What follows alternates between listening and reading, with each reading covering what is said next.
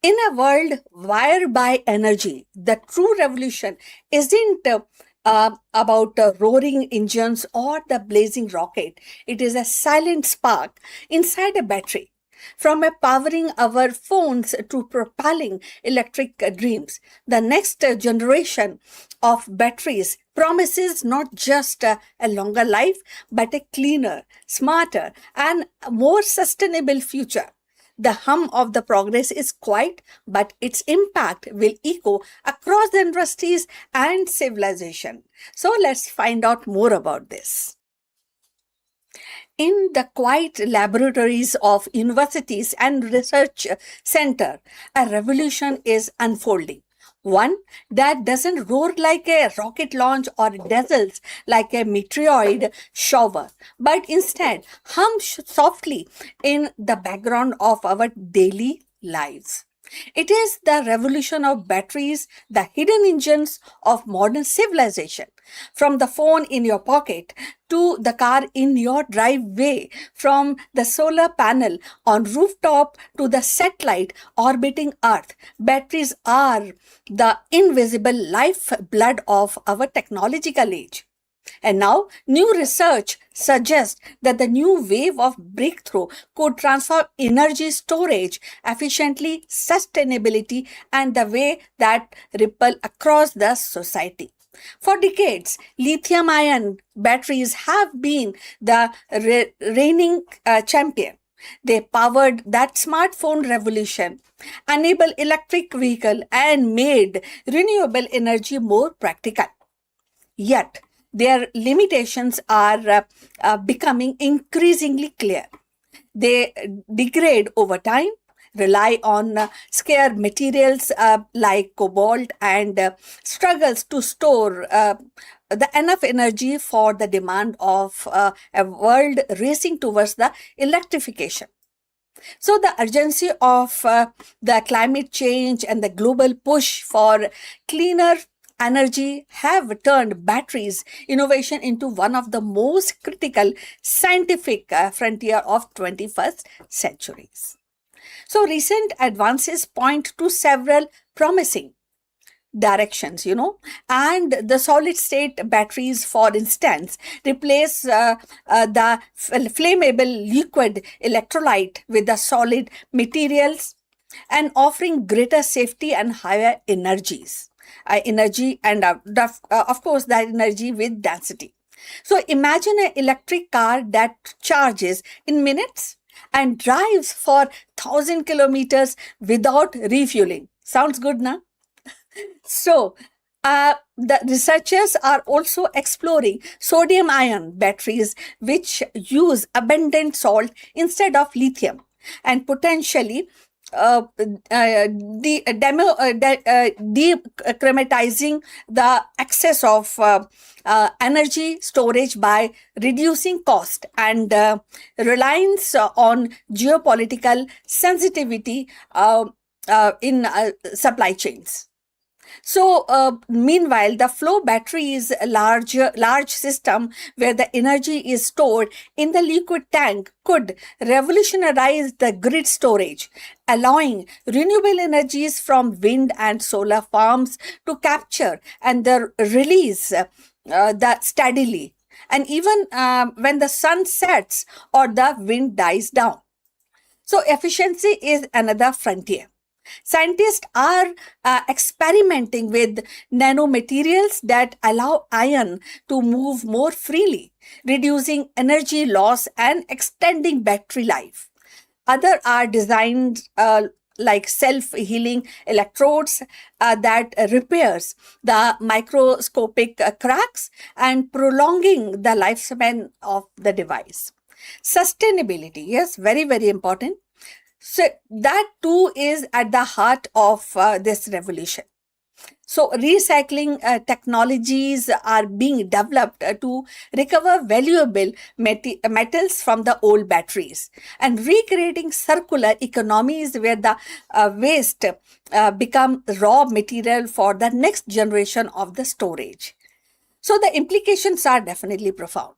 A breakthrough in the battery technology doesn't just mean better gadgets, it actually reshape entire industries. Transportations could shift decisively towards electric mobility, slashing the emission from the cars and trucks and the planes. And the home could become self sufficient. Power hubs and the storage of solar energy during the day and then releasing it at the night. So, developing the nations often constrained by the unreliable grid could and that could actually leapfrog into the decentralized energy system powered by affordable, durable batteries. Even the space exploration stands to benefit, with the spacecraft and the lunar base requiring the robust, lightweight storage solutions. So, yet the challenge remains. So, scaling laboratories' success into the mass production is the notoriously difficult, and the cost must be driven down, supply chain secured, and the safety ensured. So, the story of the battery breakthrough is not one of that single inventions, but a countless incremental steps. So each building on the last and each bringing us closer to the world where the energy is clean, abundant, and accessible. So, in the end, batteries are more than just a storage device, they are enablers of possibilities.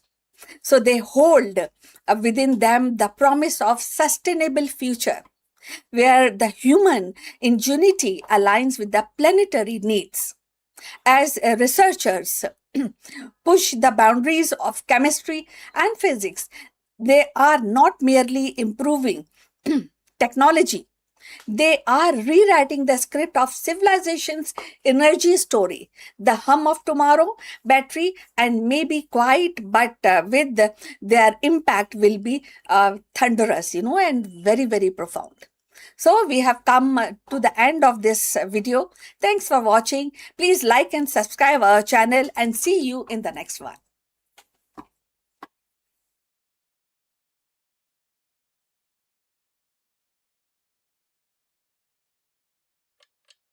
आकाश हमेशा से मानवता का सबसे बड़ा रहस्य रहा है। जब ग्रह एक साथ आकाश में पंक्तिबद्ध होते हैं तो ये दृश्य केवल खगोल विज्ञान का गणित नहीं बल्कि संस्कृति और कल्पना का उत्सव बन जाता है। मायन सभ्यता ने इन्हें समय का चक्र का संकेत माना है। यूनानी और रोमन ने इन्हें देवताओं की इच्छा समझते थे वे लोग, और भारतीय ऋषि ने इन्हें जीवन के शुभ अशुभ का फलादेश से जोड़ा। आज भी जब बुध, शुक्र और बृहस्पति जैसे ग्रह एक साथ चमकते हैं तो हमें याद आता है कि ब्रह्मांड की भाषा केवल दूरबीनों और समीकरणों से नहीं बल्कि मिथकों, कविताओं और कहानियों से भी समझी जाती है।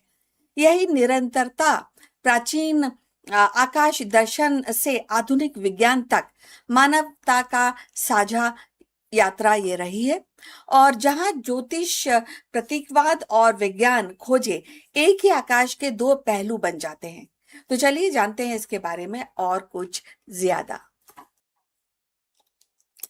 रात का आकाश सदियों से मानवता के लिए रहस्य और आकर्षण का स्रोत रहा है। जब तीन ग्रह बुध, शुक्र और बृहस्पति एक साथ आकाश में सीधे से दिखाई देते हैं तो ये केवल खगोल विज्ञान का अद्भुत दृश्य नहीं होता बल्कि संस्कृति, इतिहास और मानव कल्पना का भी उत्सव बन जाता है। बुध, शुक्र और बृहस्पति की ये ग्रह परेड का चर्चा करना बहुत महत्वपूर्ण है क्योंकि यह केवल चमकदार आकाशीय दृश्य नहीं है, विज्ञान, संस्कृति और इतिहास को सार्थक रूप से जोड़ता है। लगभग 12 जून 2026 को सूर्यास्त के बाद पश्चिम दिशा में ये देखे गए हैं और वहां आपको ये उज्जवल परेड, ग्रहों की परेड दिखाई देगी। और बुध, शुक्र और बृहस्पति शाम के आकाश में एक साथ इकट्ठे हुए थे। और ये एक छोटी सी जो परेड है, क्योंकि इसमें केवल 3 ग्रह शामिल हैं, लेकिन 2026 की सबसे आसान ग्रह परेड में से एक है, क्योंकि सभी 3 ग्रह हम बिना दूरबीनों के अपनी आंखों से हमने देखे। एक स्थान से अपने स्थान से हम आकाश के इन 3 ग्रहों को जल्दी और आसानी से खोजने के लिए स्टार वॉक 2 जैसे ऐप का भी उपयोग कर सके थे। और बुध और सूर्य के सबसे निकट अपनी तेज गति से आकाश में चमकता है ये। और शुक्र, जिसे प्राचीन सभ्यताओं ने सुबह का तारा और शाम का तारा कहा है, अपनी उज्जवल आभा से रात को रोशन उसने किया था। और बृहस्पति, देवताओं के राजा, आप अपनी विशालता और चमक से आकाश के प्रभुत्व में जमाता है, और उस दिन भी जमाया था। जब ये तीनों एक साथ आकाशीय रेखा में खड़े हुए थे तो ऐसा लगा जैसे कि मानो ब्रह्मांड स्वयं कोई कथा सुना रहा हो। इतिहास में ऐसे ग्रह संयोग को शुभ या अशुभ संकेत माना गया है। भारतीय ज्योतिष में ग्रहों की स्थिति को मानव जीवन से जोड़ा गया है, तो यूनानी और रोमन सभ्यताओं ने इन्हें देवताओं के संदेश के रूप में देखा। आज विज्ञान हमें बताता है कि केवल ग्रहों की कक्षा का गणितीय परिणाम है, लेकिन परंतु इसका जो सांस्कृतिक महत्व है अब भी उतना ही गहरा है और उतना ही डीप है। इस परेड को देखना केवल वैज्ञानिक जिज्ञासा नहीं, बल्कि एक साझा अनुभव है। दुनिया भर के लोग एक ही समय पर आकाश की ओर देखते हैं और बहुत ही अचंभा से भर जाते हैं। ये हमें याद दिलाता है कि चाहे हमारी भाषाएं, हमारी संस्कृतियां और सीमाएं अलग हो, परंतु आकाश सबका है, एक साझा कैनवास जिस पर ब्रह्मांड अपनी कलाकारी करता रहता है। ग्रहों की ये परेड हमें यह भी सिखाती है कि ब्रह्मांड में सब कुछ एक लय और एक ताल में चलता है। जैसे कि संगीत के सुरों का संगम होता है, वैसे आकाश में ग्रहों का संगम हमें सामंजस्य और संतुलन का भी संदेश देता है।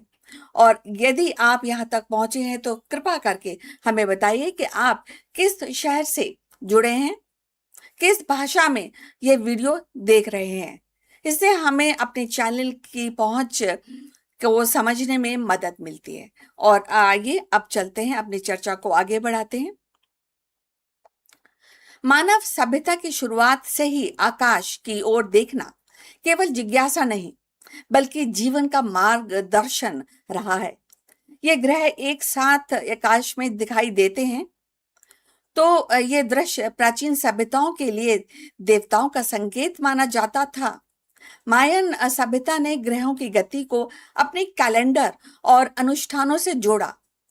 उनके लिए ग्रहों का संगम समय के चक्रव्यूह को समझने का साधन हुआ करता था। यूनानी और रोमन सभ्यताओं में इन देवताओं, इसे जो पूरा जो परेड होती है ग्रहों की, उसको देवताओं की इच्छा की तरह उसको समझा गया और माना गया। बृहस्पति का उदय शक्ति का प्रतीक, शुक्र का चमकना प्रेम और सौंदर्य का संकेत। भारतीय परंपरा में ग्रहों की स्थिति को ज्योतिषीय गणना से जोड़ा गया है। वैदिक ऋषियों ने ग्रहों के संयोग को शुभ या अशुभ फलादेश से जोड़ा और ये परंपरा आज भी जीवित है। दो ज्योतिष प्रतीकवाद ग्रहों की परेड को दो ज्योतिष से अत्यंत शक्तिशाली माना गया है। बुध बुद्धि का संचार का प्रतीक, शुक्र प्रेम और कला और सौंदर्य का प्रतीक, और बृहस्पति ज्ञान धर्म और विस्तार का प्रतिनिधि करता है। जब ये तीनों एक साथ आते हैं तो इसे मानव जीवन से परिवर्तन या नए अवसर या सामूहिक ऊर्जा का संकेत माना जाता है। यही कारण है कि आज भी ग्रहों की जो परेड है वो सांस्कृतिक विमर्श से प्रासंगिक बनी हुई है। कथा, कला और संस्कृति मूल्य ऐसे आकाशीय संगम केवल गणितीय घटनाएं नहीं, बल्कि कथा कौशल के स्रोत हैं।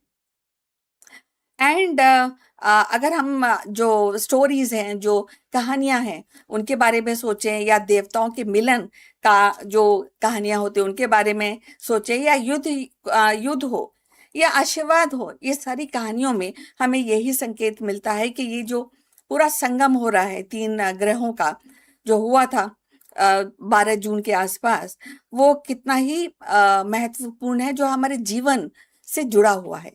कला, चित्रकार, मूर्ति कला, ये ग्रहों का संगम माना जाता है। कविताएं आकाशीय घटनाओं को प्रेम या आशा या नियति के रूप में प्रस्तुत करती रही हैं और आज भी करती हैं।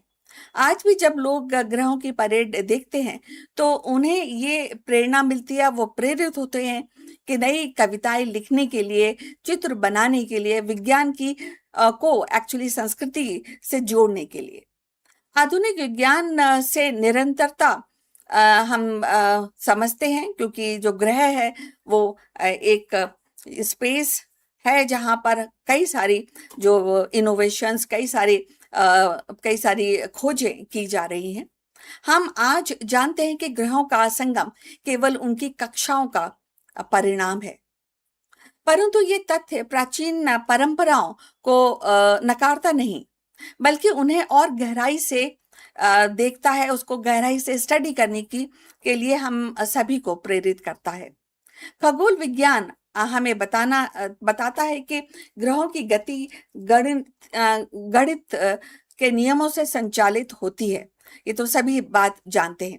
और लेकिन अगर हम संस्कृति की बात करें तो संस्कृति हमें याद दिलाती है कि इन नियमों को समझने के लिए मानव ने मिथक या ज्योतिष का सहारा लिया, पहले भी लिया और कभी कभी का हम आज भी लेते हैं।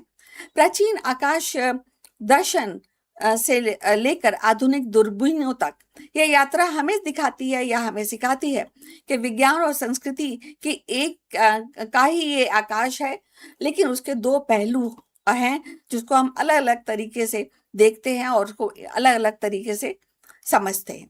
आज के समय में जब तकनीक में हमें दूरदर्शिता मिल चुकी है, आकाश गंगाओं की तस्वीरें हमें दिखाई देती हैं और अंतरिक्ष यान और मंगल के ऊपर खोज हो रही है, मंगल की तरफ हमारी यात्रा हमारी बढ़ने को है अभी आजकल, तब भी ऐसे सरल दृश्य, तीन ग्रहों का एक साथ चमकना हमें उतना ही रोमांचित करता है और हमें अपनी जड़ें से की ओर ले जाता है, हमें अपनी हिस्ट्री की तरफ ले जाता है। और उस समय जब हम हिस्ट्री की बात करते हैं तो कई सारी जो खोजें जो हमारे प्राचीन ऋषियों ने और खगोल विद जो लोग हैं उन्होंने की है, उनकी तरफ भी हमारा ध्यान आकर्षित कराता है।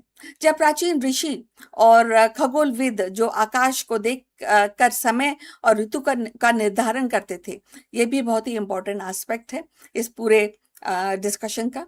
ग्रहों की परेड केवल एक खगोलीय घटना नहीं, ये तो आपको मानना पड़ेगा, बल्कि एक सांस्कृतिक उत्सव है और हमें जो विज्ञान और अध्यात्म, गणित और कविता सबको एक सूत्र में बांधने का ये अवसर भी है। ग्रहों की परेड का चर्चा करना केवल वैज्ञानिक दृष्टि से नहीं, बल्कि सांस्कृतिक और मानवीय दृष्टि से भी काफी आवश्यक है।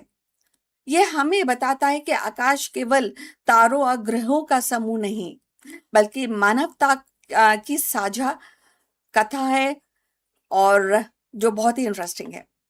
और जहाँ विज्ञान और आध्यात्म, गणित और कविता जब एक साथ मिलते हैं तो डेफिनेटली एक यूनिक संगम को हम देखते हैं। तो हम अपनी डिस्कशन के अंतिम पड़ाव पे पहुंच चुके हैं। कृपया हमारे चैनल को लाइक एंड सब्सक्राइब करना मत भूलिए। इस विषय पर अगर आपका कोई कमेंट है तो जरूर साझा कीजिए। हम आपसे फिर दोबारा मिलेंगे बहुत ही जल्द। अपना ख्याल रखिए। नमस्कार।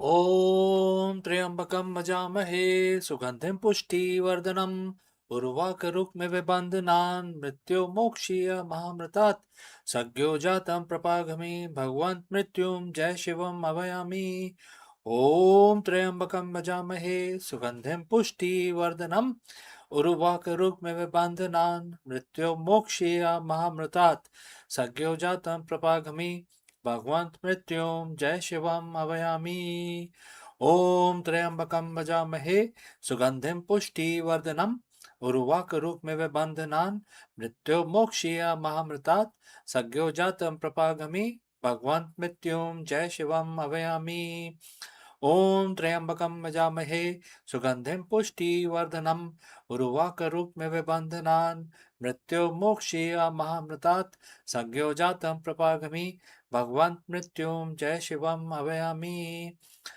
ॐ त्र्यम्बकं यजामहे सुगन्धिं पुष्टिवर्धनम् उर्वाकरुक्मिव बन्धनान् मृत्यो मोक्षीय महामृतात् सज्ञो जातं प्रपागमि भगवन् मृत्युं जय शिवम् अभयामि ॐ त्र्यम्बकं यजामहे सुगन्धिं पुष्टिवर्धनम् उर्वाकरुक्मिव बन्धनान् मृत्यो मोक्षीय महामृतात् सज्ञो जातं प्रपागमि भगवन् मृत्युं जय शिवम् अभयामि ॐ त्र्यम्बकं यजामहे सुगन्धिं पुष्टिवर्धनम् उर्वाकरुक्मिव बन्धनान् मृत्यो मोक्षीय महामृतात् सज्ञो जातं प्रपागमि भगवन् मृत्युं जय शिवम् अभयामि ॐ त्र्यम्बकं यजामहे सुगन्धिं पुष्टिवर्धनम् उर्वाकरुक्मिव बन्धनान् मृत्यो मोक्षीय महामृतात् सज्ञो जातं प्रपागमि भगवन् मृत्युं जय शिवम् अभयामि ॐ त्र्यम्बकं यजामहे सुगन्धिं पुष्टिवर्धनम् उर्वाकरुक्मिव बन्धनान् मृत्यो मोक्षीय महामृतात् सज्ञो जातं प्रपागमि भगवन् मृत्युं जय शिवम् अभयामि ॐ त्र्यम्बकं यजामहे सुगन्धिं पुष्टिवर्धनम् उर्वाकरुक्मिव बन्धनान् मृत्यो मोक्षीय महामृतात् सज्ञो जातं प्रपागमि भगवन् मृत्युं जय शिवम् अभयामि ॐ त्र्यम्बकं यजामहे सुगन्धिं पुष्टिवर्धनम् उर्वाकरुक्मिव बन्धनान् मृत्यो मोक्षीय महामृतात् सज्ञो जातं प्रपागमि भगवन् मृत्युं जय शिवम् अभयामि ओम नमः शिवाय ओम नमः शिवाय ओम नमः शिवाय Hello friends, Namaskar.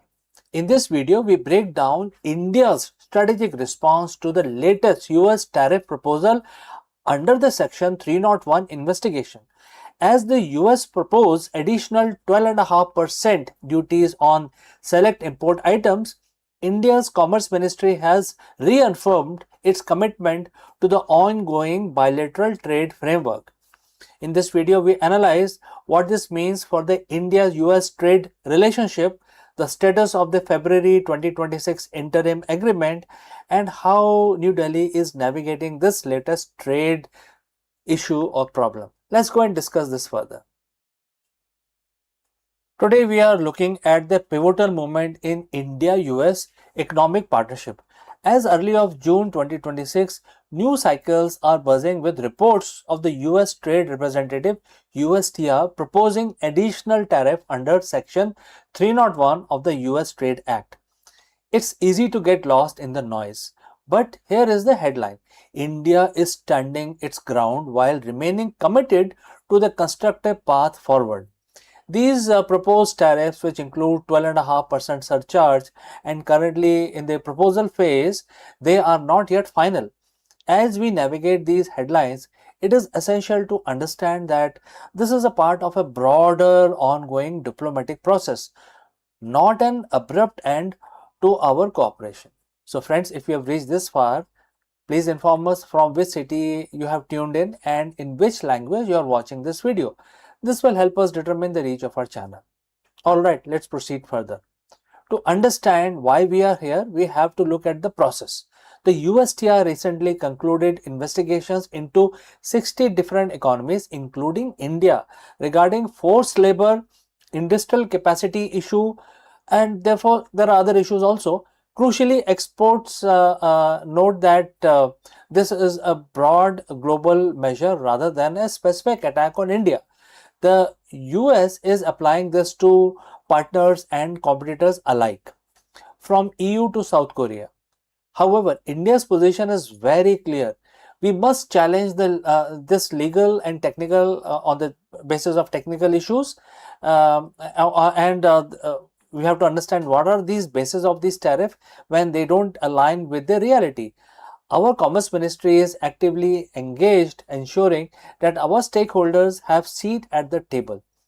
During upcoming public hearing on July 7th, 2026. Well, some might ask, don't we just sign a massive trade deal? And the answer is yes. In February 2026, we reached a landmark framework that slashed effective tariff from staggering 50% down to 18%. That deal was a win-win for both sides. It stabilizes the rupee, boosted our export in textile and pharma, and cemented India's role as a key US ally.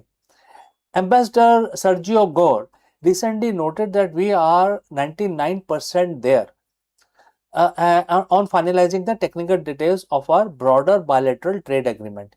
The remaining 1% is about legal phrasing and implementation. India is not letting temporary tariff friction derail the progress. We are treating the trade agreement negotiations and this section 301 proceedings are two distinct tracks. And therefore, let's discuss the next aspect, which is protecting our interest. The Make in India vision, which is India is currently world fastest growing major economy, and we are not taking these headwinds lightly. We are prioritizing our strategic autonomy, whether it is protecting our labor intensive sectors like leather and apparel or advocating for fair market access. Our negotiators are holding the line. This is about more than just numbers. It's about Make in India initiative. We are building a manufacturing environment that is stable, predictable, and attractive to global supply chain. While we remain a primary US ally and the counterweight in the Indo-Pacific, our foreign policy remains grounded in protecting our own economic sovereignty. So, what is the takeaway here? First, don't panic over headlines. The process is underway and there is a clear path for consultation and legal changes or even challenges, whatever you want to call it. Second, the relationship is strong with investment commitment from US companies exceeding 60 billion in recent months. The big picture remains one of the deep integration and the mutual growth. And India and US are two great democracies navigating complex global economy. We will continue to talk, we will continue to negotiate, and we will continue to stand our ground. So if you have any questions, friends, please do let me know in the comment section below. Thanks for listening, thanks for watching, and I will catch you again in the next one. Hello दोस्तों, नमस्कारम। आप सबका स्वागत है। आज हम SpaceX के IPO के बारे में बात करेंगे। आपको सबको पता होगा कि रिसेंटली एक स्पेसएक्स का बहुत बड़ा एक आईपीओ आया है मार्केट में। आपने क्या उसमें निवेश किया है या सोच रहे हैं?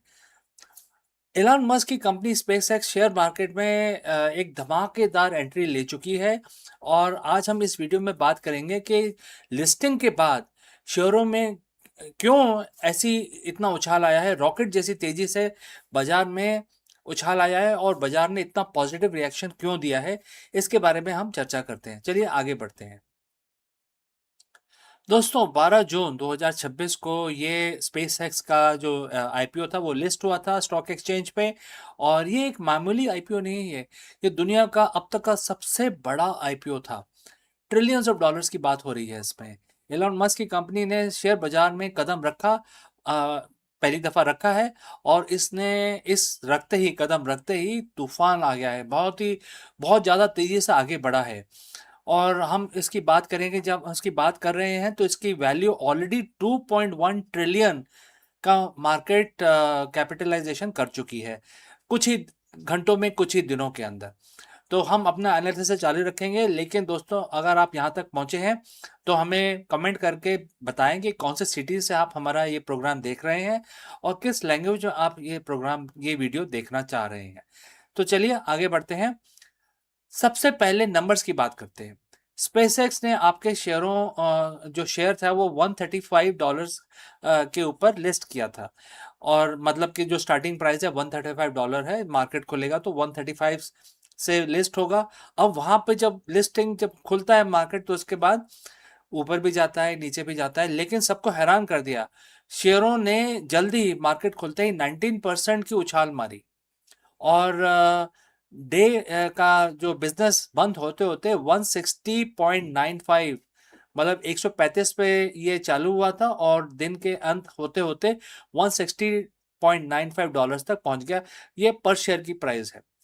अब इसका सीधा मतलब ये है कि महज एक दिन में ही कंपनी की वैल्यूएशन 2.1 ट्रिलियन तक पहुंच गई, और ये 21 बैंकों के सिंडिकेट द्वारा मैनेज किया गया एक विशाल ऑपरेशन था, जिसे इंटरनली एक प्रोजेक्ट एपेक्स के नाम दिया गया है। जो स्पेसएक्स ने इस प्रोजेक्ट को प्रोजेक्ट एपेक्स दिया गया है, और ये ग्लोबल एक आईपीओ है जिसमें अमेरिकन तो इन्वेस्ट कर सकते हैं, लेकिन दुनिया में कोई भी इंसान इसमें इन्वेस्ट कर सकता है। अब ये इन्वेस्ट करना क्यों जरूरी है? देखिए, स्पेसएक्स जो कंपनी है एक प्राइवेट ऑर्गेनाइजेशन है, लेकिन उन्होंने एक बीड़ा उठाया है कि हम एक दूसरे ग्रह पे इंसानों को पहुंचाएंगे और वहां पे कॉलोनी बनाएंगे।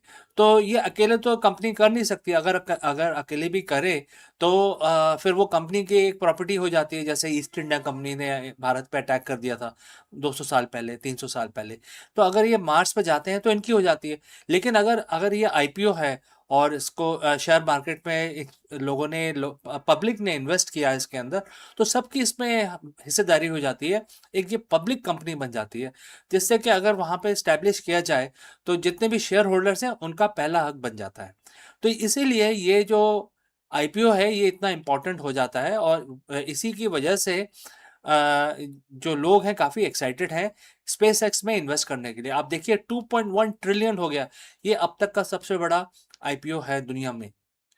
अब सवाल है कि आखिर इस कंपनी में ऐसा क्या है, और ये सिर्फ क्या रॉकेट बनाने वाली कंपनी है? तो चलिए आगे बढ़ते हैं कि इसमें इतना एक्साइटमेंट क्यों आ रहा है लोगों को। सबसे पहले देखिए, Starlink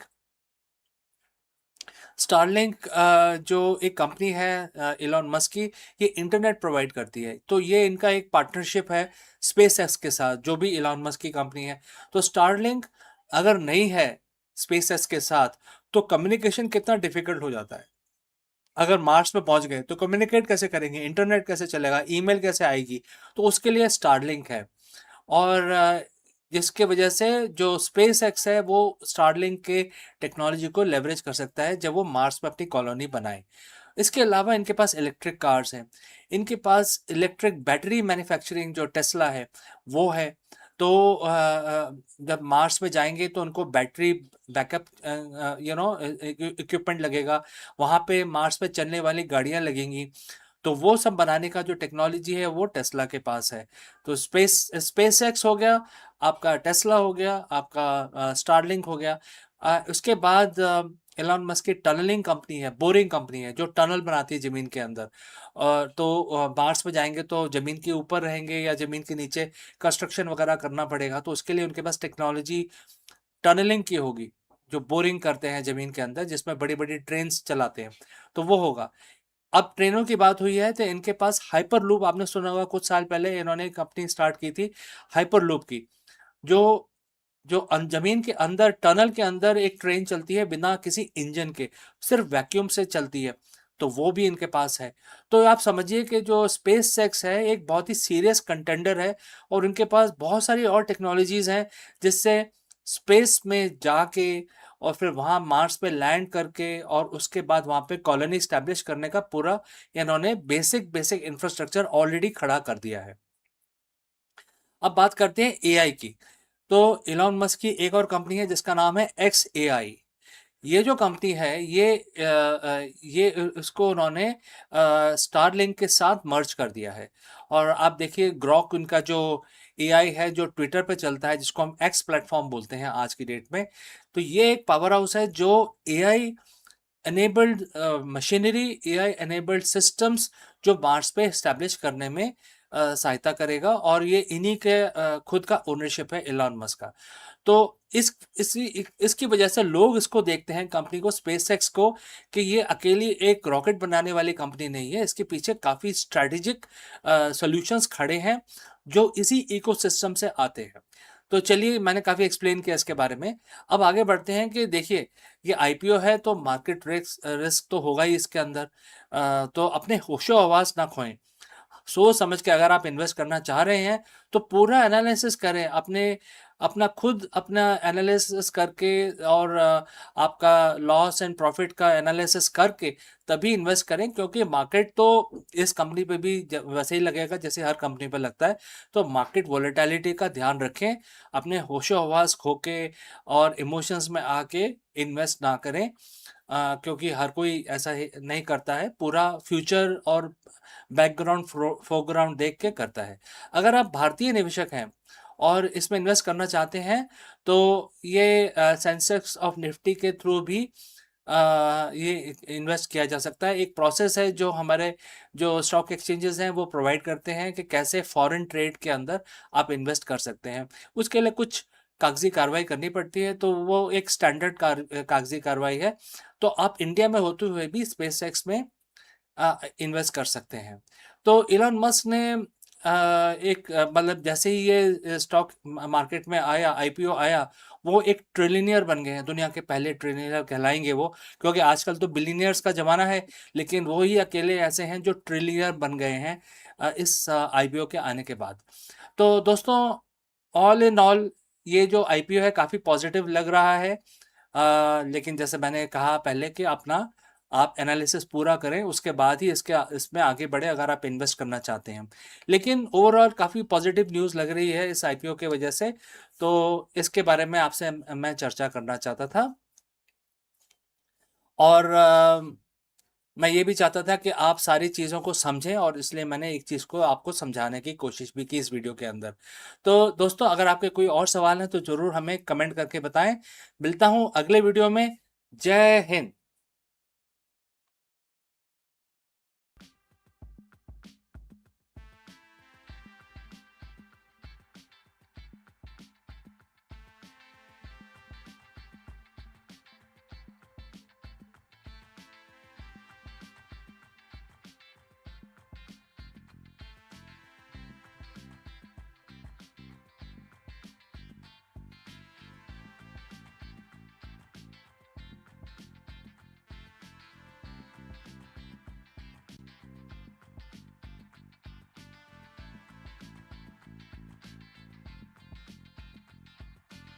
For years, Anthropic Claude was known for as a conversational powerhouse on AI that could reason, that could assist, and also solve the complex tasks. But today, in 2026, the company has decided to redraw the boundaries of creativity. With the debut of Claude Design, Anthropic actually has stepped boldly into the visual arena, and where it offers the tool that transform and to the plain language into a polished and presentation prototype and marketing visual. This is not just another AI feature, but it is reimagination of how the idea takes shape. No templates, no plain canvases, just words flowing into images.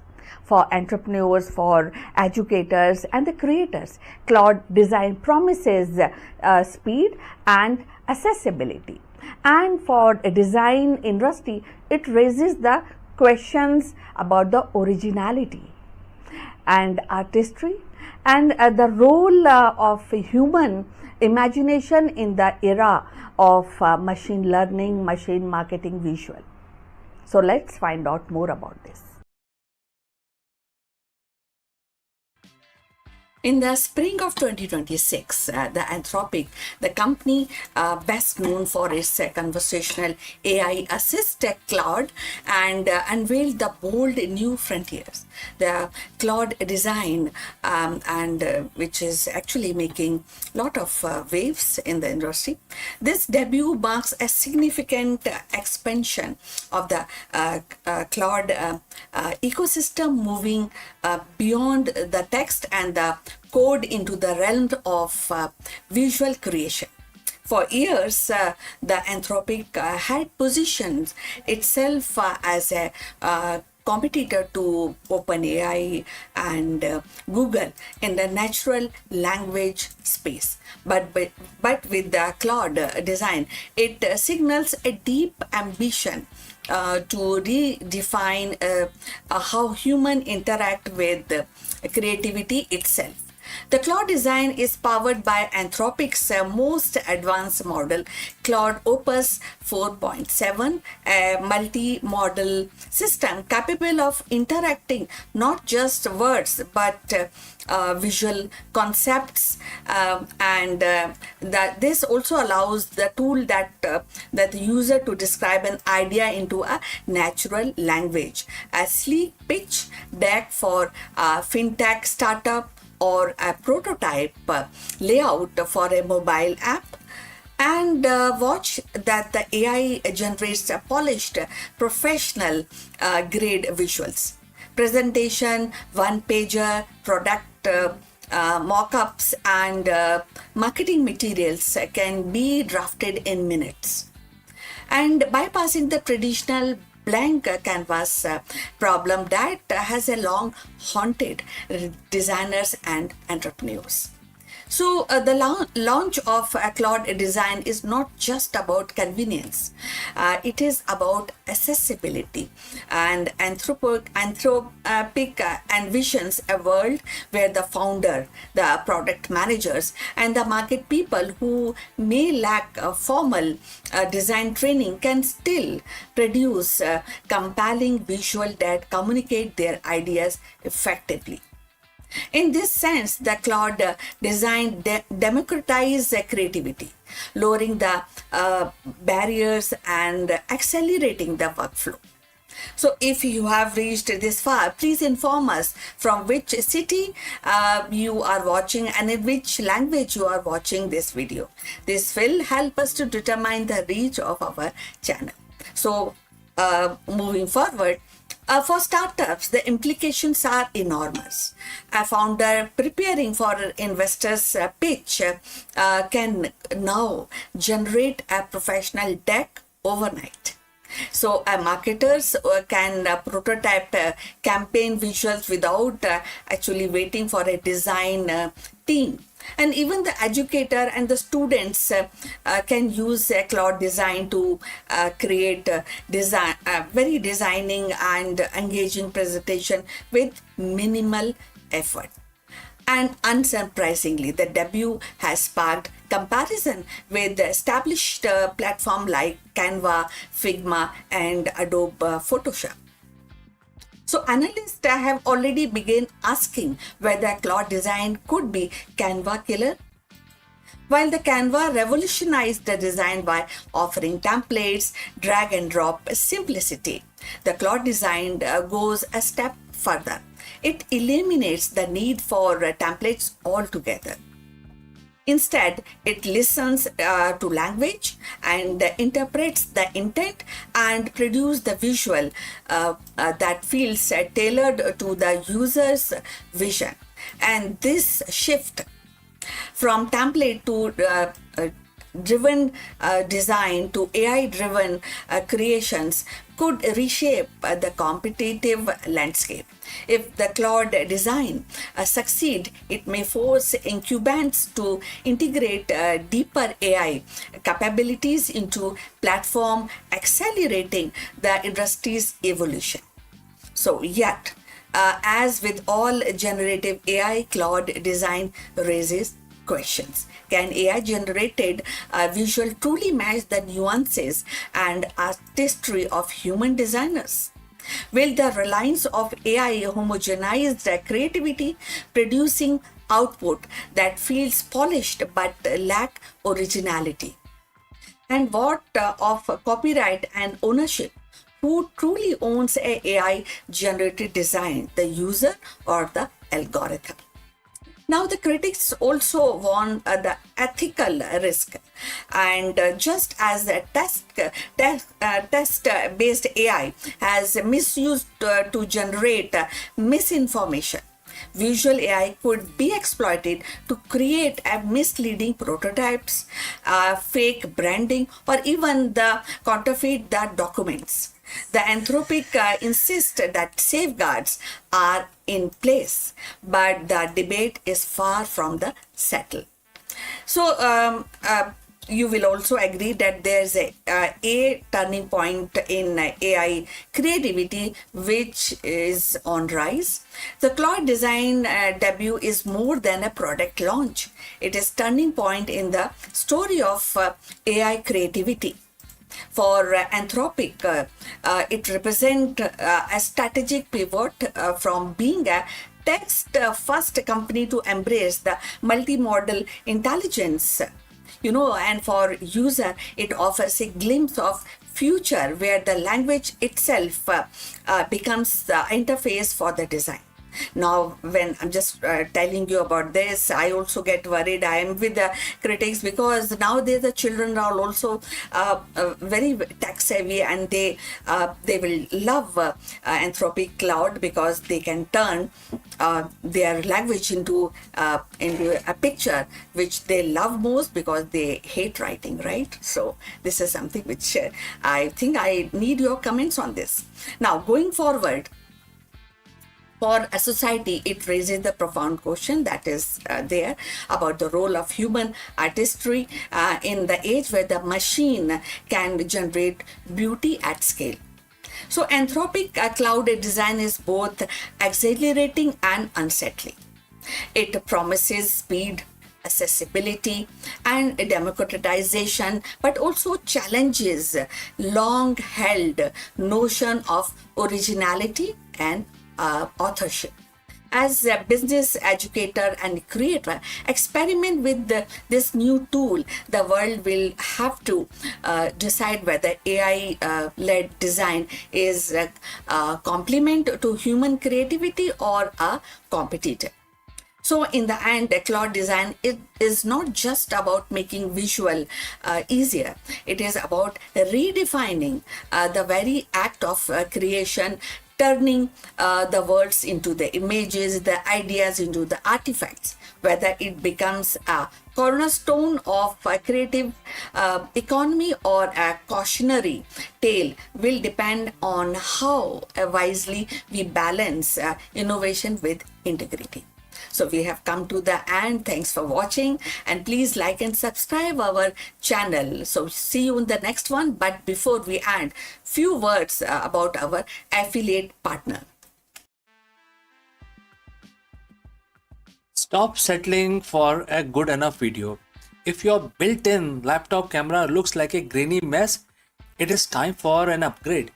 Want to instantly level up your video presence? I like to present the Lenovo Performance FHD webcam. This is a game changer for your desktop setup. Technically, this is packed. It has a very sensitive RGB sensor, very crisp photographs it takes. Also comes with 2 microphones on board, which helps you to record very clear voice in stereophonic format. And these microphones are very sensitive. You can actually move away from the camera up to 2 meters, and these microphones will pick up your voice without any problem. This is a very strong piece. This is very sturdy.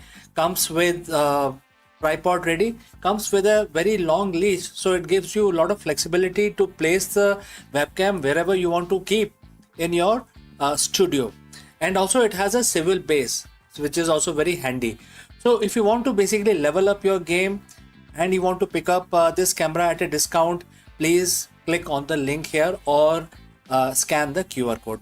Now let's get back to our video.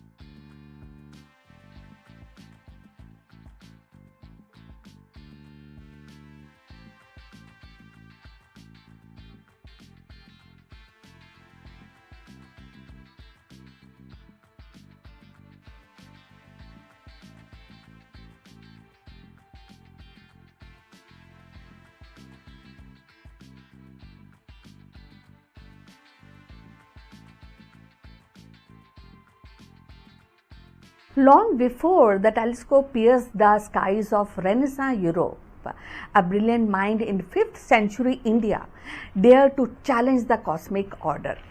And Aryabhat, through his Aryabhatiya, as that suggested that the earth itself was not a still center of the universe, but a rotating sphere and its motion explaining the dance of stars and the cosmos.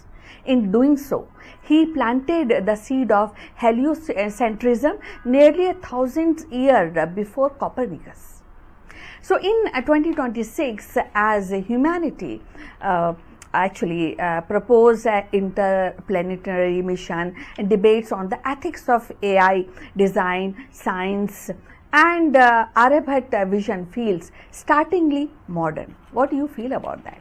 Now, going forward, his courage to question orthodoxy mirror our own struggles to redefine boundaries, whether in space exploration or in digital knowledge or in global collaboration. What he offered was not just astronomy, but a philosophical revolution. A reminder that Earth is but one participant in the vast cosmic symphony. So, in the year 499 CE, a young mathematician and astronomer from India named Aryabhat composed Aryabhatiya, a text would ripple across the centuries. And within its verses lay a daring proposition. The earth was not the immovable center of the universe, but a rotating sphere where it also it's explained the rotating sphere which explains the rising and settling the star. This insight subtle but yet it was really profound at that point of time, and it also hinted at a heliocentric order, placing the sun at the center of the planetary motion, and nearly thousands years before Copernicus formalized the idea in Renaissance Europe. So Aryabhat's vision was revolutionary because it challenged the prevailing geocentric worldwide.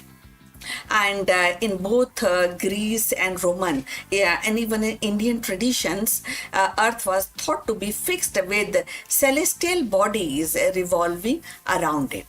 Aryabhat broke from this orthodoxy, suggesting that the apparent daily movement of heavens was due to Earth's own rotation. Though his heliocentric leanings were not expressed in the same systematic way as Copernicus, but definitely the seeds of the ideas were unmistakable. So if you have reached this far, please inform us about your city and from where you are tuned in, and in which language you are watching this video, and this will definitely determine the reach of our channel. So look forward. And in 2026, the Aryabhat's heliocentric vision resonates in a striking way. Humanity is once again at a crossroad of knowledge, driven not only by a handwritten manuscript, but also about artificial intelligence, global collaboration. And just as Aryabhat challenged the obvious questions, Earth's immobility, today scientists and technologists challenges assumptions about the creativity, about ethics, and the boundaries of machine intelligence. His legacy also speaks to the decolonization of science. For centuries, the narrative of heliocentrism was framed as a European breakthrough. Yet, Aryabhat reminds us that scientific progress has always been global, with the contributors flowing across the cultures and continents. In an era where the India's ISRO launches a mission to Mars and to the moon, reclaiming Aryabhat's place in history is not just about, and it is definitely not just about the pride. It is also about recognizing the shared heritage of human curiosity. So Aryabhat's genius lay not only in his astronomical imagination but in his mathematical rigor. He introduced trigonometric functions approximately and really very to the point, actually studying and presenting pi with remarkable accuracy, and devised the method for calculating planetary positions. His equation implied a solar-centric system where the planetary motion could be explained more elegantly than by Earth centric models. So these ideas traveled far beyond India, translated into Arabic. Into Arabic language. It was taken by Arabs, and Aryabhat's work into an Islamic world. So this is how these ideas generate worldwide. So where the scholars they expanded upon his insights, and centuries later, fragments to its knowledge influenced by some of the fragments also influenced European thought and forming part of intellectual soil from which picked up by Copernicus heliocentric model that would grow later, and we know all this. All of us know about this. So Aryabhat's heliocentric model also feels the prophetic in the age of space exploration. So by placing Earth as one planet among many, he reframed humanity's place in the cosmos. Today, as astronaut prepares for Mars mission and telescopes peer into distinct galaxies, his insight remind us that Earth is not the center of existence, but a part of a vast interconnected universe. So in 2026, this perspective is more urgent than ever. So climate change, geopolitical tensions, and AI-driven transformation all demand a planetary consciousness and awareness that Earth is fragile, finite, and not the axis of all the things. Aryabhat's heliocentric courage became a metaphor for humanity and responsibility in the modern age. So Aryabhat's heliocentric leaning were not merely scientific hypotheses, they were act of intellectual bravery. To suggest that Earth itself was in motion and was also a challenging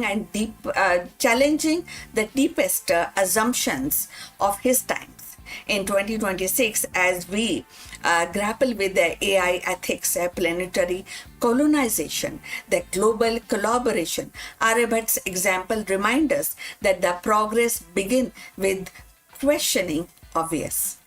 So his story is not just about astronomy, it is about courage to see things differently. And in that sense, Aryabhat's heliocentric revolution continues to orbit our imagination, urging us to look beyond the familiar and embrace the infinite. So we have come to the end of this video. Please like and subscribe our channel. And we look forward for your comment on this topic. But before we end this video, a few words from our affiliate partner. Stop settling for a good enough video. If your built-in laptop camera looks like a grainy mess, it is time for an upgrade. Want to instantly level up your video presence? I like to present the Lenovo Performance FHD webcam. This is a game changer for your desktop setup. Technically, this is packed.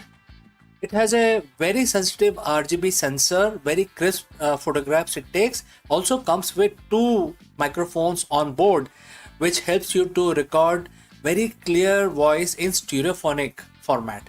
And these microphones are very sensitive.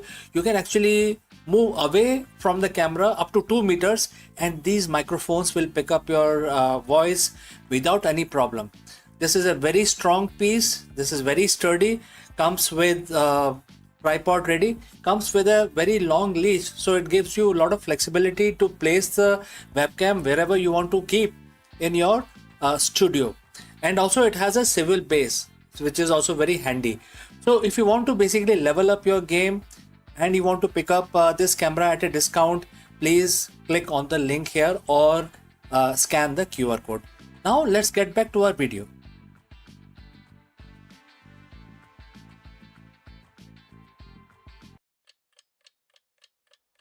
Hello friends and namaskaram. Let me ask you, is your leadership strategy built to last, or is it just surviving the current quarter? This is a very difficult question. If you know the answer, you can share it in the comments below. Otherwise, in this video, we will explore a transformative lesson for modern CEOs from Bhagavad Gita. While the business landscape is defined by the volatility, rapid disruption, and endless cycle of creative destruction, this ancient wisdom offers a profound perspective on resilience and vision. Let's go. If you are a CEO today, you are likely operating in a state of perpetual crisis, whether it's a market disruption, rapid technological shifts, or the relentless pressure of quarterly results. It feels like the body of your business is constantly under threat. But what if I told you that the most successful long-term leaders in history, the one whose impact spans generations, has have a secret, and it's like sharing a secret in this video. It's not a new management framework or better AI tool. It's a 5,000-year-old perspective on reality. Today, we're looking at CEO's immortal strategy derived from one of the most powerful verses in Bhagavad Gita, which is chapter 2, verse 20. So friends, if you have reached this far, please inform us from which city you have tuned in and in which language you are watching this video. This will help us determine the reach of our channel. Now, let's look at the verse. The verse starts and the quote begins, "There is no birth or death for the soul, nor does it ever cease to be. It is birthless, ageless, eternal, without a beginning or an end. Even with the destruction of the body, the soul is not destroyed." And the quote close. In a business context, what is the body and what is the soul? The body is your current product line, your quarterly revenue, your office space, even your current job title. These are temporary. They shift, they rise, and inevitably they undergo changes or destruction. What is the soul? This is your company's core purpose, its mission, and your fundamental vision. These are the aspects of your business that are ageless and eternal. The mistakes many CEO makes is attaching their entire identity and their entire strategic focus to the body while ignoring the soul. So how does a CEO operationalize this? How do you apply immortal thinking to the finite quarterly cycle? There are a few things that you need to do. First, stop managing the decay. When you focus purely on the body of your business, the metrics that fluctuate, you live in a state of fear. You fear losing market share. You fear the next innovation that might make your product obsolete. But if your strategy is rooted in your core purpose, you stop fearing death. You start disrupting and you think that is not the end. But as shedding of the old to make way for the new, that is what you do as if you are not fearful, right? You're not holding on to things. Second, decoupling identity from the outcome. The most effective leader is like obsessed, observed, and those who can sit in the board meeting, face a disaster revenue report, and remain completely unshaken. Why? Because they know that a bad quarter is not the death sentence for their mission. They view their leadership as a process of service, not just just a game of numbers, etc. Third, think in eternity cycle. If this company were to disappear tomorrow, what value would remain? What is the soul of your brand? When you answer that, your daily decision changes. You stop chasing short-term growth at any cost and start building a legacy that truly outlasts your tenure. When you realize that your purpose is birthless and ageless, the stress of the current situation changes from heavy burden into strategic challenge. You are no longer fighting for survival, you are executing a vision. This isn't about being passive or ignoring the bottom line, it's about being unshakable. An immortal strategy means you are playing a game that no one can force you to quit. It transforms your leadership style from reactive management to proactive creation. So, as you head back into your week, today is Monday, right? I want you to ask yourself one question. Are you currently over invested in the body of your business, or are you nurturing its soul? The business might face challenges, the market might change, but if you lead with this eternal perspective, your vision remains indestructible. If this resonates with you, we can discuss it further if you have any specific question. What is the soul of your business? How do you protect it during the hard times? Please drop a comment below and let's keep this conversation going. And I'll look forward to receiving your thoughts. Thanks for joining live. Thanks for watching. And remember, lead with purpose, think with eternity, and stay unshakable. See you in the next one.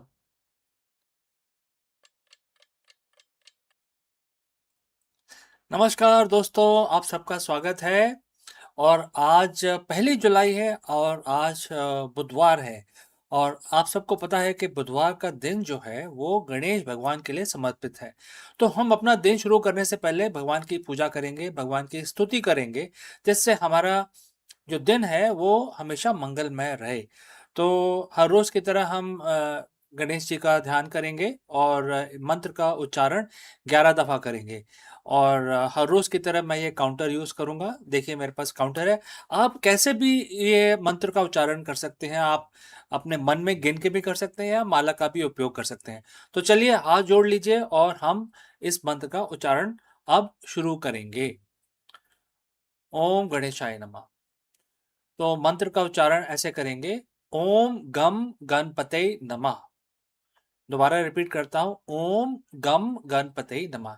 तो चलिए हम अब इसका उच्चारण करते हैं, 11 दफा करेंगे, ध्यान रखिएगा। ओम गम गणपते नमः। ओम गम गणपते नमः। ओम गम गणपते नमः। ओम गम गणपते नमः। ओम गम गणपते नमः। ओम गम गणपते नमः। ओम गम गणपते नमः। ओम गम गणपते नमः। ओम गम गणपते नमः। ओम गम गणपते नमः। ओम गम गणपते नमः। तो हमने आज अपनी पूजा की है गणेश भगवान की, आज उनका दिन है। और चलिए हम अपना दिन शुरू करते हैं। हम अपने जो दूसरे कार्य हैं वो स्टार्ट करते हैं। आपका भी दिन मंगलमय हो, शुभ हो, इसी कामना के साथ मैं इस वीडियो को बंद करता हूं। मिलता हूं जल्दी दूसरे वीडियो में। Hello friends, you might have heard about the latest acquisition by SpaceX, which is Elon Musk. Is SpaceX latest $60 billion move the secret to colonize the Mars? In a massive industry shifting announcement, Elon Musk SpaceX has secured an option to acquire Cursor, the world leader AI coding startup, for a staggering $60 billion. This deal isn't just about software, it's a strategic play to integrate Cursor's vibe coding AI with SpaceX colossal supercomputer, the world's most powerful AI training cluster. In this video, we break down why Musk is betting $60 billion on AI and how this technology could be the missing link for Starship's autonomous system, deep space navigation, and the massive software infrastructure needed to build a city on Mars. Let's go. नमस्कार दोस्तों, आपका स्वागत है। और हर रोज की तरह हम भगवान की पूजा करके अपना दिन आरंभ करेंगे। आज शुक्रवार है, फ्राइडे, तो आज तो लक्ष्मी जी का पूजन बनता है। तो हम लक्ष्मी जी का एक मंत्र पढ़ेंगे, 11 दफा पढ़ेंगे और इस काउंटर का इस्तेमाल करेंगे। जैसे आप जानते हैं हमारे पास एक काउंटर है जिससे हम आसानी से नंबर निकाल सकते हैं। वैसे आप जैसा चाहे वैसा कर सकते हैं। आप माला का इस्तेमाल कर सकते हैं। आप अपने मस्तिष्क में, अपने ब्रेन के अंदर भी गिन सकते हैं। तो जैसे आपको कंफर्टेबल हो आप करें। ये इस मंत्र का हम जाप करेंगे। आप हमारे साथ जुड़ें और इस मंत्र का जाप करें। चलिए हाथ जोड़ के हम लक्ष्मी जी का ध्यान करते हैं और अब मंत्र शुरू करते हैं। श्री ह्रीं क्लीं श्री सिद्धाय लक्ष्मी नमः। ओम श्री ह्रीं क्लीं श्री सिद्धाय लक्ष्मी नमः। ओम श्री ह्रीं क्लीं श्री सिद्धाय लक्ष्मी नमः। ओम ह्रीं श्रीं क्लीं सिद्धाय लक्ष्मी नमः। ओम ह्रीं श्रीं क्लीं श्री सिद्धाय लक्ष्मी नमः। ओम श्री ह्रीं क्लीं श्री सिद्धाय लक्ष्मी नमः। ओम श्री ह्रीं क्लीं श्री सिद्धाय लक्ष्मी नमः। ओम श्री ह्रीं क्लीं श्री सिद्धाय लक्ष्मी नमः। ओम श्री ह्रीं क्लीं श्री सिद्धाय लक्ष्मी नमः। ओम ह्रीं श्रीं क्लीं श्री सिद्धाय लक्ष्मी नमः। ओम श्री ह्रीं क्लीं श्री सिद्धाय लक्ष्मी नमः। ओम ह्रीं श्रीं श्री सिद्धाय लक्ष्मी नमः। तो ओम लक्ष्मी नमः, ओम लक्ष्मी नमः। तो हमारा ये मंत्र समाप्त हुआ और हम अब अपना दिन शुरू कर सकते हैं। तो आपका दिन भी शुभ रहे, मंगलमय रहे, इसी कामना के साथ इस वीडियो को बंद करते हैं। मिलते हैं जल्द ही दूसरे वीडियो में। कहीं मत जाइएगा।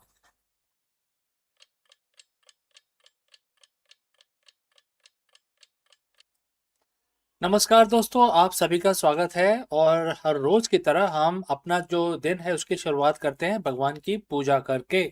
तो आज है बुधवार और आज तो गणेश जी की स्तुति बनता है, क्योंकि हम अपना दिन शुरू करेंगे गणेश जी की पूजा करके, क्योंकि आज का दिन उनको समर्पित है। तो बहुत ही सिंपल सा एक मंत्र हम 11 दफा पढ़ेंगे। और आप तो जानते हैं कि हर रोज की तरह हम अपनी पूजा शुरू करते हैं और जो मंत्र है 11 दफा हमें थोड़ा सा सहायता मिले तो हम इस काउंटर को यूज करते हैं। और इसमें ये बड़े आराम से हमें इसमें नंबर आ जाते हैं स्क्रीन के ऊपर। पता चल जाता है कि हमारे कितने दफा हो गया है। तो आप कोई भी तरीका यूज कर सकते हैं, लेकिन सबसे इंपॉर्टेंट बात यह है कि हमारे साथ जुड़ें और हमारे साथ इस मंत्र का उच्चारण 11 दफा करें। इससे भगवान गणेश काफी खुश होते हैं। तो चलिए जी, हाथ जोड़ के हम नमन करते हैं और 11 दफा भगवान जी को याद करते हैं। ओम गण गण गणपते नमः। ओम गण गण गणपते नमः।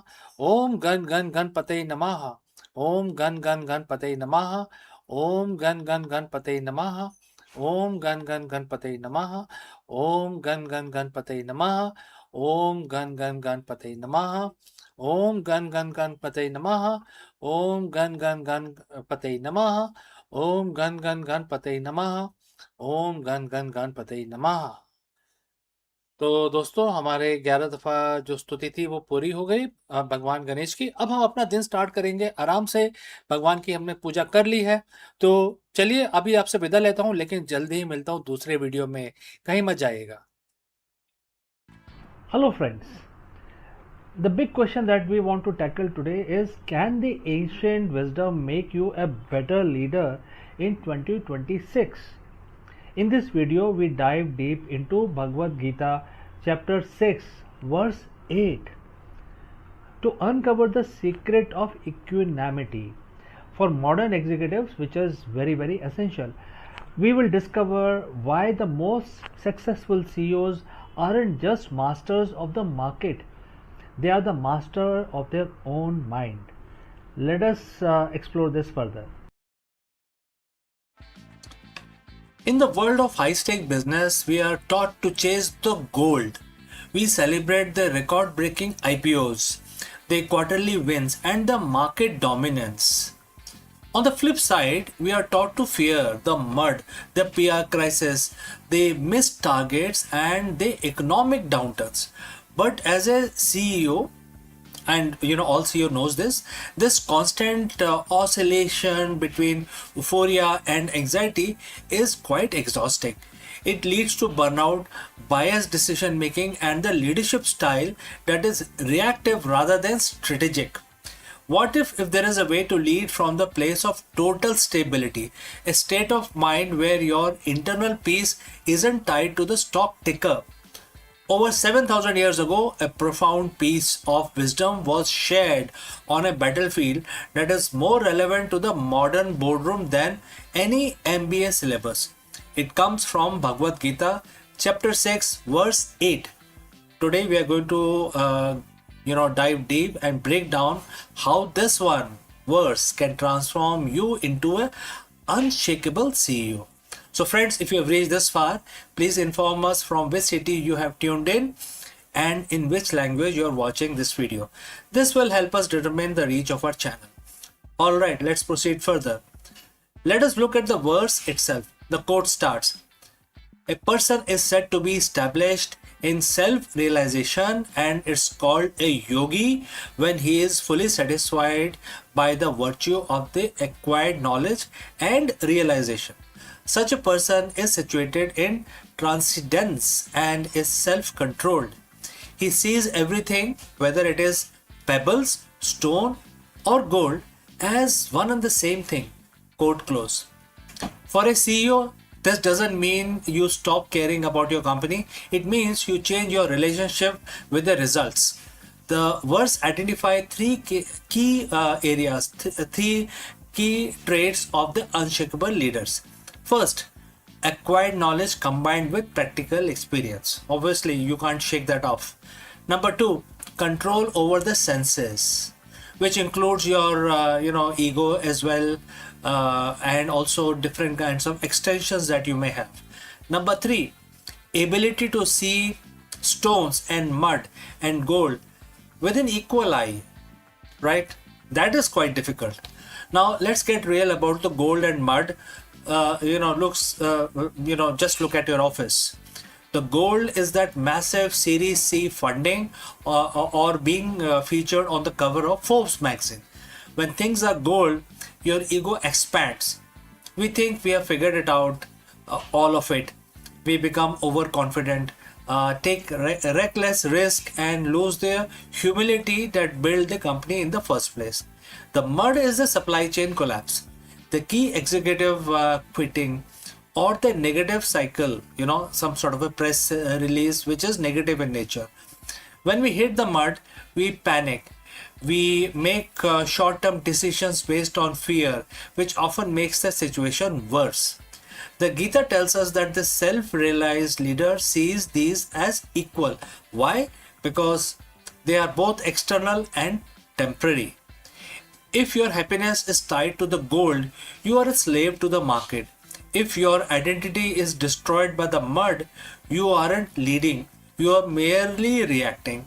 The unshakable CEO realizes that the value of the soul and the integrity of the mission do not change based on the material outcome of the day. How do we actually implement this? It comes down to three pillars. Pillar number one, knowledge versus realization. Most CEOs have the Gyan, which is book knowledge. They know the spreadsheet, but the Gita tells you to get into realized wisdom.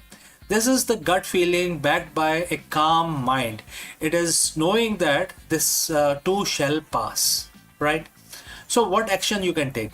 When the crisis hit, don't just look at the data. Sit in silence for 5 minutes to separate your identity from the problem. Alright, moving on to the pillar number 2. Sensory mastery. In modern terms, this is the emotional intelligence. Your senses react to notification, angry emails, and market rumors. A leader, who has a filter, they can choose which input to react to. They don't let a bad morning meeting ruin a $1 billion afternoon strategy, right? You need to keep them separate. Moving on to pillar number 3, the equal vision. This is the hardest part. Seeing gold and stones as equal doesn't mean you trade gold for stones. It means you don't let the gold intoxicate you and you don't let the stones depress you. You remain your behavior is very steadfast like a rock, the unchanging center of the storm. When you become unshakable, your decisions making capability improves.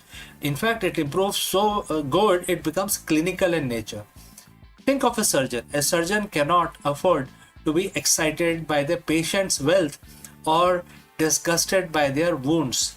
They must see their anatomy as it is to perform the operation. The unshakable CEO performs market surgery because you aren't desperate for the gold or terrified of the mud. You see the truth of the situation. You see opportunities where others see disaster. You see risk where others see easy wins. This objectivity is the highest form of business intelligence. Becoming an unshakable CEO isn't the weekend workshop.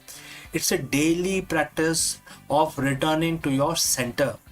So friends, next time when you are in a high pressure meeting or the next time you are in celebrating some sort of a win, a massive win, remember chapter 6 verse 8. Ask yourself, am I reacting to the gold or am I standing on the rock? Success is a byproduct of the steady mind. Build the mind and the business will follow. If this ancient perspective on the modern leadership resonates with you, hit the subscribe button, share this with your fellow leaders who need to find their center today.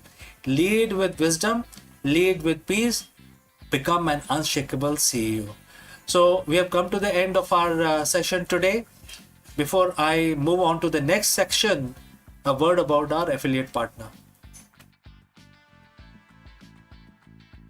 Stop settling for a good enough video. If your built-in laptop camera looks like a grainy mess, it is time for an upgrade. Want to instantly level up your video presence? I like to present the Lenovo Performance FHD webcam. This is a game changer for your desktop setup. Technically, this is packed. It has a very sensitive RGB sensor, very crisp photographs it takes. Also comes with 2 microphones on board, which helps you to record very clear voice in stereophonic format. And these microphones are very sensitive. You can actually move away from the camera up to 2 meters and these microphones will pick up your voice without any problem. This is a very strong piece. This is very sturdy. Comes with tripod ready. Comes with a very long leash, so it gives you a lot of flexibility to place the webcam wherever you want to keep in your studio. And also it has a swivel base, which is also very handy. So if you want to basically level up your game and you want to pick up this camera at a discount, please click on the link here or scan the QR code. Now let's get back to our video. Friends, we all know that the stars, when they run out of their fuel, explodes into a supernova, especially the kind of star which are much larger than sun. They have to be larger than sun in order to become a supernova. However, there are certain stars which don't simply explode. They turn into a hot blowtorch. And this is a very specific phenomena.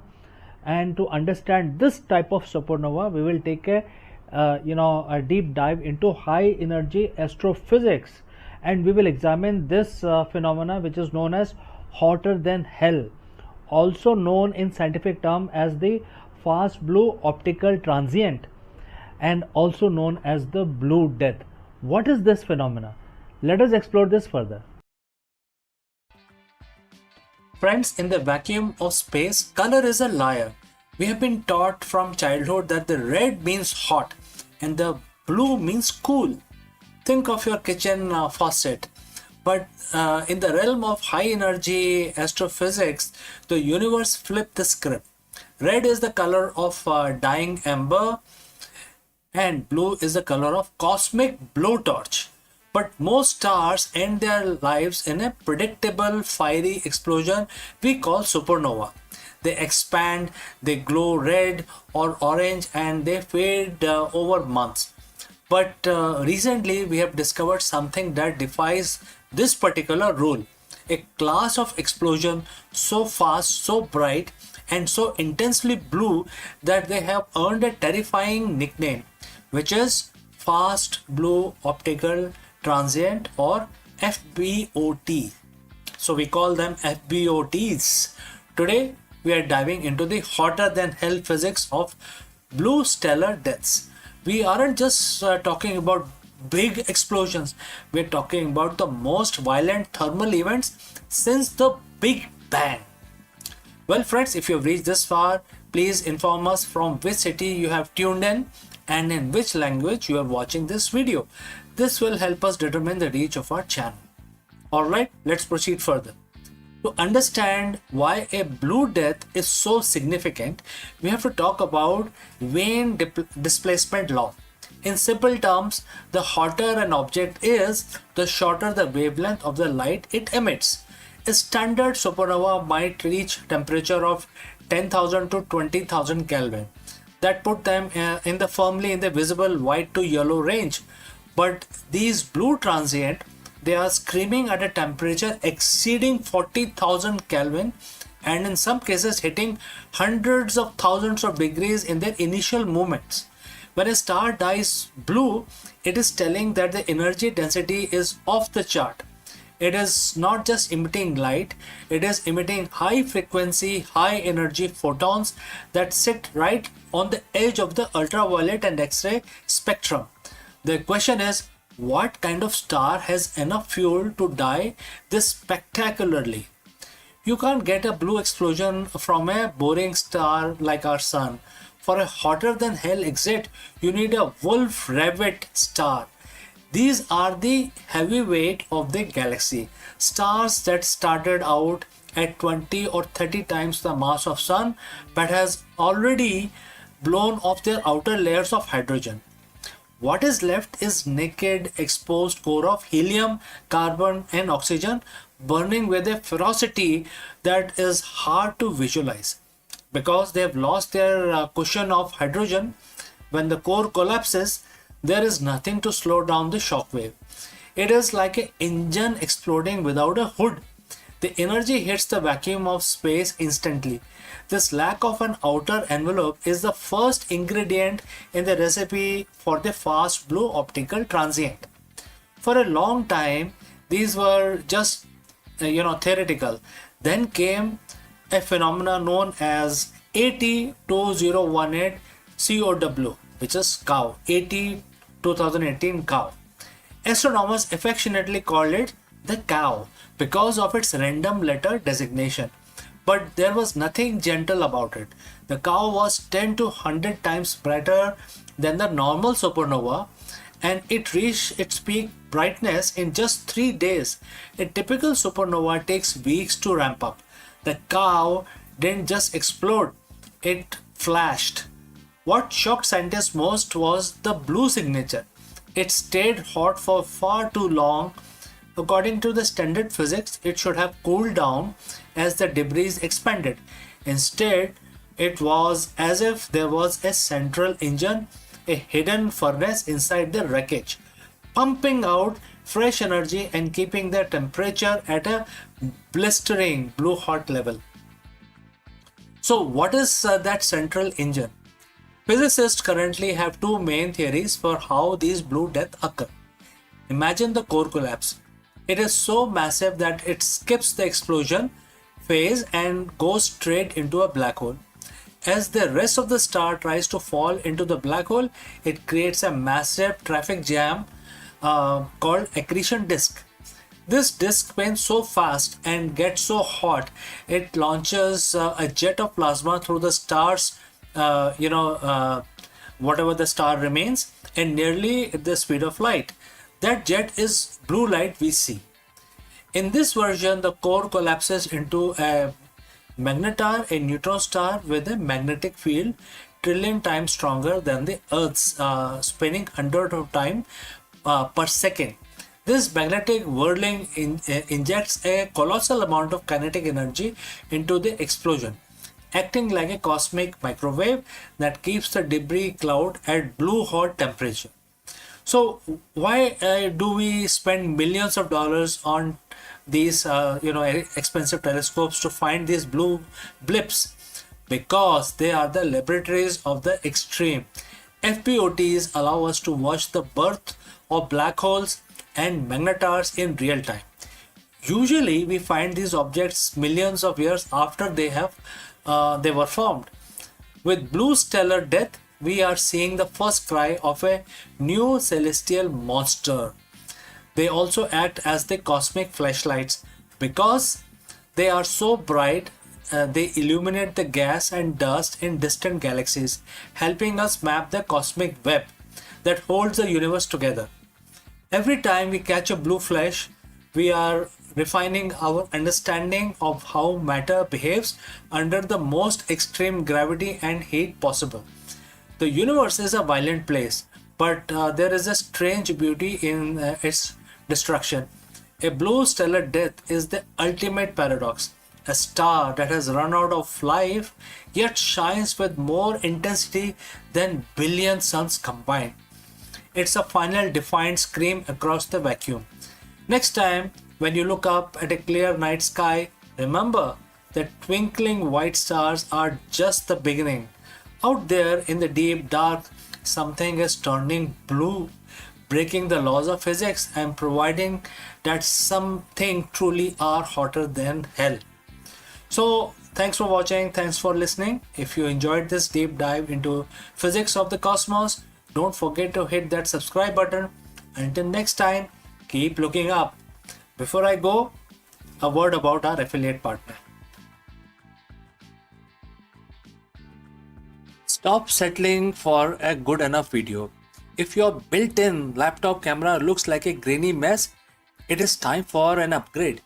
Want to instantly level up your video presence? I like to present the Lenovo Performance FHD webcam. This is a game changer for your desktop setup. Technically, this is packed. It has a very sensitive RGB sensor, very crisp photographs it takes. Also comes with two microphones on board, which helps you to record very clear voice in stereophonic format. And these microphones are very sensitive. You can actually move away from the camera up to 2 meters and these microphones will pick up your voice without any problem. This is a very strong piece. This is very sturdy. Comes with tripod ready. Comes with a very long leash, so it gives you a lot of flexibility to place the webcam wherever you want to keep in your studio. And also it has a swivel base, which is also very handy. So if you want to basically level up your game and you want to pick up this camera at a discount, please click on the link here or scan the QR code. Now let's get back to our video. Hello friends, welcome and namaskaram. Is Amazon taking down Nvidia? Well, Amazon just confirmed a massive shift in its hardware strategy, and it is not just for the cloud, it is coming for your living room too. In this video, we break down Amazon's latest move to develop custom in-house silicon for its entire ecosystem. From the flagship Trainium AI chip meant to challenge Nvidia in a third-party data center to breaking news about the custom processor coming to Kindle, Fire TV and Echo devices in 2027. Amazon is betting big on the vertical integration to cutting cost and own its own AI stack. Let's explore this further. For years, Amazon has been the company that sold you everything from books to cloud computing power. But lately, they have been pivoting into role that put them in a direct competition with very giant that used to supply them. We are witnessing a fundamental shift in Amazon's DNA. The retail and the cloud giant is no longer content with being just a customer of a semiconductor industry. They are becoming the architect of their own hardware future. From the chip inside your Echo Shows to the massive processor training AI in AWS data centers, Amazon's secret weapon is officially out of the bag. Custom in-house silicon. Today we are breaking down why Amazon is making this massive bet, what it means for your Kindle, Fire TV, and why this strategy could reshape the AI landscape for the next decade. So, friends, if you've reached this far, please inform us from which city you have tuned in and in which language you're watching this video. This will help us determine the reach of our channel. Now, let us continue with our discussion and analysis. Let's start with why. Why would a retailer go through the immense billion-dollar trouble of designing their own microchip? The answer is simple: control, cost, and capacity. For years, companies like Amazon, Google, and Microsoft have been at the mercy of chip designers like Nvidia, Qualcomm, and Intel. When you rely on off the shelf hardware, you are playing by their rules, paying their margins, and dealing with their supply chain constraints. But Amazon isn't just a retailer anymore. As they ramped up their AI spending, they have realized that the traditional buy it all approach is becoming a financial bottleneck. By designing their own processor, Amazon can optimize for specific task. They can make their devices much more efficient, faster at handling AI requests, and significantly cheaper to produce at scale. This leads us to the biggest news of the week. Reports are surfacing about a major behind the scenes shakeup for Amazon's consumer hardware. According to the industry analyst, Amazon is planning to gradually shift away from third party processors for its consumer gadgets.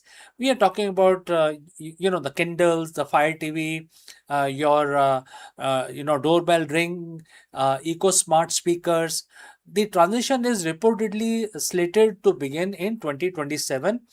And if this sounds like pulling up an Apple, that is because it is. Apple famously designed its own A series and M series chip to create a seamless integration between their software and hardware. Amazon is now attempting the same philosophy. They've already started dipping their toes into this with AZ3 and AZ3 Pro chips, which are unveiled in October to help run AI models directly on your devices rather than sending data back and forth to the cloud. Think about that for a second. If your Alexa device can process your voice command or recognize your home context on the device using custom silicon, it's not only faster, it's much more secure and private. And the scale here is massive. We are talking about potentially 40 million Amazon designed processors shipping annually once this strategy is fully rolled out. To make this happen, Amazon is partnering with AI Chip for the back-end design, signaling that they are fully committed to this long-term procurement pivot. Now, while the consumer stuff is exciting, we have to talk about the real money maker, which is the cloud. This is where the Amazon's custom silicon journey truly began. And it's where the war against Nvidia is being fought. Amazon has been quietly building its custom silicon capability since acquiring Annapurna Labs way back in 2015. That investment has matured into Trinium and Infertia chip family. They aren't for your living room. These are the engines that power the intelligence behind the scene of the internet. By running their own chips, AWS can offer their cloud customers better performance per dollar than if they were only renting out NVIDIA GPUs. In fact, the recent report suggests Amazon is even exploring the idea of selling their Trinium chips to outside companies. This is a massive power move. It transforms Amazon from cloud service provider into hardware supplier for other data centers, putting them in direct competition with the giants of the semiconductor world. We are even seeing the global ambition in action. Just this week, Amazon announced a massive 13 billion additional investment into India to expand cloud and AI infrastructure, specifically to give startups and government bodies access to these custom AI chips. They aren't just building chips, they are building the physical infrastructure of the future digital economy across the entire nations. So, what does this actually mean for you and me, the average users? In short term, you might not notice a massive difference. Your next Kindle or your Fire TV isn't going to turn into a supercomputer overnight, but over time, you will likely see smarter, faster, and more private AI features that feel like they just work. And from a business perspective, this is Amazon way of protecting their bottom lines. With the staggering cost of AI development, Amazon needs to streamline its organization and improve the cost structure of its non AI businesses to keep funding the AI revolution. Amazon is effectively building a moat. By controlling the chips, they control the experience and the world of AI where the speed and efficiencies are everything. That is the ultimate secret weapon. So, friends, what do you think? Is Amazon pivot to in-house silicon is a brilliant move to challenge the giant, or they are spreading themselves too thin? Drop a comment below and let's get into the debate. And if you enjoyed this deep dive into the Silicon Wars, don't forget to like and subscribe for more tech analysis. Friends, thanks for watching, and I will see you again in the next one. Hello, friends, and namaskaram. Let me ask you, have you ever felt like the pressure of a constant market disruption is holding your leadership back? This is a very difficult question to answer. Therefore, in this video, we decode one of the most powerful insight from Bhagavad Gita, which is meant for the modern C-suite like a masterclass. So, without further ado, let's go and discuss this further. Friends, we live in a world that is obsessed with stability. We build houses, we sign contracts, we seek permanent jobs, and we nurture long-term relationships, all in one attempt to build a fortress of certainty. We want to know that tomorrow will look exactly like today. But if you look at your life, really look at it, you know that it is an illusion. Think about the person you were 10 years ago. Your cells were rearranged, regenerated. Your perspectives have shifted. Your losses have mounted, and your joys have evolved or even probably disappeared the way you want to know it. You are not the same person yet. We all cling to the idea of static self. Today, we are going to explore one of the most profound yet unsettling truths ever spoken in human history. It comes from Bhagavad Gita, chapter 2, verse 27. It is a verse that cut through the noise of our anxiety and offer a radical invitation to stop fighting the current of life and start swimming with it. So friends, if you have reached this far, please inform us from which city you have tuned in and in which language you are watching this video. This will help us determine the reach of our channel.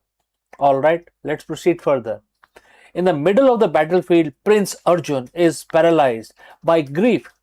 He sees his teachers, his cousins, his friends on the other side, and he realizes that death is inevitable. He refuses to fight because he is terrified by the change that death will bring. Bhagwan Krishna, his guide, doesn't give him a comforting lie, right?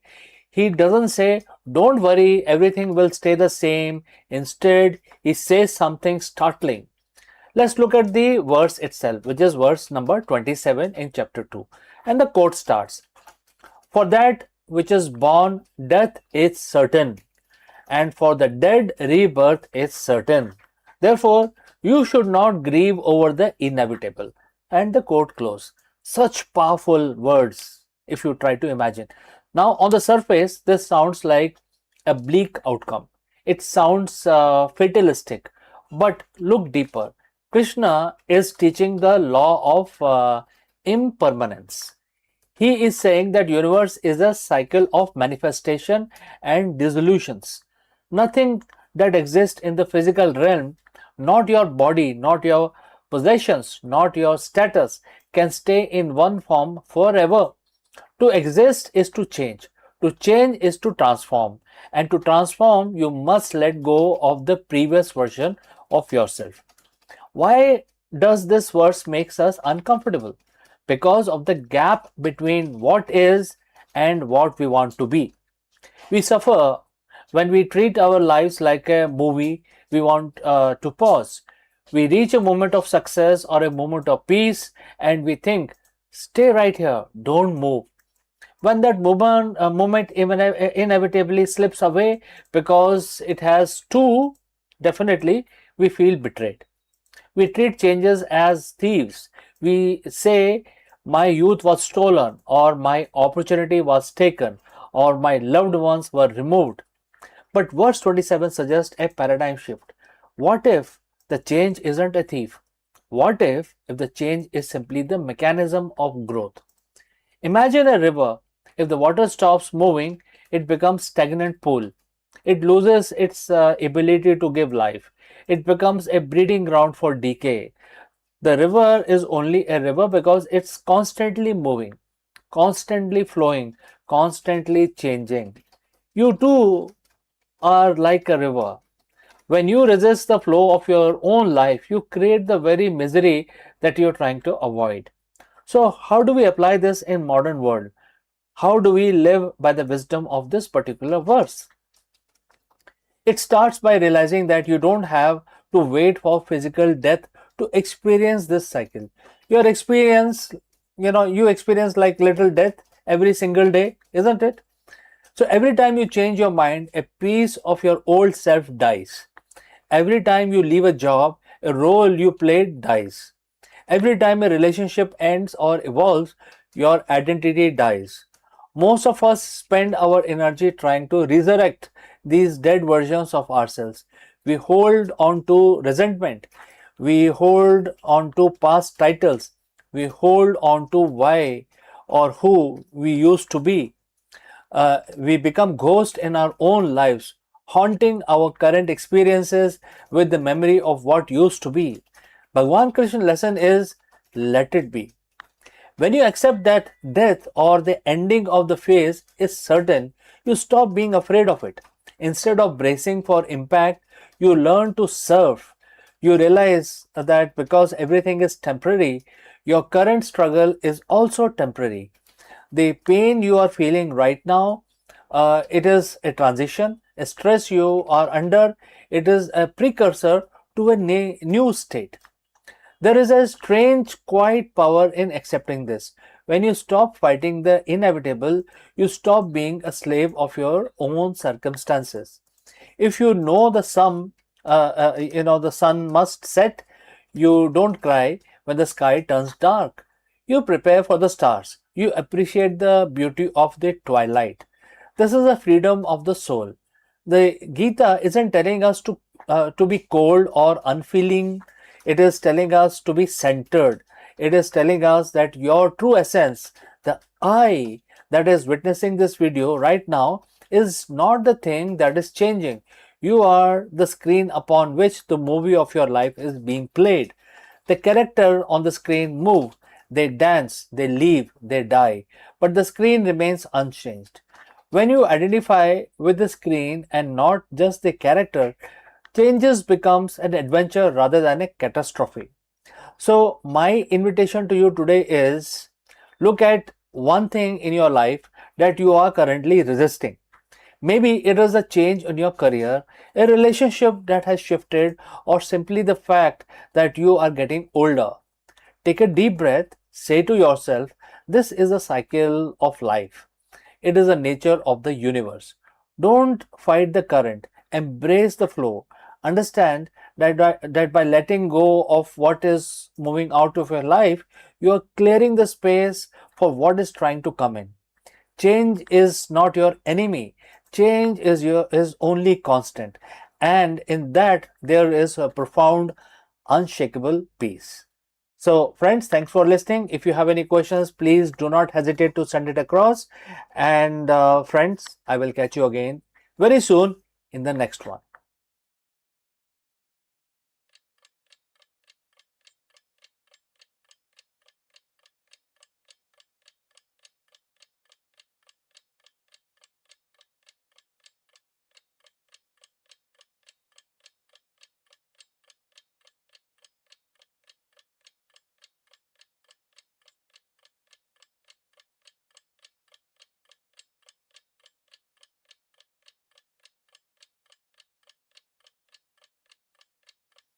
Hello, friends. Namaskaram. You're most welcome.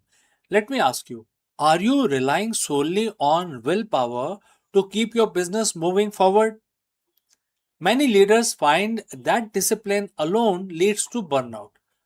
True sustainable leadership requires something deeper, a shift from controlling your impulses to finding higher taste in your work.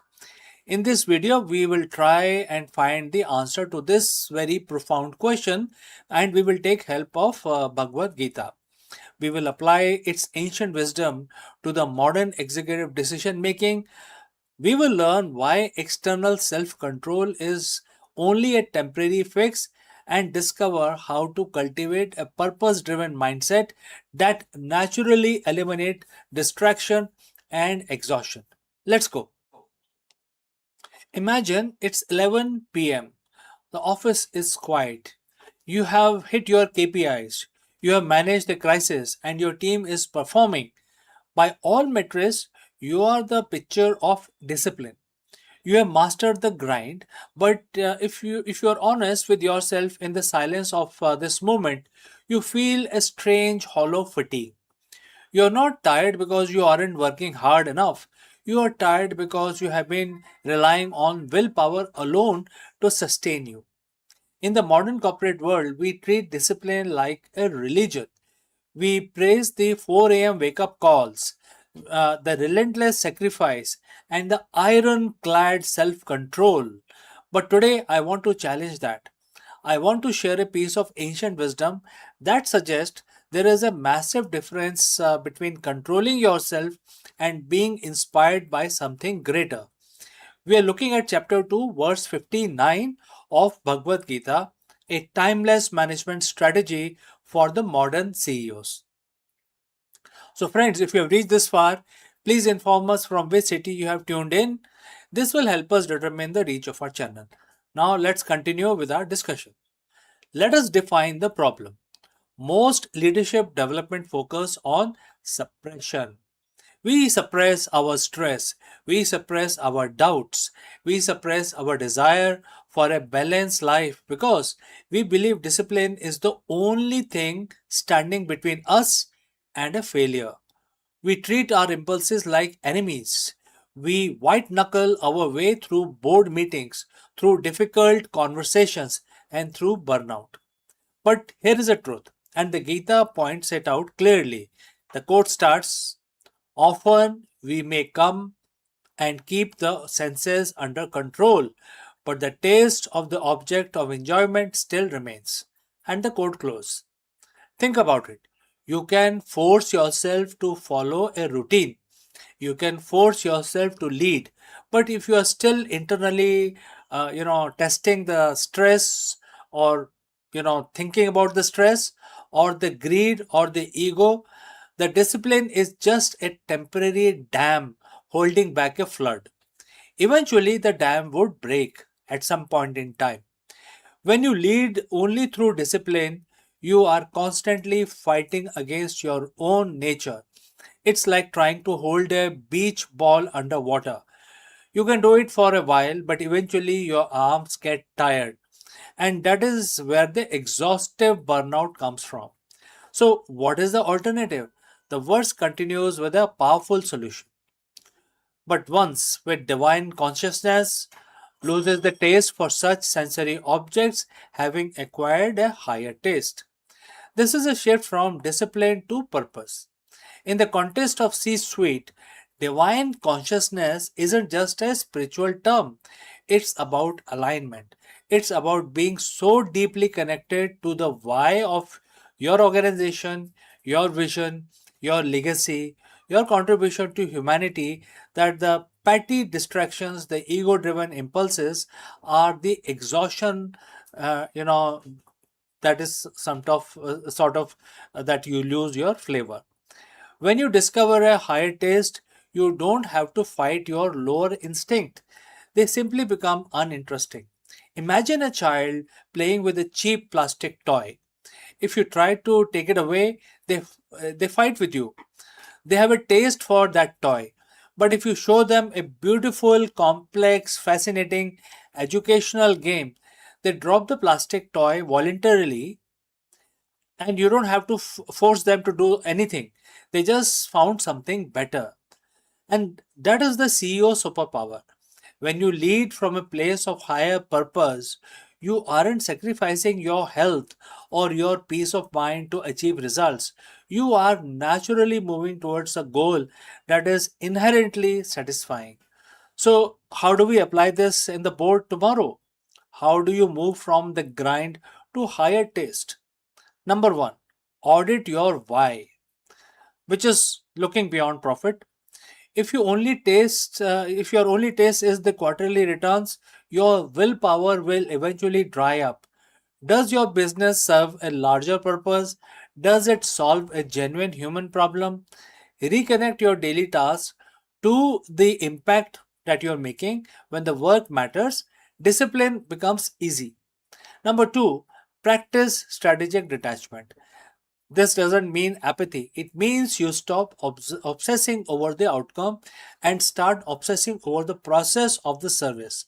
When you're detached from the fruits of your labor, you stop being a slave to the stress of success or even failure. You gain clarity. Number three is delegate the ego. Often we try to control every detail because we are addicted to the feelings of being indispensable, the low taste of being the hero. To reach a higher taste, you must empower your team. Leadership isn't about you being the smartest person in the room, it's about you being the most aligned person in the room. Leadership is not a sprint of willpower, it is a marathon of consciousness. Don't settle for just being disciplined. Anyone can be disciplined if they are miserable enough. Aim for something higher. Find the purpose that makes the struggle disappear. When you lead with higher taste, you don't just achieve more. You become someone who others want to follow. Today, I challenge you to look at your own calendar and ask yourself, am I doing this out of habit and willpower, or am I doing this because I've caught a glimpse of something better? The answer to that question will change the way you lead starting right now. So friends, thanks for watching for this this video, and if this resonate with you, I would love to hear your thoughts in the comments below. How do you maintain your higher taste when the pressure is on? Let's keep the conversation going, and I will see you very soon in the next one.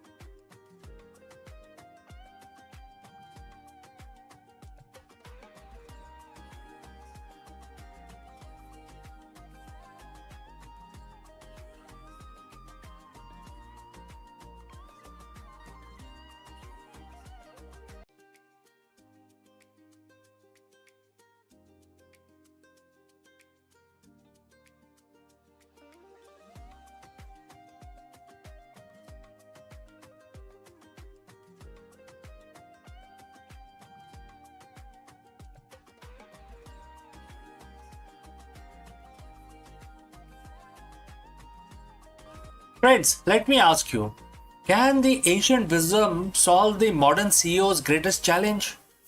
Well, in this episode of our leadership series, we dive deep into Bhagavad Gita to uncover a blueprint of what we call the strategic liberation. For a high stake executive, liberation isn't about escaping the boardroom. It's about operating within it with total clarity, unshakable focus, and a mind free from sense of cognitive bias and ego. Let us explore this further.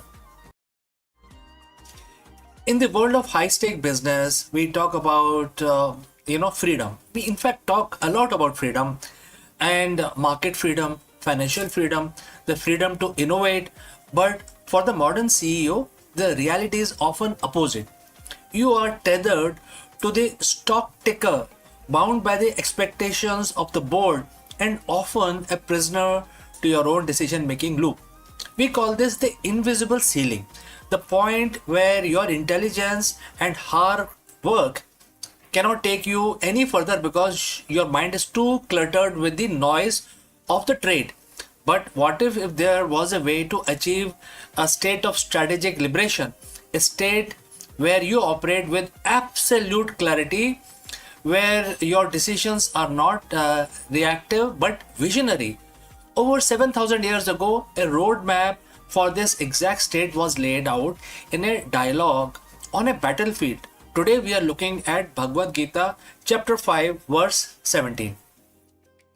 It's not just a spiritual mantra, it is the ultimate executive manual for the 21st century. Those whose intellect is merged in Him, whose mind is one with Him, who are established in Him, for whom He is the supreme goal, their sins being dispelled by knowledge, go to the state from which there is no return. Well, this is a quote and translated into English. So friends, if you have reached this far, please inform us from which city you have tuned in and in which language you are watching this video. This will help us determine the reach of our channel, and I will also know who's watching and who's not. Now let's proceed further. To a CEO, this might sound like a religious abstraction, but let's translate this into leadership language. The words identify 4 pillars of focus. First, intellect. What is the intellect? Your strategic analytical power. Next, mind. Your emotional intelligence and focus. Third, establishment. Your core values and conviction. Fourth, the goal. Your ultimate vision or the North Star. So the Gita suggests that when these 4 are aligned with supreme truth, or in the business terms, a transcendental purpose, you reach a state of no return.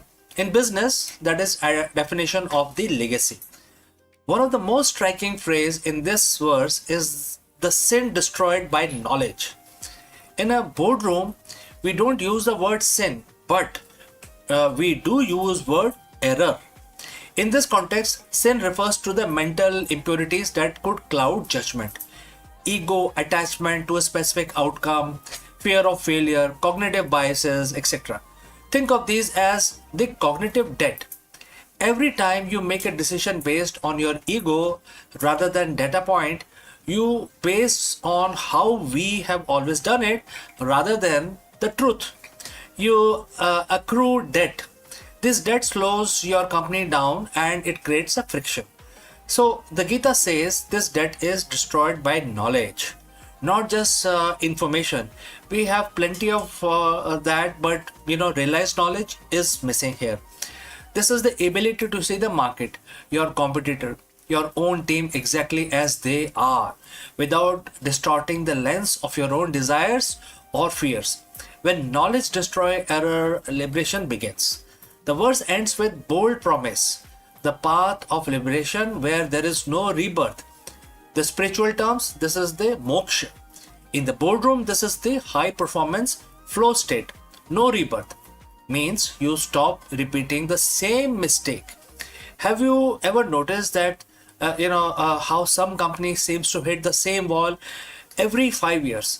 The same culture issues, the same product, market fit struggles, the same leadership turnover, and that is a cycle of rebirth in business. The strategic liberation means moving past those cycles. It means your leadership has evolved to a point where you are no longer a manager of crisis, but a creator of realities. You have reached a level of clarity where you don't have to go back to the old ways of struggling. You are no longer reacting to the waves. You are the ocean yourself. So how does you apply Gita 5.17 on a Tuesday morning before a merger or a product launch? I have few tips for you. First, fix the intellect. Start your day by detaching from the outcome. Focus entirely on the integrity of the strategy. Next, dissolve your ego. Ask yourself, am I making this choice to be right or to be effective? If it is to be right, that's the sin. And the verse mentions this very clearly. Let knowledge dissolve it. Right? Next is establish the North Star. Ensure your supreme goal isn't just this quarter's earning, but a purpose that provides value to the world. When your goal is supreme, your stamina becomes infinite. True leadership isn't about control, it's about alignment. Chapter 5, verse 17 of Bhagavad Gita teaches us that when our intellect, mind, and faith are fixed on a truth higher than our own, we become liberated from the friction of the corporate world. We move beyond the boardroom. We stop being driven by the fear of loss and start being pulled by the power of vision. This is the strategic liberation. That is the path of the sage leader. The question isn't whether you can afford to learn these lessons. The question is, can you afford the rebirth of your past mistakes, and what happens if you don't? My name is CK, and this has been a look into the timeless wisdom of Gita for the modern executive. Thanks for joining live. Thanks for listening. Before we move on to the next video, a few words about our affiliate partner. Stop settling for a good enough video. If your built-in laptop camera looks like a grainy mess, it is time for an upgrade. Want to instantly level up your video presence? I like to present the Lenovo Performance FHD webcam. This is a game changer for your desktop setup. Technically, this is packed. It has a very sensitive RGB sensor, very crisp photographs it takes. Also comes with 2 microphones on board, which helps you to record very clear voice in stereophonic format. And these microphones are very sensitive. You can actually move away from the camera up to 2 meters, and these microphones will pick up your voice without any problem. This is a very strong piece. This is very sturdy. Comes with tripod ready. Comes with a very long leash, so it gives you a lot of flexibility to place the webcam wherever you want to keep in your studio. And also it has a swivel base, which is also very handy. So if you want to basically level up your game and you want to pick up this camera at a discount, please click on the link here or scan the QR code. Now let's get back to our video.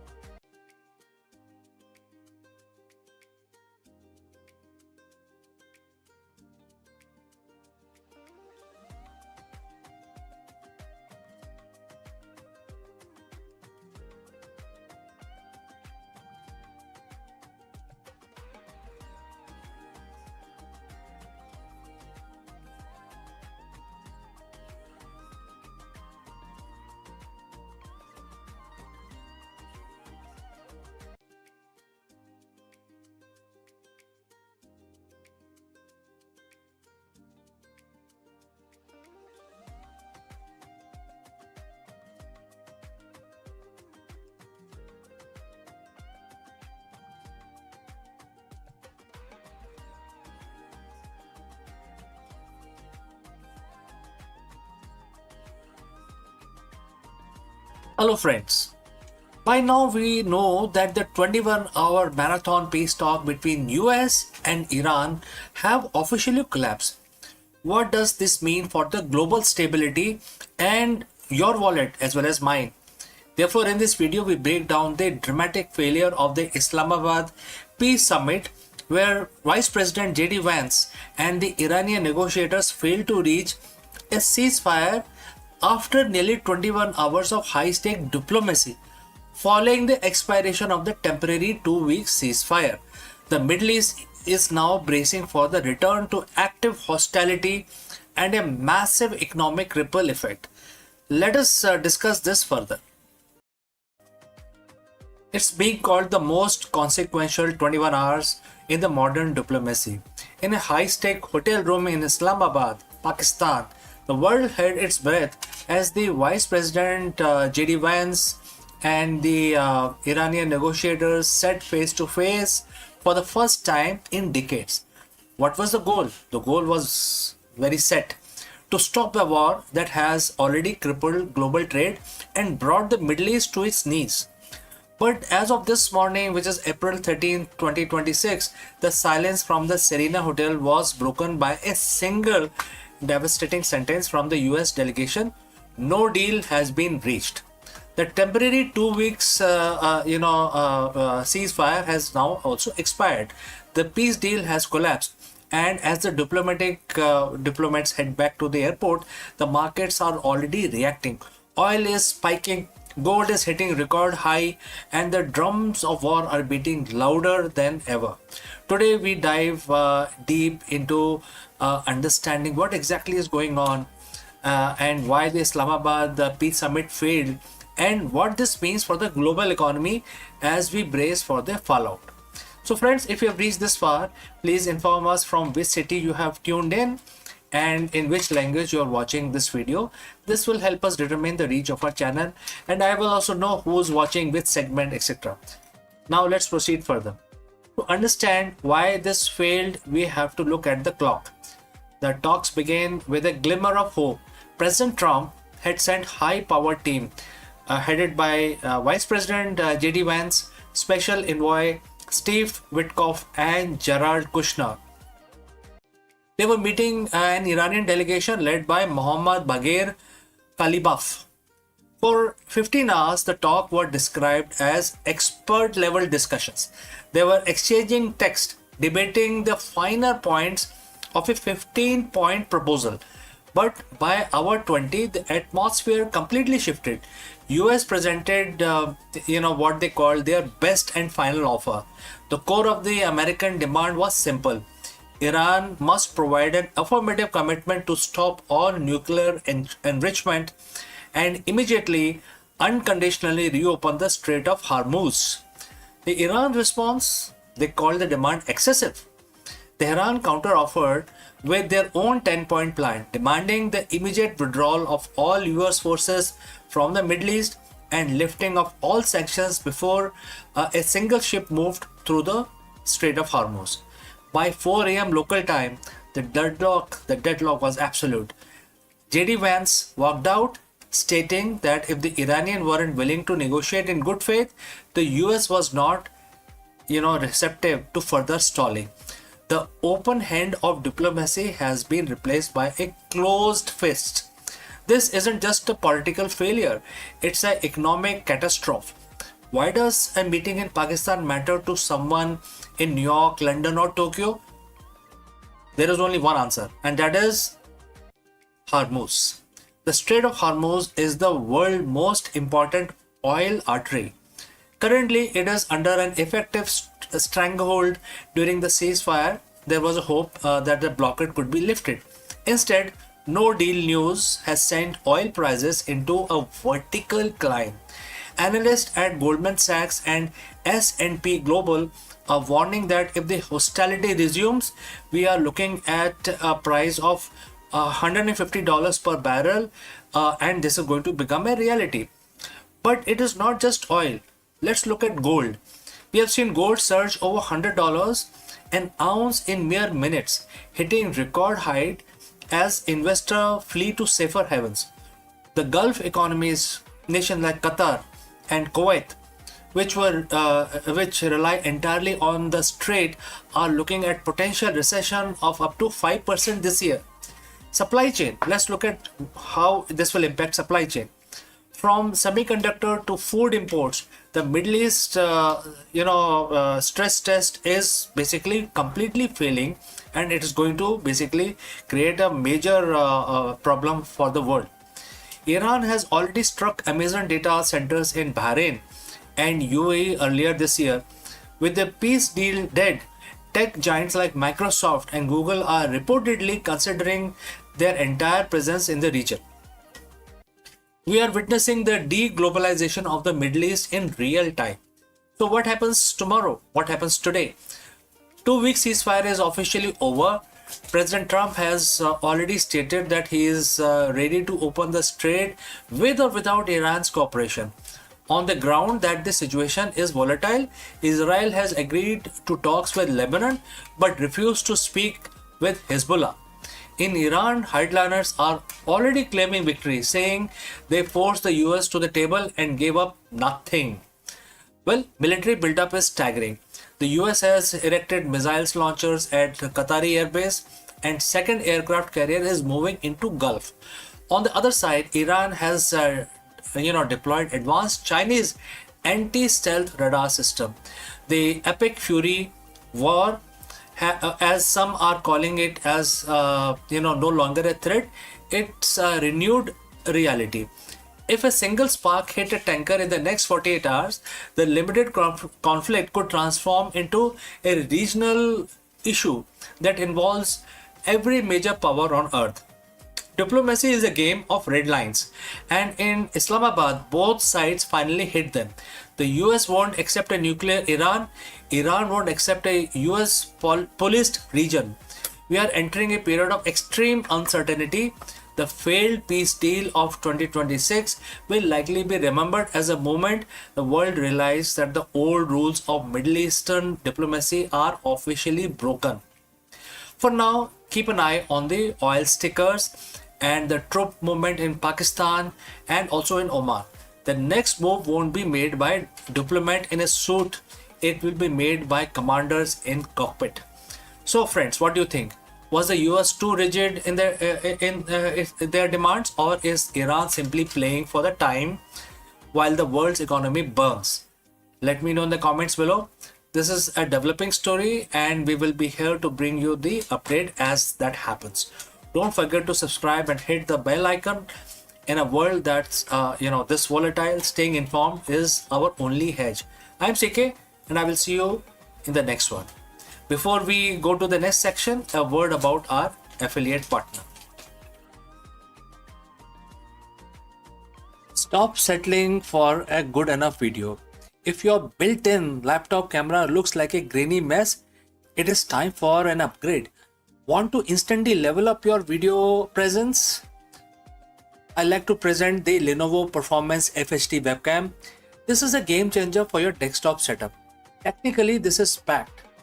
It has a very sensitive RGB sensor, very crisp photographs it takes. Also comes with 2 microphones on board, which helps you to record very clear voice in stereophonic format. And these microphones are very sensitive. You can actually move away from the camera up to 2 meters, and these microphones will pick up your voice without any problem. This is a very strong piece. This is very sturdy. Comes with tripod ready. Comes with a very long leash, so it gives you a lot of flexibility to place the webcam wherever you want to keep in your studio. And also it has a swivel base, which is also very handy.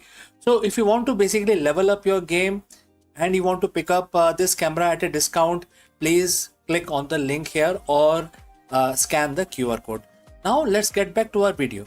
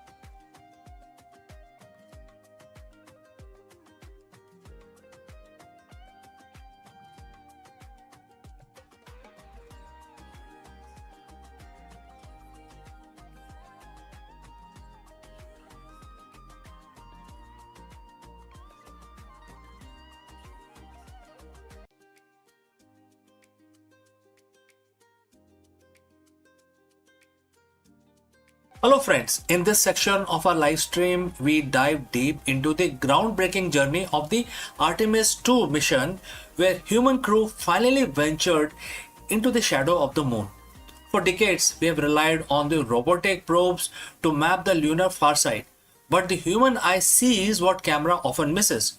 Join us as we explore the incredible sights witnessed by crew from never before seen crater complex to eerie rugged terrain of the lunar South Pole.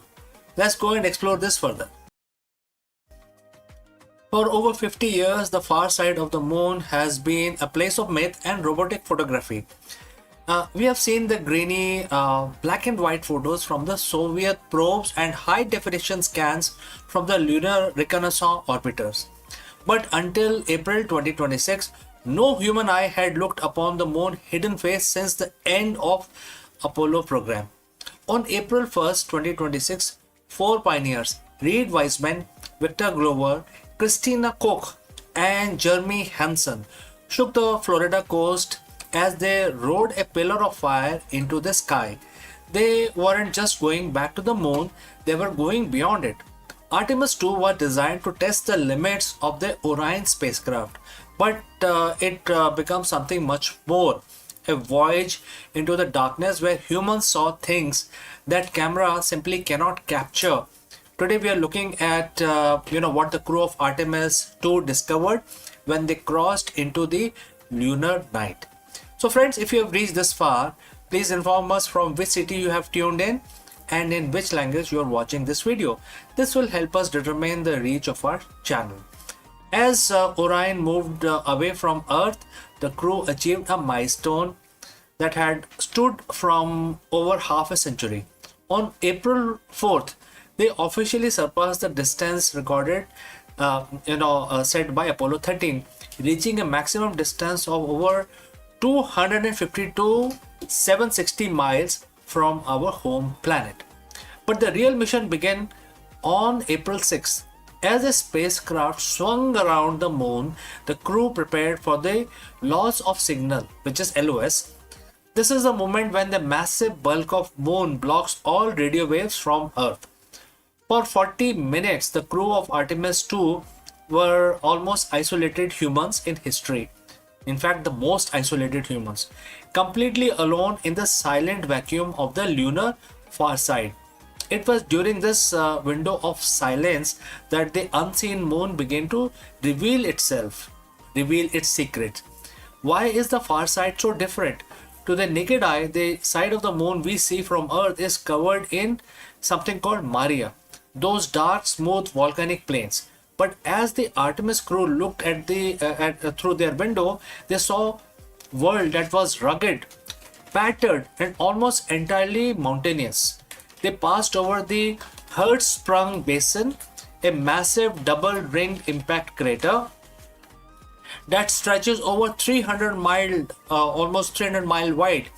Mission specialist Christina Koch noted the intricate rings of the basin, which looked far more 3D and jagged than the satellite photo had ever suggested before that.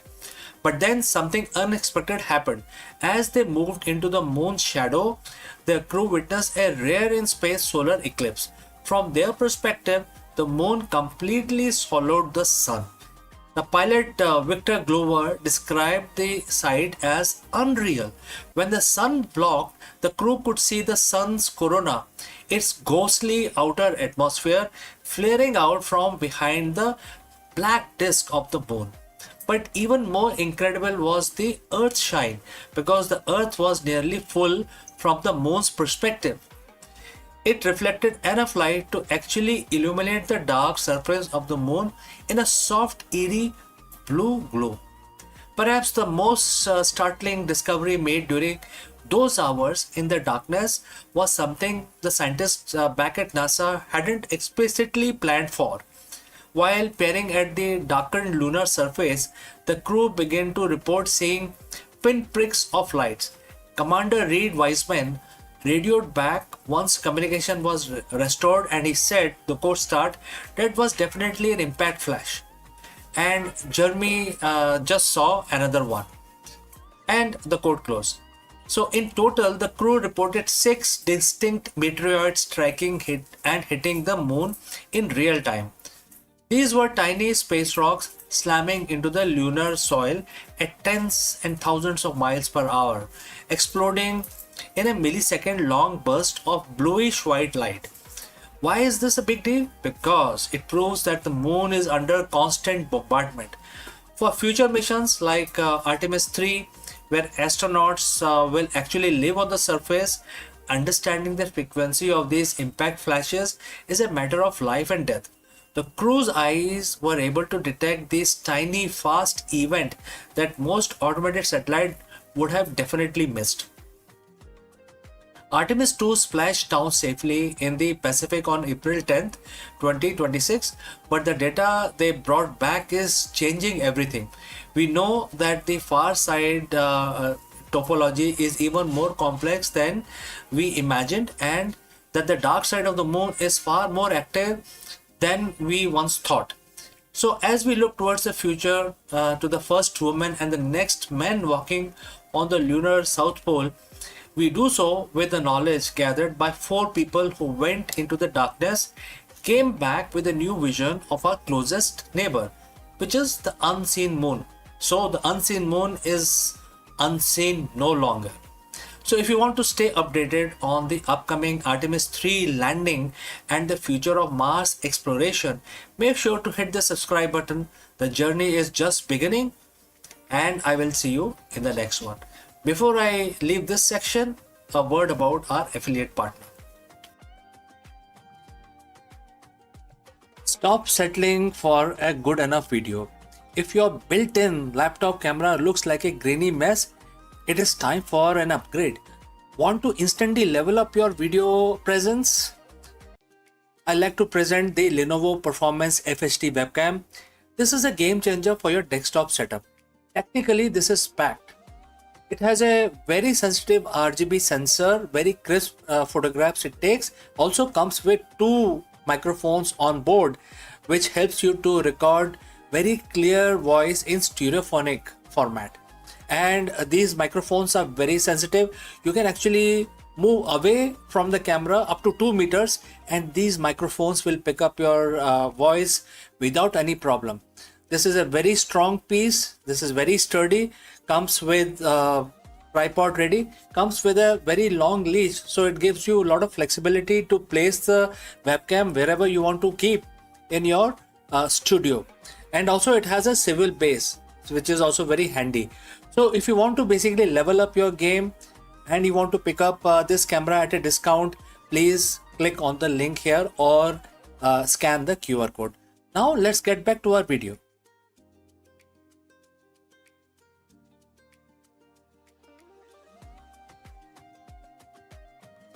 नमस्कार। अब हम भगवान विष्णु की पूजा प्रारंभ करेंगे। हमने अपना counter अपने हाथ में ले लिया है। एक मंत्र का उच्चारण करेंगे, 11 दफा करेंगे, और आप भी अपने हाथ जोड़ लीजिए, नमन करिए भगवान का। और अब हम शुरू करते हैं। ओम नमो वासुदेवाय नमः। ओम नमो वासुदेवाय नमः। ओम नमो वासुदेवाय नमः। ओम नमो वासुदेवाय नमः। ओम नमो वासुदेवाय नमः। ओम नमो वासुदेवाय नमः। ओम नमो वासुदेवाय नमः। ओम नमो वासुदेवाय नमः। ओम नमो वासुदेवाय नमः। ओम नमो वासुदेवाय नमः। ओम नमो वासुदेवाय नमः। तो दोस्तों, आज हमारी पूजा यहीं पे समाप्त होती है और हम अपना दिन शुरू करेंगे। इस आशा के साथ हम आपसे विदा लेते हैं कि आपका दिन मंगलमय हो। हर हर महादेव।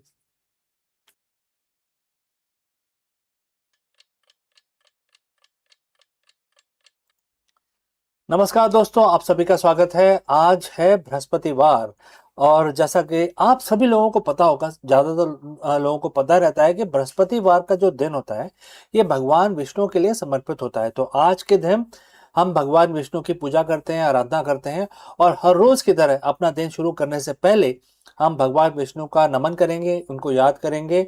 और आप जैसे जानते हैं कि हम हर मंत्र को 11 दफा करते हैं, तो आज भी हम एक बहुत ही आसान सा मंत्र भगवान विष्णु का जो मंत्र है वो 11 दफ़ा हम रिसाइट करेंगे और हम ये काउंटर यूज़ करेंगे जिसमें आप देख सकते हैं कि नंबर आ जाते हैं, तो ये काफ़ी हमें सहायता मिलती है कि हम इसमें देख लेते हैं कि कितनी बार हुआ है। आप जैसा मर्जी चाहे वैसा कर सकते हैं, आप उंगलियों का यूज़ कर सकते हैं, आप माला का यूज़ कर सकते हैं, आपके जो आपको कंफर्टेबल लगे वैसा करें। तो चलिए हम अपनी पूजा प्रारंभ करते हैं। आप सब हमारे साथ जुड़ें और इस पूजा में पार्टिसिपेट करें। पहले तो हाथ जोड़ लेते हैं और भगवान विष्णु का नमन करते हैं। ओम नमो वासुदेवाय नमः। ओम नमो वासुदेवाय नमः। ओम नमो वासुदेवाय नमः। ओम नमो वासुदेवाय नमः। ओम नमो वासुदेवाय नमः। ओम नमो वासुदेवाय नमः। ओम नमो वासुदेवाय नमः। ओम नमो वासुदेवाय नमः। ओम नमो वासुदेवाय नमः। ओम नमो वासुदेवाय नमः। ओम नमो वासुदेवाय नमः। तो दोस्तों हमारी पूजा आज की समाप्त होती है, तो हम इस वीडियो को बंद करते हैं, लेकिन जल्दी ही दूसरे वीडियो में मिलते हैं। तब तक आपका दिन मंगलमय हो, शुभ हो। नमस्कार। Friends, we have all heard about the India's largest pharmaceutical company, that is Sun Pharma, also known as Sun Pharmaceutical Industries. And this company has just announced a massive acquisition which is worth 11.75 billion US dollars. Sun Pharma has acquired US based Organon and Company, making one of the largest outbound deals in Indian history. In this video, we break down why Sun Pharma is betting big on the US market and what this means for investors and the global healthcare landscape. Let's discuss this further.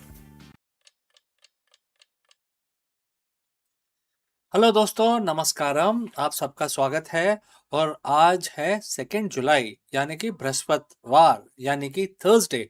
तो आज का दिन जो है वो भगवान विष्णु के लिए समर्पित है। तो हम हर रोज भगवान की पूजा करते हैं, आज हम विष्णु भगवान की पूजा करेंगे और एक मंत्र का सिंपल सा मंत्र है, 11 दफ़ा उच्चारण करेंगे, रिसाइटेशन। तो हर रोज की तरह मैं इस काउंटर को यूज़ करूँगा। आप जैसे मर्जी इसको करना चाहें, आपके पास माला है या अपने मन में आप करना चाहें, आप फ्री समझिए, कैसे भी आप करिए, लेकिन 11 दफ़ा करना है।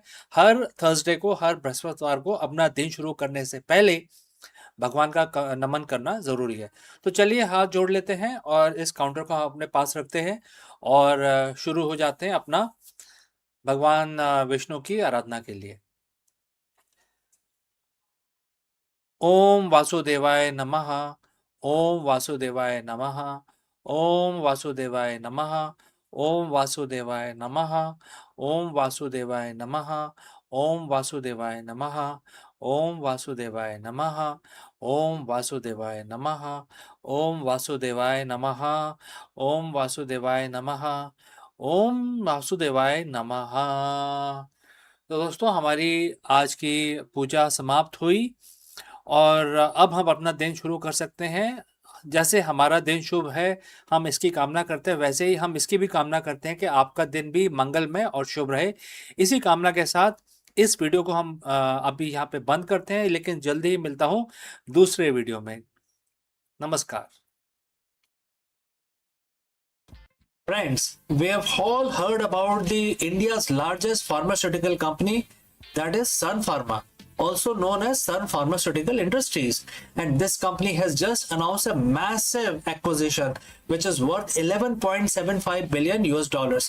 Sun Pharma has acquired US based Organon and Company, making one of the largest outbound deals in Indian history. In this video, we break down why Sun Pharma is betting big on the US market and what this means for investors and the global healthcare landscape. Let's discuss this further. In the world of global pharmaceuticals, 11.75 billion isn't just a number, it's a statement. On April 26, 2026, India's largest drug maker, Sun Pharmaceutical Industries, didn't just make a deal, they redrew the map of global healthcare. Sun Pharma has officially entered a definitive agreement to acquire US-based Organon and Company, for an enterprise value of 11.75 billion US dollars. This isn't just the biggest deal in Sun Pharma's 40 years history, surpassing even the legendary Ranbaxy and Taro acquisitions. It is one of the largest outbound acquisitions ever attempted by an Indian pharmaceutical company. But why now? Why Organon, a company only spun off from Maersk 5 years ago? And why is the stock market reacting with such intensity? Today we are breaking down the strategy, the math, and the global power play that just put Sun Pharma into the global top 25. So friends, if you have reached this far, please inform us from which city you have tuned in and in which language you are watching this video. This will help us determine the reach of our channel. Alright, let's proceed further. To understand the deal, you have to understand the target. Organon isn't your average pharmaceutical startup. It was birthed in 2021 as a strategic spin-off from the global giant Maersk and Company. Organon was created to house Maersk's legacy brands, but more importantly to lead in area Maersk wanted to de-emphasize, things like women's health and biosimilars. Today, Organon is a powerhouse with a portfolio of over 70 products commercialized in more than 140 countries. We are talking about massive households, named franchises and contraception and fertility like Nexopalnan and NuvaRing. They also have their burgeoning biosimilar businesses, essentially high-tech generic versions of expensive biologic drugs. Before the deal, Organon was doing roughly 6.2 billion in annual revenue, but they carried a heavy burden, nearly 8.6 billion in debt left over from the spin-off. That debt made them a target, and Sun Pharma, Dilip Sanghvi saw an opportunity where others saw a risk. For decades, Sun Pharma was known as the generic giant. They were the kings of making affordable versions of off-patent drugs. But the generic market in the US has become a race to the bottom, with shrinking margins and intense competition. Sun Pharma's managing director Kirti Ganorkar has been very clear. The future is in innovation and specialty medicine. This acquisition accelerates that shift by decade. And here are the three pillars of this deal. Number one is the women health leadership. This deal instantly makes Sun Pharma a top 3 global player in women's health. This is a sticky market with high patent loyalty and consistent demand. Number 2 is biosimilar leap. Sun Pharma was previously a minor player in biosimilars. Now they jump to the 7th largest biosimilar player globally. In a world where biological drugs are most expensive part of the healthcare, having a biosimilar engine is like owning a gold mine. Number 3 is the global commercial footprint. Sun Pharma already had a presence in the US and India, but Organon gives them boots on the ground in 150 countries, including high growth markets like China, Brazil, and major European hubs where Sun Pharma was previously underweight. So now let's talk about money. Sun Pharma is paying $14 per share in all cash deal. So let's break down this $14, what it comprises of. So enterprise value 11.75 billion, equity value 4 billion, and total revenue of 12.4 billion combined. So 12.4 billion. And there is a funding, internal cash plus they have taken a loan from Citibank, JP Morgan and MUFG for this acquisition. Now some analysts were worried Sun Pharma is taking on nearly 10 billion in new debt to make this happen. For a company that has traditionally been cash rich, this is a cultural shift. However, the magic math here is the profits. Organon generates incredible cash flow, nearly 1.9 billion in adjusted profit before tax. By combining the two, Sun Pharma expects to nearly double its cash flow This allows them to pay down the massive debt quickly. The projected net debt to profit ratio is 2.3x, which in pharma's world is considered very manageable. So how did the market take it now? Initially, Organon shares surged over 15% just as soon as the news came out, while Sun Pharma saw a relief rally of 7 to 9%. While the relief, because investors finally saw that Sun Pharma was going to do with its massive cash pile. For years, shareholders asked, when will you make a big move? And this is that move now. But it's not all sunshine. There are risks also. Biggest risk is integration. Merging two companies of this size across 150 countries is logistical nightmare. Cultural fit. Moving a US headquartered Maersk legacy culture into Indian managed global giants takes time. And then lastly, regulatory hurdles. The deal isn't expected to close until early 2027.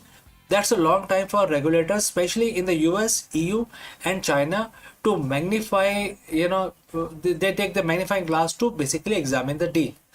So now my final verdict is Sun Pharma's acquisition of Organon is more than just a business transaction. It is a signal that Indian pharma has outgrown its pharmacy of the world label. They are no longer just the world's manufacturer. They are becoming world's innovator and owner of the global brands. If this deal succeeds, the Sun Pharma of 2030 will look less like a generic company from Mumbai and more like a global titan like Pfizer or Novartis. So friends, what do you think? Is 11.75 billion deal a fair price for the global dominance, or has Sun Pharma bitten off more than it can chew? Let me know in the comments below. Thanks for watching, and for more deep dives into the deals that move the world, make sure to hit the subscribe button, and I will see you in the next one. Before I part ways, a word about our affiliate partner. Stop settling for a good enough video. If your built-in laptop camera looks like a grainy mess, it is time for an upgrade. Want to instantly level up your video presence? I like to present the Lenovo Performance FHD webcam. This is a game changer for your desktop setup. Technically, this is packed. It has a very sensitive RGB sensor, very crisp photographs it takes. Also comes with two microphones on board, which helps you to record very clear voice in stereophonic format. And these microphones are very sensitive. You can actually move away from the camera up to 2 meters, and these microphones will pick up your voice without any problem. This is a very strong piece. This is very sturdy. Comes with tripod ready. Comes with a very long leash, so it gives you a lot of flexibility to place the webcam wherever you want to keep in your studio. And also it has a swivel base, which is also very handy. So if you want to basically level up your game and you want to pick up this camera at a discount, please click on the link here or scan the QR code. Now let's get back to our video. Every CEO knows the feeling. It is 2 p.m. and the market is dipping. A key executive just resigned and your board is asking for a pivot. In this movement, your heart rates climb and your mind starts to race. You feel the waver. Most leadership training tells you to look outward for a solution, analyzing the data, check the competition, pivot the strategy. But ancient wisdom suggests that the most effective leaders don't look out, they look inwards. Today we are exploring a profound lesson from Bhagavad Gita, chapter 6, verse 21. It's a verse that defines the state of perfection for a yogi. But as we all see that the actual blueprint for the ultimate high pressure performance executive is very well defined in this particular verse. So friends, if you have reached this far, please inform from which city you have tuned in and in which language you are watching this video. This will help us determine the reach of our channel. Alright, let's proceed further. Let's look at the verse itself. It says, On attaining perfection, the yogi sees the soul through the purified mind and experience inner joy. In this joyous state of pure bliss or samadhi, which is beyond comprehension of the senses, he never wavers from the path. And the quote close. There are three key pillars here that applies directly to you as a leader. Number one is the purified mind. So in business, we call this clarity. Number two is beyond the senses. In business, we call this vision. And number three is the unwavering path. And in business, we call this execution. The word suggests that never wavering isn't a result of willpower or being tough. It's a result of a specific internal state called samadhi. The word state, with seeing through purified mind, what does a dirty or a cluttered mind look like for a CEO? It's a mind filled with noise, fear of failure, the egos, and need for validation. Also, distraction of the short-term gains. All the distraction that you may get because of the short-term gains. When your mind is cluttered, you aren't seeing reality. You are seeing a projection of the reality. You react to the news rather than responding to the truth. Learning in the context of this verse isn't about reading more spreadsheets. It's about purifying the lens. When a leader purifies their mind through meditation, reflection, or radical honesty, they see the soul of the business. They see the core purpose, and when you see the core clearly, the external chaos loses its power, which would eventually distracted you. But then you are, saving yourself from that distraction. Next, the Gita mentions a joy that is beyond comprehension of the senses. This is the part which most business schools miss. We are taught to rely entirely on our senses. What we can see in a report, hear in a meeting, or touch in a product. But the most iconic leaders think like Steve Jobs, Indra Nooyi, or Howard Schultz often made their biggest move based on something beyond the senses. They had an inner conviction that defied the current data. Bhagavad Gita calls this samadhi. For a CEO, this is the flow state. It is that moment where you are so aligned with your purpose that you experience a quiet inner joy even in the middle of a crisis. Why is this joy important? Because if your happiness depends on your stock price, which is a sensory input, you will waver every time the market fluctuates. But if your joy comes from an internal alignment with your mission, you become a bulletproof CEO.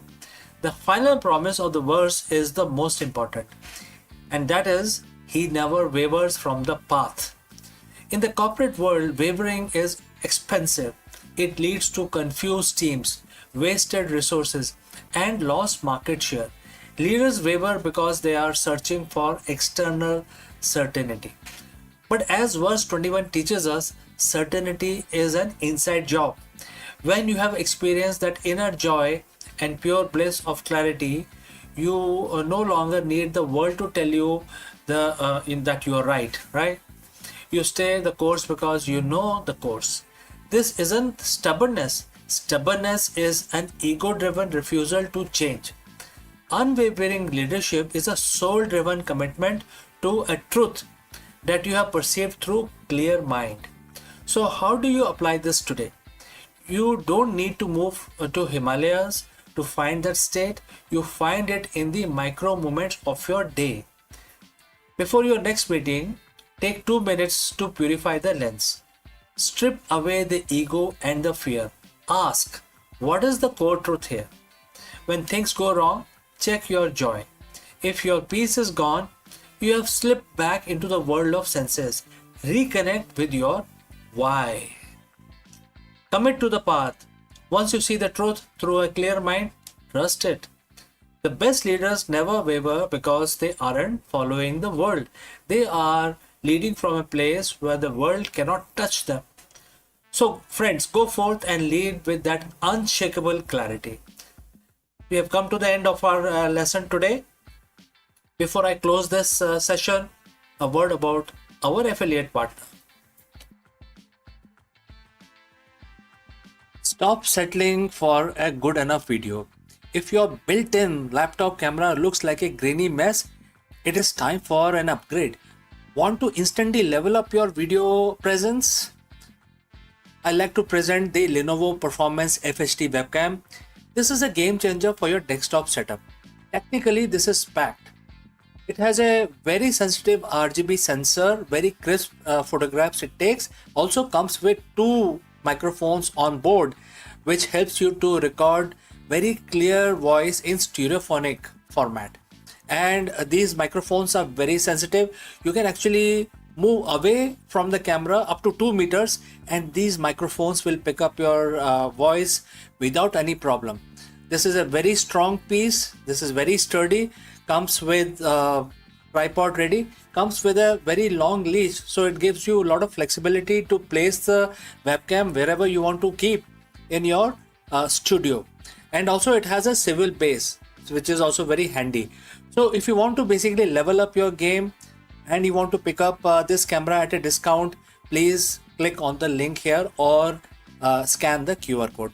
Now let's get back to our video. Hello friends, the big question that we want to address today is that is your mind working for you or against you?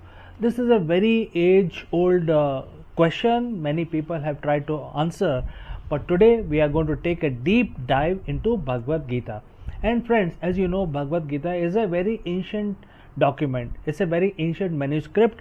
However, ancient or not, it offers a timeless wisdom for the modern CEOs and entrepreneurs. And in fact, this particular question is beautifully answered in one of the verse which every modern CEO and entrepreneur must hear and see. So let us take the deep dive and try to answer this very profound question, which is about your mind. Let's go. In a groundbreaking discovery, astronomers have captured a rare cosmic handshake. 2 blazing quasars in the process of merging. Located billions of light years away, these luminous monsters are powered by supermassive black holes that are spiraling towards each other, destined to become a single, even more powerful and massive entity. What is going on here? Let us explore this further. Imagine looking at a single point of light in the night sky, a light so bright it outshines the entire galaxy of hundreds of billions of stars. Now imagine looking closer and realizing that the single point isn't one object, it's 2. And they are rushing towards each other at millions of miles per hour. Astronomers have just confirmed one of the rarest sights in our universe, a pair of blazing quasars caught in the middle of chaotic, violent merger. This isn't just a pretty light show. It is a snapshot of the early universe, a time when the galaxies were still young and messy. Today we are going to peel back the layers of this discovery. We will talk about what is quasar actually is, how we found these 2 needle in haystack twins, and why this discovery might be a crystal ball looking into the future of our own Milky Way. So friends, if you have reached this far, please inform us from which city you have tuned in and in which language you are watching this video. This will help us determine the reach of our channel. Alright, let's proceed further. Before we can understand the collision, we have to understand the titans involved here. The word quasar, which is in short for quasi-stellar radio source, to the early telescope of the 1960s, they looked like stars, but they behaved like monsters. At the heart of every quasar is a supermassive black hole, but the black hole itself isn't the light you see. Black hole by definition don't let light escape. Instead, the glow came from the accretion disk, and as the black hole's gravity pull in massive amount of gas, dust and even entire stars. That material spins around the center like water goes down the drain. The friction and the gravity heat this material to millions of degrees, causing it to glow with more energy than thousands of galaxies combined. They are the ultimate cosmic lighthouses, visible from very edge of the observable universe. When we see a quasar, we are seeing a black hole that is feeding. Finding a single quasar is hard. Finding two that are merging is nearly impossible. Why? Because they are so far away that they are usually appear as single blurry dot. But recently, a team of astronomers using the Gaia Space Observatory noticed something strange. Gaia is designed to track the positions of stars with incredible precision. While looking at the known quasars, they noticed a jiggle. The light wasn't moving in space, but its intensity was flickering back and forth between 2 points, like a railroad crossing signal seen from a distance. To confirm their suspicions, they called in the big guns, the Hubble Space Telescope and the Gemini North Telescope in Hawaii. Hubble's sharp eyes revealed that this wasn't just a trick of light or gravitational lensing, where a closer galaxy acts as a magnifying glass. No, these were two distinct massive galaxies, each with its own feeding black holes at the center, physically bound by gravity. They are currently separated by only about 10,000 light years, which in cosmic terms is like two people standing on opposite sides of the living room. This specific pair of quasars is special because of when we are seeing them, because the light takes time to travel. Looking deep into space is like looking back in time. We are seeing these quasars as they were just 900 million years after the Big Bang. This puts them squarely in the epoch of reionization. This was the cosmic dawn, the era when the very first stars and galaxies were turning on and clearly moving away from the cold, dark hydrogen fog that filled the early universe. Seeing two quasars merging this early tells us that supermassive black holes didn't just grow slowly over billions of years, they grew through violence. They grew by eating each other. This discovery helps scientists refine their simulations of how the universe evolved from a hot soup of particles into a structured web of galaxies that we see today. You might be wondering, that's 12 billion years ago. Why does it matter to us now? Well, the Great Cosmic Collision is a preview of our own destiny. Right now, our galaxy, the Milky Way, is on a collision course with our neighbor, the Andromeda Galaxy. In about 4 to 5 billion years, our two galaxies will begin the same dance these quasars are doing right now. Our own central black hole Sagittarius A star, which is currently quiet and not feeding, might wake up during the merger. And as gas from the Andromeda gets shoved into our galactical center, our black hole could ignite, turning a Milky Way into a blazing quasar for distant alien astronomers to see.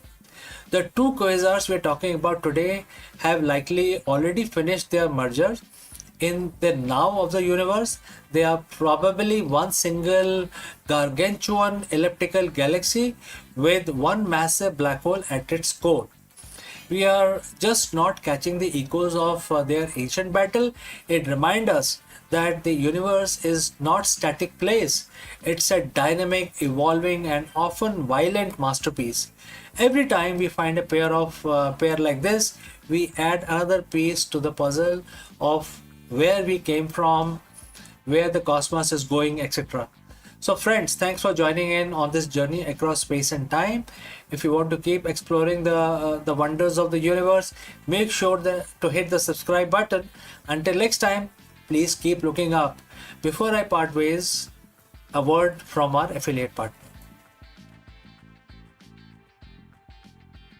Stop settling for a good enough video. If your built-in laptop camera looks like a grainy mess, it is time for an upgrade. Want to instantly level up your video presence? I like to present the Lenovo Performance FHD webcam. This is a game changer for your desktop setup. Technically, this is packed. It has a very sensitive RGB sensor, very crisp photographs it takes. Also comes with 2 microphones on board, which helps you to record very clear voice in stereophonic format. And these microphones are very sensitive. You can actually move away from the camera up to 2 meters and these microphones will pick up your voice without any problem. This is a very strong piece. This is very sturdy. Comes with tripod ready. Comes with a very long leash, so it gives you a lot of flexibility to place the webcam wherever you want to keep in your studio. And also it has a swivel base, which is also very handy. So if you want to basically level up your game and you want to pick up this camera at a discount, please click on the link here or scan the QR code. Now let's get back to our video.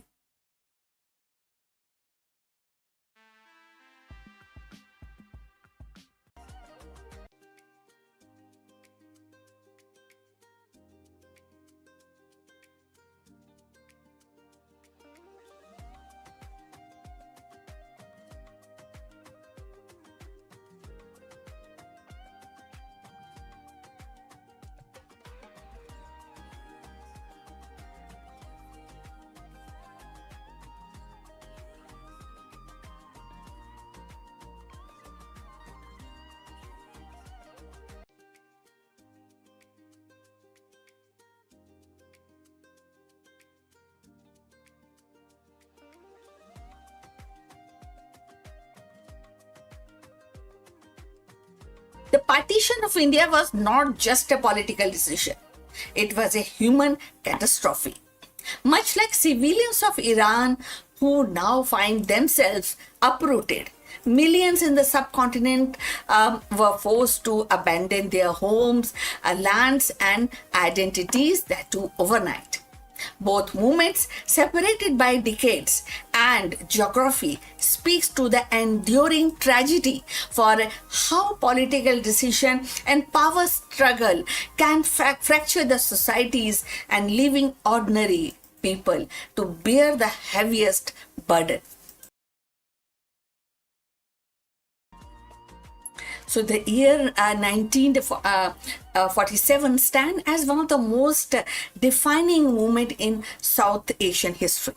It was the year when India gained independence from British colonial rule, but it also the year when the subcontinent was violently divided into 2 nations, India and Pakistan. This partition was not merely a political act of drawing borders. It was a human tragedy of an unimaginable scale.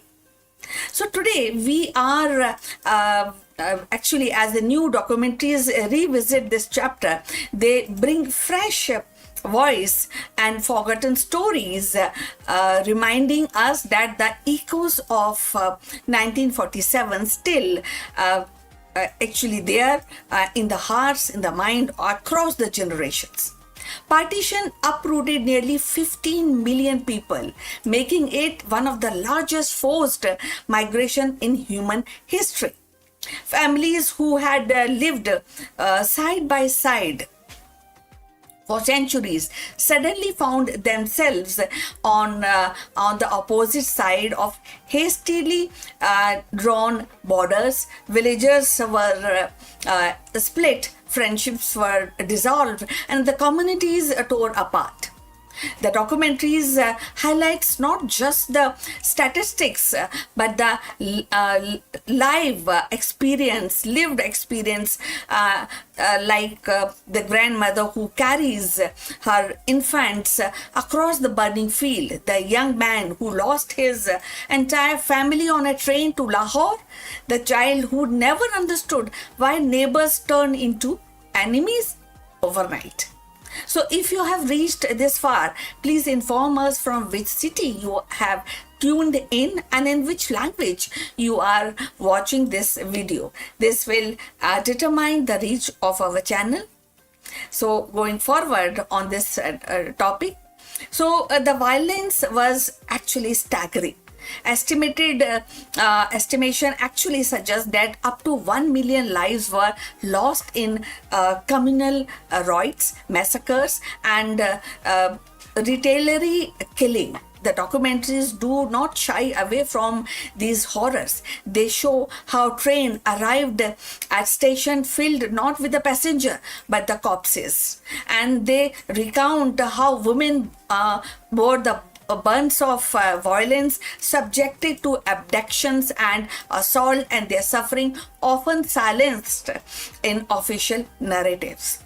By revisiting these stories, filmmakers are not only documenting history but also challenging the silence that has long surrounded these wounds. Yet, in the amid of this devastation, there are also stories of extraordinary humanity, like Hindu and Muslim Sikhs who risk their lives to protect neighbors of another faith, ordinary villagers who formed a human chain to shield women and children. And these acts of compassion remind us that the partition was not only about division, it is also about resilience, courage, and stubborn persistence of hope. The documentaries also explore the political dimensions of partition. They revisit the hurried negotiation between leaders like Jawaharlal Nehru, Muhammad Ali Jinnah, and the Lord Mountbatten. And they questions whether the division was inevitable or whether it was a product of colonial haste and political miscalculations. So they also highlight how these border line drawn in just 5 weeks carved through the homes, rivers, and field with a little regard for human consequences. In doing so, they invite viewers to reflect on the long shadow of colonialism and the kind of fragility of nation building. So as we close this retelling of 1947, it is impossible not to see the parallel with the conflict unfolding in Iran today. Just as the partition tore apart the families and villages and villagers and centuries of coexistence, the war in Iran are displacing communities, fracturing identities, and leaving scars that will echo for the generation. The lesson of partition is not confined to South Asia. It is universal reminder of how political decision drawn hastily or imposed violently can unravel the fabric of the society. The borders carved in 1947 create wounds that still shape India and Pakistan. In Iran, the battle of today are shaping future in the way that will remembered decades from now. So by revisiting partition, we are also not only honoring the memories of those who suffered, but also urging ourselves to recognize the human cost of division, whether it occurs whatever and wherever it occurs. The echoes of 1947 remind us that the history is not a distinct past. It is a living force reflecting in the struggles of people across the world. If we listen closely, the cries of displaced family in Iran today carries the same resonance as those who fled across this border line, which was created by political decision in 1947. But perhaps the most powerful aspect of this retelling is their focus on memories and identity. Partition was not just a historical event. It becomes a defining marker of identity for millions. So for those who crossed the borders, the trauma was carried into their children and the grandchildren. Even today in India and Pakistan, partition shapes the politics, culture, and collective memory. The documentaries capture this intergenerational transmission of trauma, showing how the past refused to remain buried.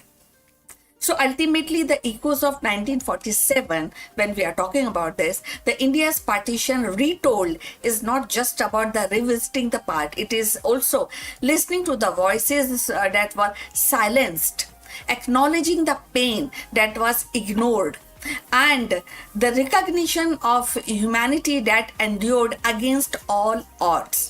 It is a call to remember not to reopen the wound, but to ensure that such tragedies are never repeated. The echoes of 1947 remind us that the history is not distinct, it is living within us, shaping who we are and how we imagine our future. And also, the retelling of partition is more than remembrance. It's also a call to empathy, to vigil and to be vigilant, and to ensure that the tragedies of the yesterday do not become inevitable for tomorrow. So please send us your comments, subscribe to our channel for more insights in Indian spirituality and politics and the history and of course the mythology. So see you in the next one.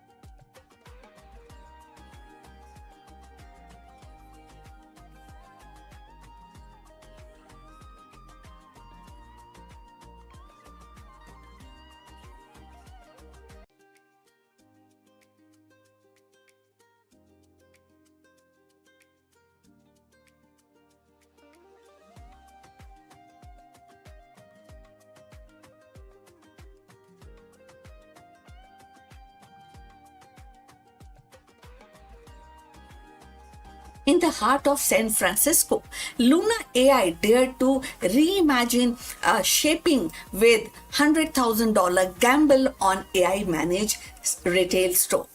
Sleek algorithm promised efficiency, but the grand experiment hit a very human snag, that is staffing, and that exposed the limit of automation. What was meant to be a glimpse of the future quickly became a cautionary tale of tech colliding with reality. In San Francisco, the promise of an AI managed retail future took center stage when Luna AI unveiled its flagship store with $100,000 investment. The concept was bold. A retail space where the artificial intelligence would streamline operations, enhance customer experience, and reduce the reliance on traditional management structure. The launch drew attention from both tech enthusiasts and retail analysts, and they were eager to see how the automation could reshape the brick and mortar commerce. Yet, despite the futuristic vision, the store quickly encountered a very human problem: staffing issues. While AI managed inventory analytics and customer flow prediction, and day-to-day realities of staffing proved harder to automate. Scheduling conflicts, employee turnover, and the need for human oversight exposed the limitation of purely AI-driven model. The irony was striking. A store designed to minimize the human dependency found itself struggling precisely to become of it. So if you have reached this far, please inform us from which city you have tuned in and which language you are watching this video. This will determine the reach of our channel. So just put some comments about your city also. So now we were talking about the store and the Luna AI experiment underscores a broader tension in the modern retail, and technology can optimize the process, but it cannot fully replace the adaptability, empathy, and the problem solving skill of human staff. For investors and entrepreneurs, the lesson is clear. The innovation must balance automation with human capital. So Luna AI's venture may have stumbled, but it has sparked a vital conversation about the future of retail, where the AI and people coexist rather than compete. So Luna AI store shows that even in the world run by algorithm, retail still need human touch. So Luna AI experiment in San Francisco was more than just a store. It was a test of how far automation can carry retail into future. Yet the staffing struggles revealed a truth that technology alone cannot erase the human presence and remains, and it also tells us that humans interventions, human presence remains the backbone of customer experience. The venture may have flattered, but it is but it leaves behind a valuable lesson, that the future of retail will not only to AI versus people, but AI working alongside with people. So we have come to the end. Thanks for watching. Please like and subscribe our channel. But before we go, we have a few words from our affiliate partner. Stop settling for a good enough video. If your built-in laptop camera looks like a grainy mess, it is time for an upgrade. Want to instantly level up your video presence? I like to present the Lenovo Performance FHD webcam. This is a game changer for your desktop setup. Technically, this is packed. It has a very sensitive RGB sensor, very crisp photographs it takes. Also comes with 2 microphones on board, which helps you to record very clear voice in stereophonic format. And these microphones are very sensitive. You can actually move away from the camera up to 2 meters, and these microphones will pick up your voice without any problem. This is a very strong piece. This is very sturdy.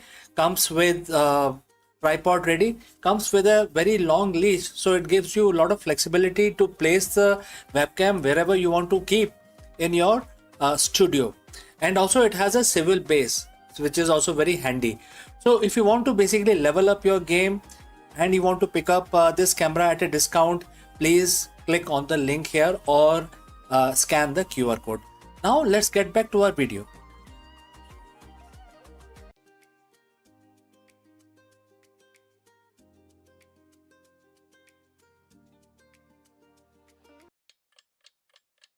Long before telescope pierced the sky, Lagard's verses and the Siddhantic model dared to chart the dance of eclipse and celestial cycle. They transformed the cosmic mysteries into patterns of prediction, turning the heavens into grand clockwork that guided the rituals, harvest, and the human destiny. In their rhythm lies the echoes of our modern quest, from AI driven astronomy to climate cycles, proving that the ancient gaze at the star still illuminates the future. So let's find out more about Lagard, the first timekeeper of the stars. Lagard, often regarded as one of the earliest Indian astronomers, stands at the threshold of humanity's attempt to systemize the heavens. His Vedanga Jyotish was not merely a manual for ritual timing. It was a profound attempt to align human life with celestial rhythm. In those verses, eclipse, solstices, and the lunar cycles were not mystical accidents, but predictable phenomena woven into the cosmic order that could be calculated, anticipated, and honored. The Vedanga Jyotish revealed how early human used to track the lunar month and aligned ritual calendar with the celestial cycle. Lagard's insight show a sophisticated awareness of astronomy for his time. He described the constellations, seasonal markers, and the method for calculating solstices and equinox. So, in this essence, he transformed the sky watching into a structured science, bridging ritual practices with cosmic order. This was the seed of what later bloomed into Siddhantic traditions, a lineage of astronomical trustees that defined the planetary models, mapped eclipse with increasing precision, and sought to reconcile the observation with theory. Thus, a Siddhantic model from Aryabhat to Varahamitra carried Lagard's impulse forward. They treated eclipse as a natural event caused by the interplay of earth, sun, and moon, stripping away the superstition and replacing it with the geometry and cycles. These texts became the most kind of a standing trustees with the cosmos influencing even the Islamic astronomy and medieval Europe. And even the instruments of Jantar Mantar, which is in Delhi, centuries later. So they were not static sculptures, but evolving framework, absorbing new observations and recalibrating the celestial clock. The Vedanga Jyotish, a text that systemized the astronomical knowledge during the late Vedic period, and his work was not abstract theory alone. It was a deeply practical design to help priests determine the correct timing for ritual by observing the movements of sun, moon, and stars. When we talk about 26 and these theories, these all written text and the observation, they resonate even today, which is really very striking. As the James Webb Space Telescope peer into the exoplanetary system and AI model simulate the cosmic dynamics, Lagat's vision of cyclic order feels uncannily modern. So, his insistence that the ritual, agriculture, and the society must be synchronized with celestial cycle even mirror today's quest for sustainability, where the climate model, satellite data, and ecological rhythm demand human alignment with the planetary system.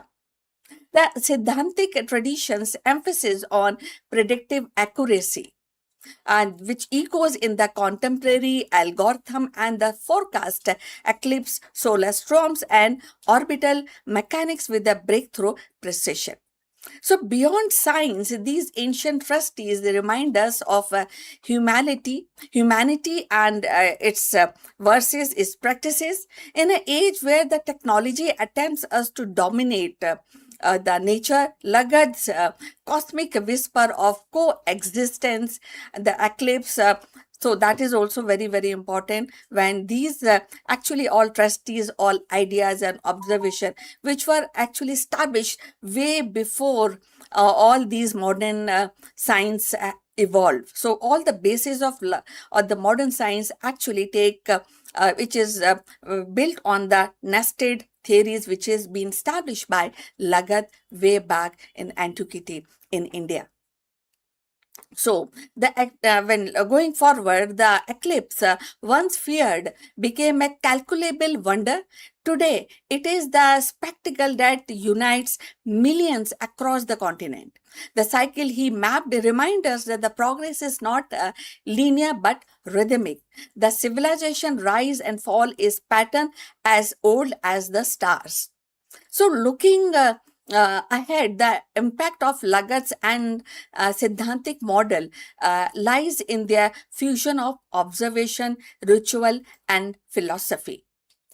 They offer a template for integrating science with culture, prediction with meaning. As humanity prepares for the lunar bases, Martian calendar, and interstellar voyages, the question of how to live in harmony with celestial cycle will resurface again and again, even in the future. So, Lagat's ancient verses may yet inspire a future where the cosmic order guide not only the ritual but the ethics of exploration. So, friends, if you have reached this far, please inform us from which city you have tuned in and which language you are watching this video. This will help us to determine the reach of our channel. So, let's continue with this interesting discussion. So, we were talking about Lagat's profile when we talk about interstellar exploration and the cosmic and the stars. So the theory, the story of eclipse and the cycle is not confined to dusty manuscripts. So it is live in 2026 in telescope, in climate model, in collective awe of sky watchers. So Lagat's legacy is definitely a reminder that science begins with a wonder and that the rhythm of cosmos once charted in palm leaf manuscripts continues to shape the destiny of our species. His legacy lies in laying the foundation for later Indian astronomy. So, Lagat's text reminds us the earliest surviving record of astronomy in India. It also demonstrates how the ancient culture sought harmony between human life and celestial rhythms. A theme that continues to inspire both historians and astronomers today. His contribution is significant because it represents one of the earliest systematic attempt to codify the astronomical knowledge in India. By arranging this knowledge into a structured text, Lagat helped establish the astronomy as a scholarly discipline and linking ritual practice with celestial observation. This synthesis of science and spirituality became a hallmark for ancient Indian thought. For from rituals fire the cosmic cycle, Lagat's vision still burns bright, reminding us that the wisdom of star is as eternal as sky itself. Though the centuries have passed since Lagat first mapped the heaven, his vision endures. By turning ritual into rhythm and starlight into science, he gave India its earliest astronomy, a legacy that still guide our understanding of cosmic order. So, in every calendar, in every calculation of time, echoes the wisdom of the sage who saw the universe not as a chaos but as a harmony. So, now we have come to the end of this discussion, and please like and subscribe our channel, and we look forward your comments on this topic. In case if you want to add more on Lagat's legacy, we will be happy to read and share. So, see you in the next one. Take care. Bye.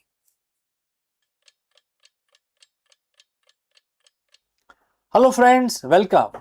In an era of rapid disruption, volatile markets, and constant changes, CEOs often struggle with the external matrices of success.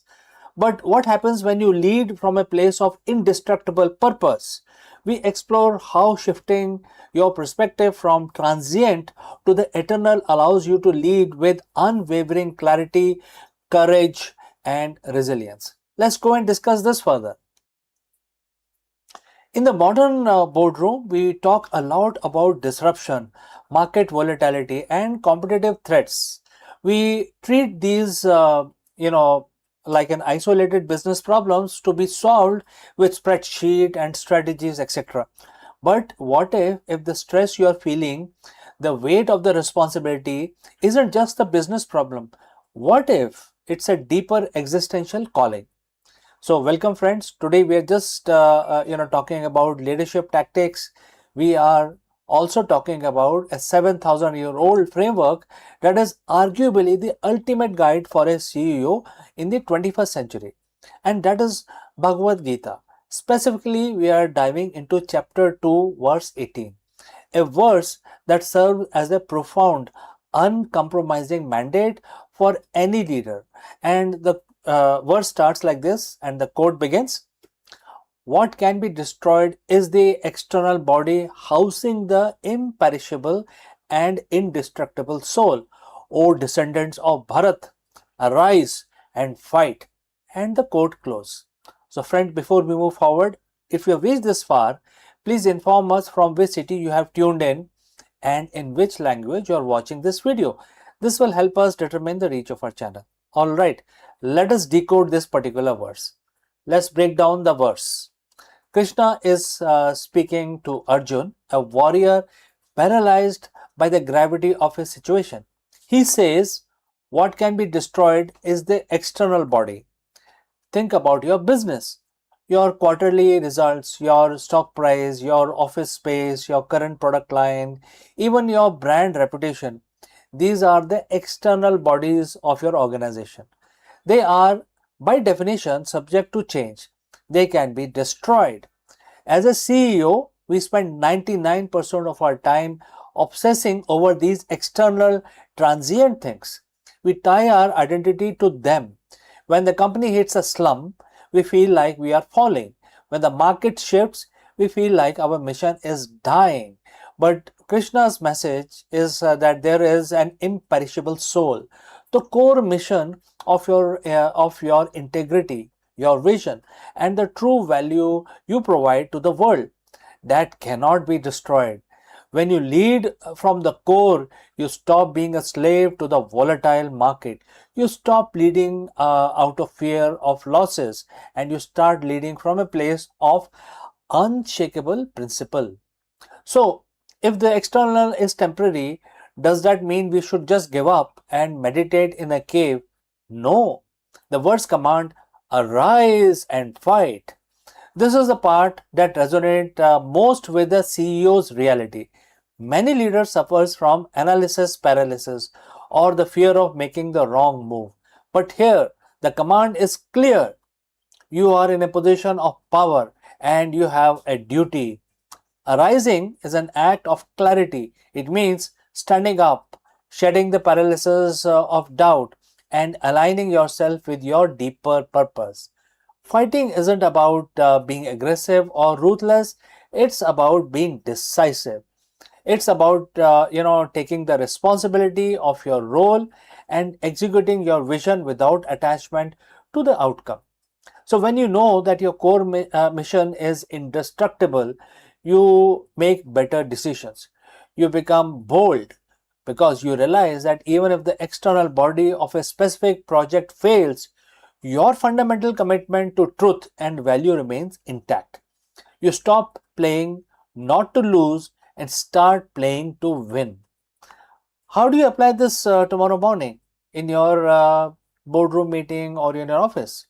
There are a few things I would like to share with you. First, detach from the outcome. When you sit down for that high stake meeting, remind yourself that the deal or the result is an external event.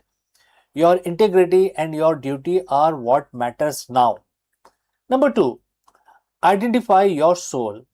What is the core, unchangeable mission of your company? Define it, write it down, and let that be your North Star, your guiding principle. Number three, execute with presence. When it's time to make a hard call, a layoff, a pivot, or a merger, don't do it from a place of anxiety. Do it from a place of duty. That is the warrior spirit. The world doesn't need more CEOs who are just managing, declining, or fearing the next disruption. The world needs leaders who understand that they are part of something larger, something that cannot be extinguished by by a down quarter or changing markets. You are not just a manager of assets. You are steward of a vision. So acknowledge the temporary, embrace your duty, and most importantly, arise and fight. So friends, thanks for watching. If this resonates with you, I will love to hear your thoughts in the comments below. How are you leading from your imperishable core today? Until next time, stay focused and lead with purpose. See you in the next one. The resume is fading and the algorithm are rising. Welcome to the new age of hiring. For our generation, the resume has been the passport to opportunity, a single sheet of paper meant to capture the essence of person's career, ambition, and potential. Recruiters relied on it as their compass, scanning from keywords, actually judging the experience and making the judgment further. And that shaped the lives and the companies alike. But in today's corporate world, the compass is being recalibrated. Artificial intelligence has entered the hiring arena, shifting the focus from polished resume to predictive algorithm. What once depended on the human intuition is now increasingly governed by machine logic. And the ripple effect are transforming not only how company recruit, but also how candidates present themselves. For decades, the hiring process has revolved around the resume, carefully crafted document meant to summarize a candidate's skill, experience, and aspirations. Recruiters would shift through the stacks of resumes, searching for the right fit and often relying on the intuition and human judgment. But today, The familiar ritual is being disrupted. Algorithms are shaping in and reshaping corporate hiring strategies and slowing down the traditional recruitment as we know it. Artificial intelligence is no longer confined to futuristic speculation. It is embedded in the very fabric of talent acquisition. So companies are deploying AI-driven platform that scan thousands of applications in a second, identifying patterns invisible to human eye. And instead of recruiters spending hours and like judging the resumes and finding out the right candidate, machine learning models evaluated it very fast and very the behavioral clue and the skill is being judged by the machine. Competencies are judged by the machines, and the result is hiring process is more faster, more data driven, and at least in theory more objective. Yet this shift is not without tension. Traditional recruitments relied heavily on human interaction. The handshake at the interview, the nuances, reading of a candidate's personality, the gut feeling that someone might be a cultural fit. AI challenges this by reducing the process in qualifying metrics.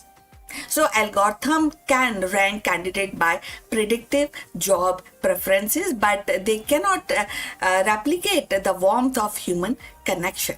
And this raises a profound question. Are we hiring people or are we hiring data points? So if you have reached this far, please inform us from which city you have tuned in and in which language you are watching this video. This will help us to determine the reach of our channel. So now going forward, so when we are talking about resume and the algorithm shift in the job market, the corporates are embracing the AI because it promises efficiency. In industries where the talent demand is high, AI tool can cut hiring timelines dramatically, and they can also help reduce bias, at least when designed carefully and of course by focusing on the skill rather than demographic markers. For example, AI can highlight the candidate from unconventional background who might otherwise be overlooked. So paradoxically, if the algorithm are actually trained on biased historical data, they risk perpetuating the very inequalities they are meant to solve. So the slowing of traditional recruitment is evident in diminishing role of resume themselves.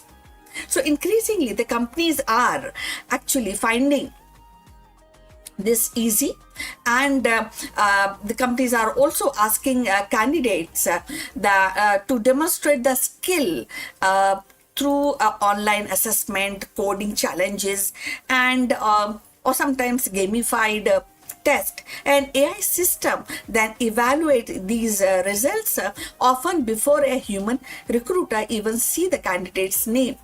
So the resume, once the centerpiece of hiring, is becoming a supportive document at the best. And this transformation also changes the role of recruiters.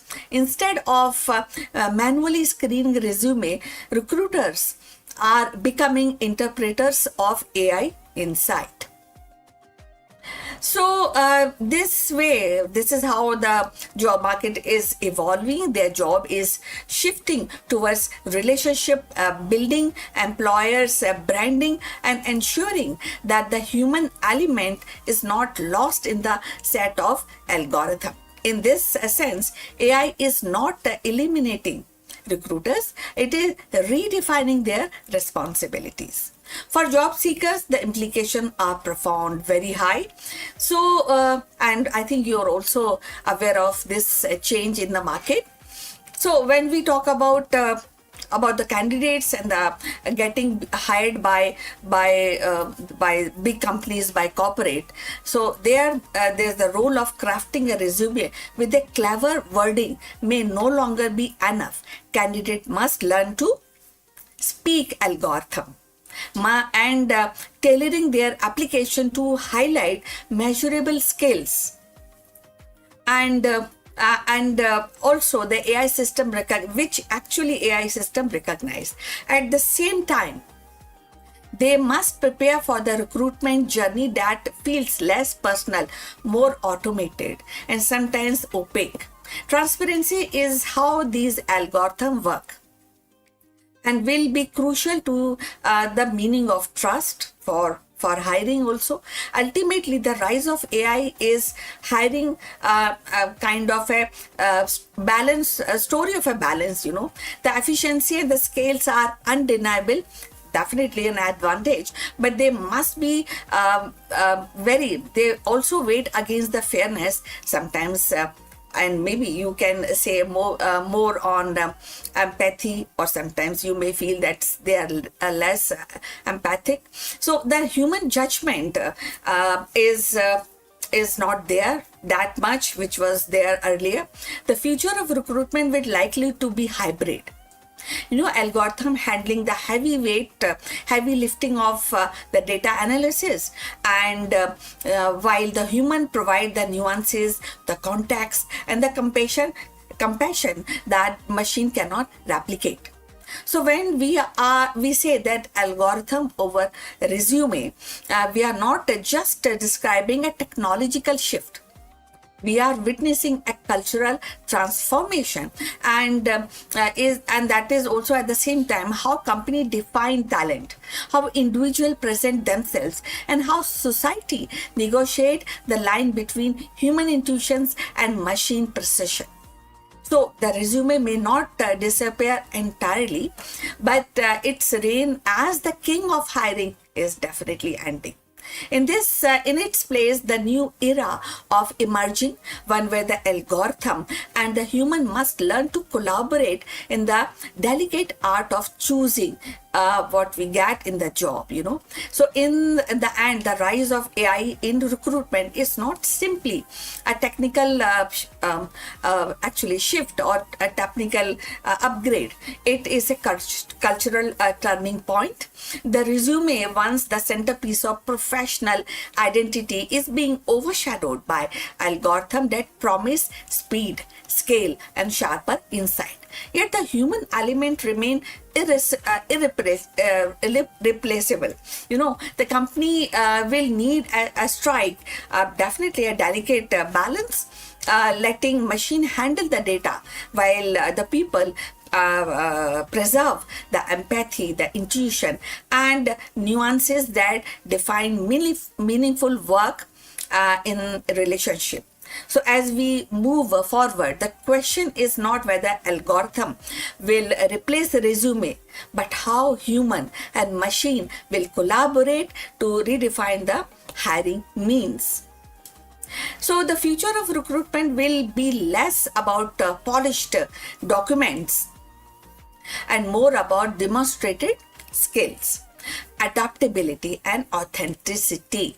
And in that the future success will belong to the organization that embrace the technology without losing sight of humanity.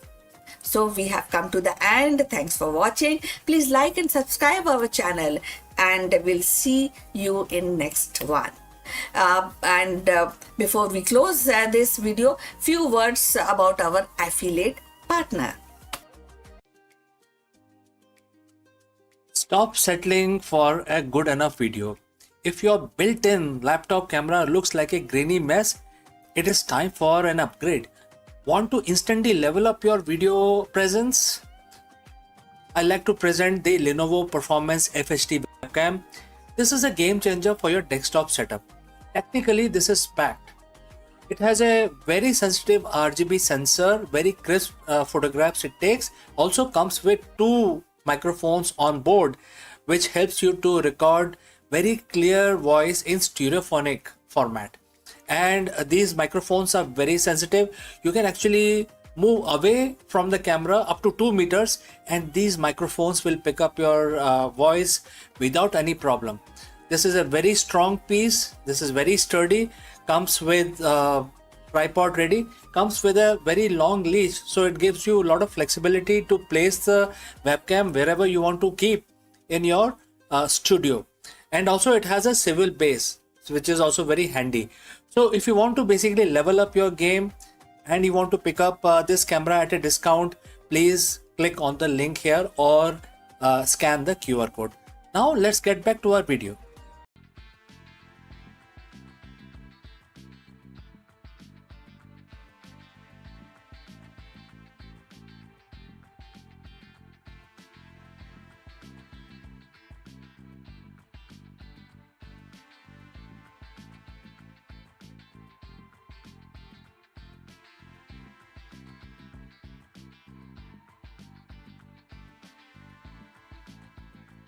Hello friends, let me ask you, is your business trapped in a cycle of short-term wins that are secretly setting you up for a failure?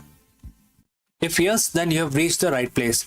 In this video, we break down a powerful 7,000-year-old leadership lesson from Bhagavad Gita that perfectly explains why successful companies suddenly go bankrupt.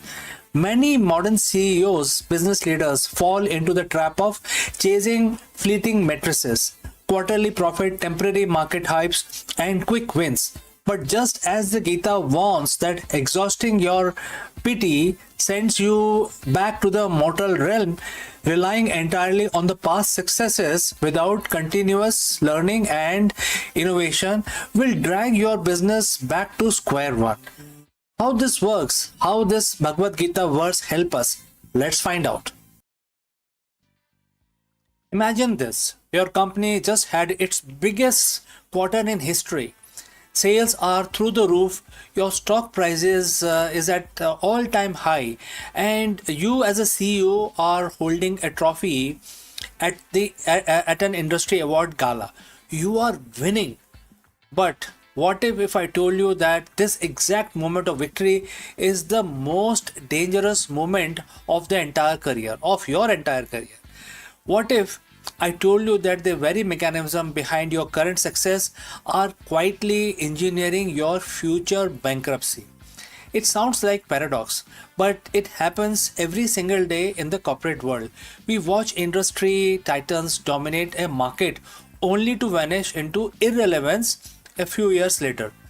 Think of Nokia in 2007, think of Blockbuster, BlackBerry, or even Kodak. They weren't losing their downfall when the downfall began. They were actually winning. To understand why winning is so dangerous, we need to look at the modern economic textbook. We need to look back, 7,000 years ago on a battlefield. In Bhagavad Gita, chapter 9, verse 21, there is a profound psychological and strategic blueprint that explains exactly why successful entities collapses. Today, we are going to decode this timeless verse and look at the ultimate trap waiting for modern CEOs. So friends, if you've reached this far, please inform us from which city you have tuned in and in which language you're watching this video. This will help us determine who's actually watching the entire video and who's not. Alright, let's proceed further. Let's look at the verse itself. The text states, and the quote starts, when they exhaust their piety, they return to planet of mortals. The Vedic rituals can give you only so much of fleeting pleasures, followed by entanglement in the cycle of life and death again and again. And the quote close. Now, if you look at this purely through a religious or spiritual lens, it's talking about karma and afterlife. It describes people who perform good deeds and rituals to enter Swarga, the heavenly realm. They enjoy immense god-like pleasures. But there is a catch. Those pleasures are finite. The moment their pious merits runs out, they are instantly dropped right back to earth, trapped in a grueling cycle of life and death. But let's translate this into modern corporate language now so that it makes sense for us. In business, piety or the merit is your competitive advantage. It's your breakthrough product, your brilliant initial strategy, or a favorable market trend. Vedic rituals are standard corporate processes. Your quarterly meetings, your recurring marketing campaigns, your traditional sales funnels, the structure that worked for you in the past. And the fleeting pleasures, what are those? That's your short term revenue, your high profit margins, and your soaring valuation. Bhagavad Gita is giving us stark warning about expiration date of success. It tells us that no matter how high you fly on the merit of your past actions, that merit is a bank account that eventually hits zero. If you rely solely on your established corporate rituals without generating new value, you will exhaust your merit and crash straight back to the mortal realm, which in business means stagnation, disruption, and ultimate bankruptcy. Let's talk about how a CEO unknowingly exhausts their piety on Wall Street or in their startup ecosystem. When their company achieves product market fit, it experiences a massive rush of growth. Money pours in, the board is happy, the CEO feels invincible. This is the business equivalent of entering the heavenly realm. But this success creates a dangerous psychological trap, which is complacency disguised as efficiency. Instead of continuing to innovate, explore, and learn, the company shifts all its energy into protecting when it's already whatever it has. The CEO starts focusing entirely on executing the same old rituals. They optimize the supply chain by 2%. They squeeze another 1% out of marketing budget, and they repeat the exact formula that brought them here. They mistake operational efficiency for strategic longevity. Look at Nokia. In mid 2000s, they had a mountain of pious merit. They owned over 40% of the global mobile phone market. Their internal rituals, their hardware engineering and manufacturing pipeline were flawless. But while they were enjoying the fleeting pleasures of massive quarterly profits, the underlying landscape shifted. The iPhone arrived. Operating system changed from physical keypads to software ecosystem. Nokia past merit ran out faster than they could adapt. They hadn't invested in learning how to build a world-class software platform.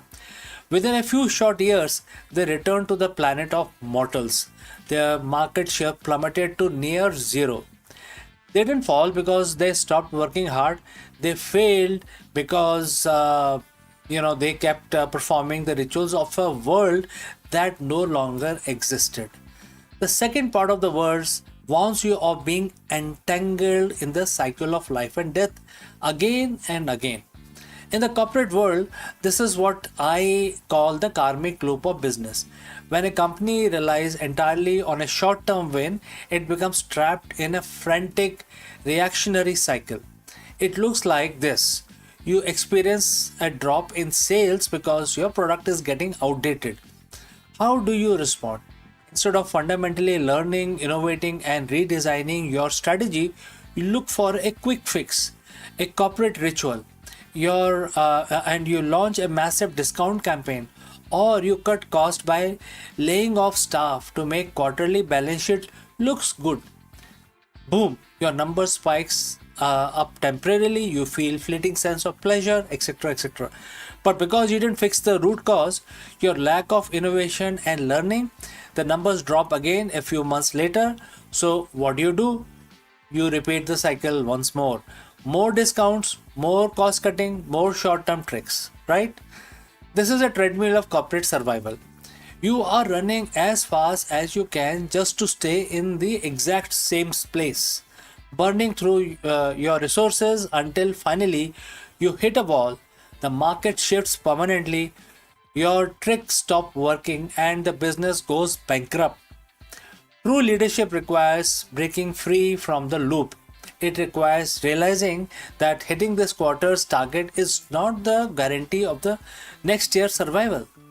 So how does a modern CEO prevent their business from bankrupting itself during a winning streak. How do you stop your corporate piety from running out? The answer lies in shifting your mindset from exploitation to exploration. Unlock your infinite growth, which means understanding that your current success is merely a runaway. It's a buffer of time and capital given to you for one primary purpose: to fund your learning for the future.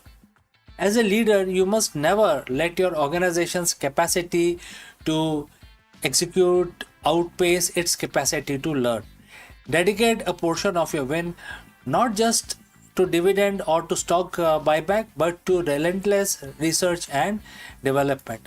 Build a corporate culture where questioning your own success is rewarded. Constantly ask your leadership team, what are the Vedic rituals we are performing out of habit that will become obsolete in 3 years? Bhagavad Gita reminds us that the temporary rewards are an illusion. In the world of business, if you are only playing for the next quarter, you are playing a finite game that has guaranteed end date. Don't let your current victories blind you.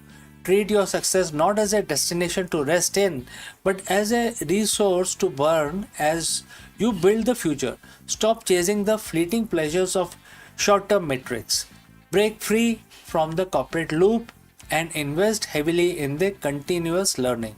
And that is how you take a business from temporary mortal success and make it truly immortal. So friends, if you have any questions, feel free to send it across. Thanks for joining live. Thanks for watching. If this timeless insight changed the way you view your current business strategy, hit the like button, share it with your fellow leaders, and subscribe for more deep dive into ancient wisdom for the modern executive. And let me know in the comments below, what is one corporate ritual your company needs to rethink today. So I will see you in the next video. But before I go, a word about our affiliate partner. Stop settling for a good enough video. If your built-in laptop camera looks like a grainy mess, it is time for an upgrade. Want to instantly level up your video presence? I like to present the Lenovo Performance FHD webcam. This is a game changer for your desktop setup. Technically, this is packed. It has a very sensitive RGB sensor, very crisp photographs it takes. Also comes with 2 microphones on board, which helps you to record very clear voice in stereophonic format. And these microphones are very sensitive. You can actually move away from the camera up to 2 meters and these microphones will pick up your voice without any problem. This is a very strong piece. This is very sturdy. Comes with tripod ready. Comes with a very long leash, so it gives you a lot of flexibility to place the webcam wherever you want to keep in your studio. And also it has a swivel base, which is also very handy. So if you want to basically level up your game and you want to pick up this camera at a discount, please click on the link here or scan the QR code. Now,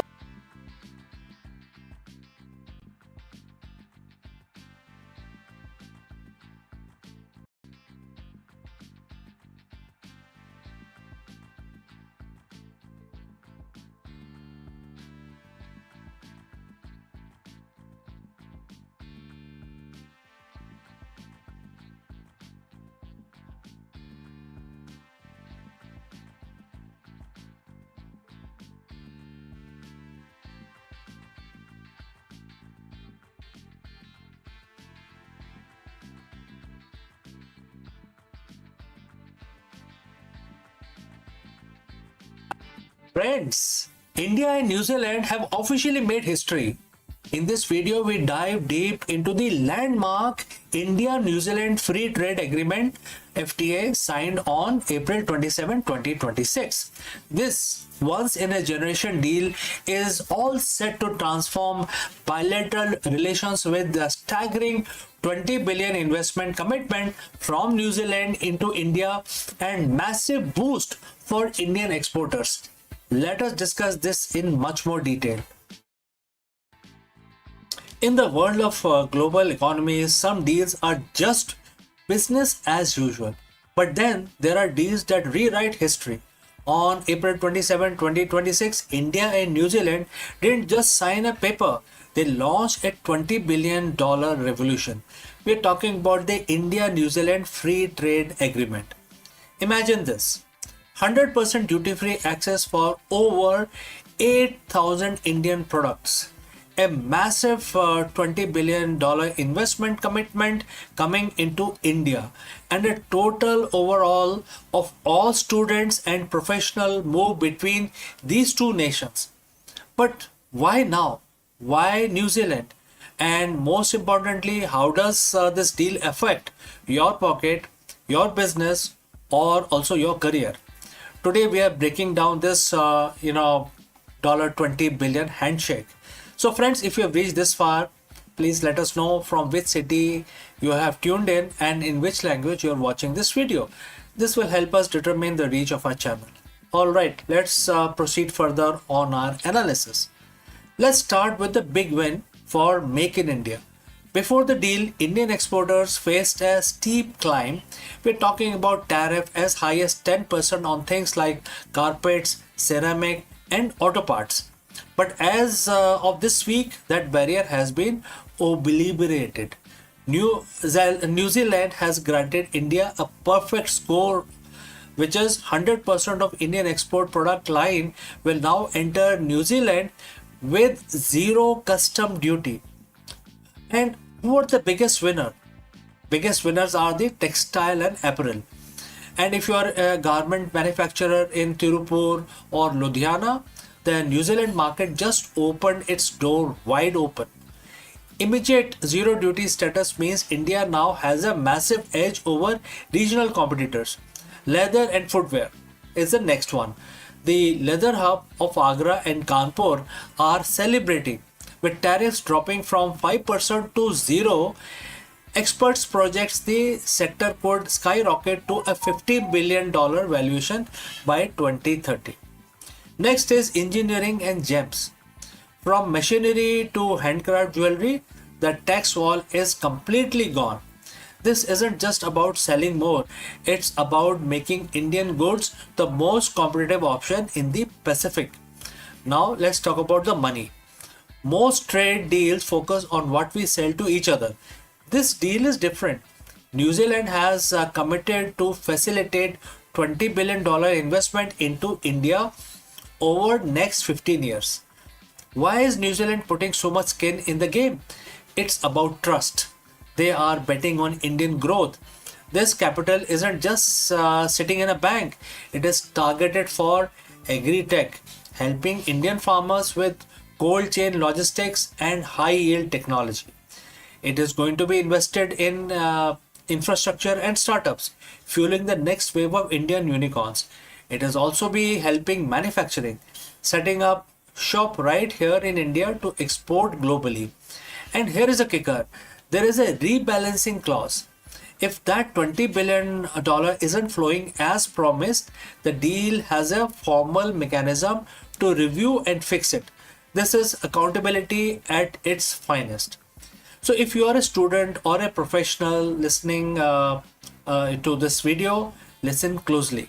This FTA isn't about cargo ships, it's about people. For the first time, New Zealand has created a temporary employment entry pathway specifically for 5,000 Indian professionals. Whether you are in IT, engineering, healthcare, or even a yoga instructor or an Indian chef, you can now work in New Zealand for up to 3 years at a time.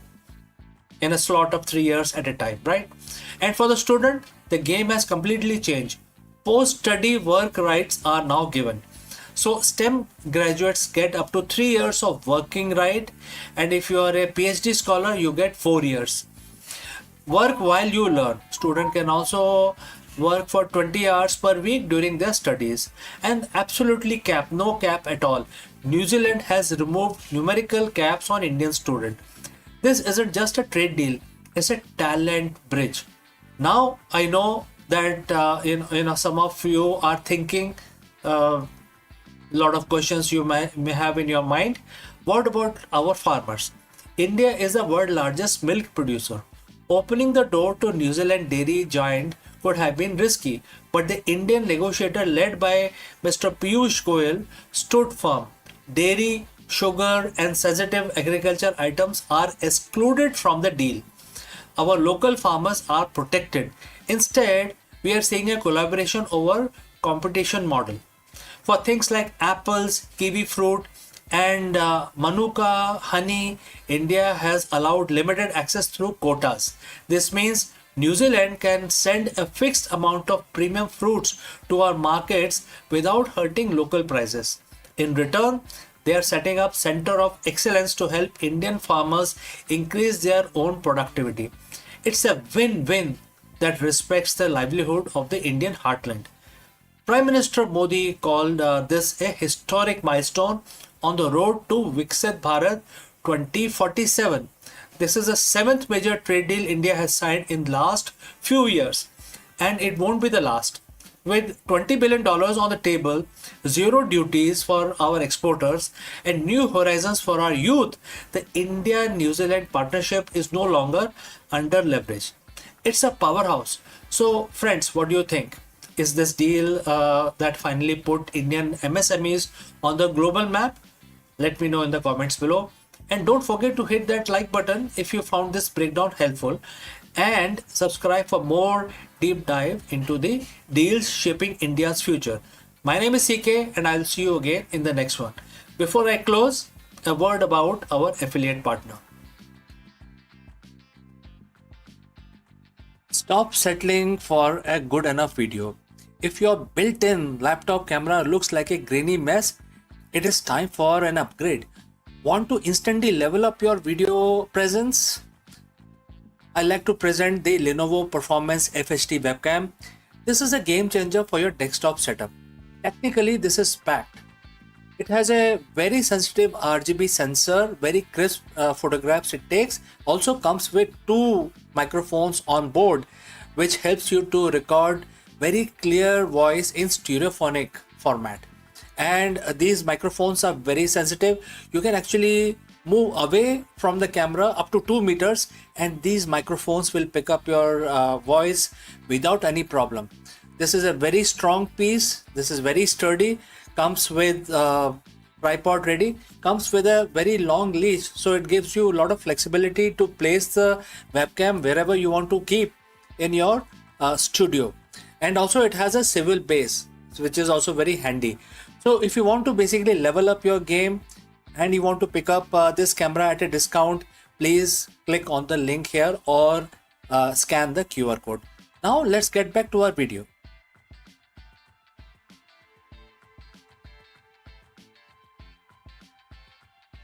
Before the robotic arms ad, AI entered the operation theatre.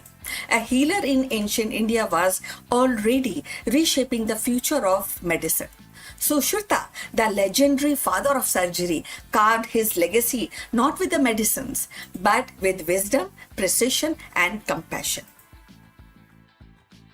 In Sushruta Samhita, he described rhinoplasty, cataract surgery, and anatomy with astonishing details. Centuries ahead of his time, and in today 2026, as medicine balance in innovation with ethics, his voice echoes across the millennia. Let's find out more about him.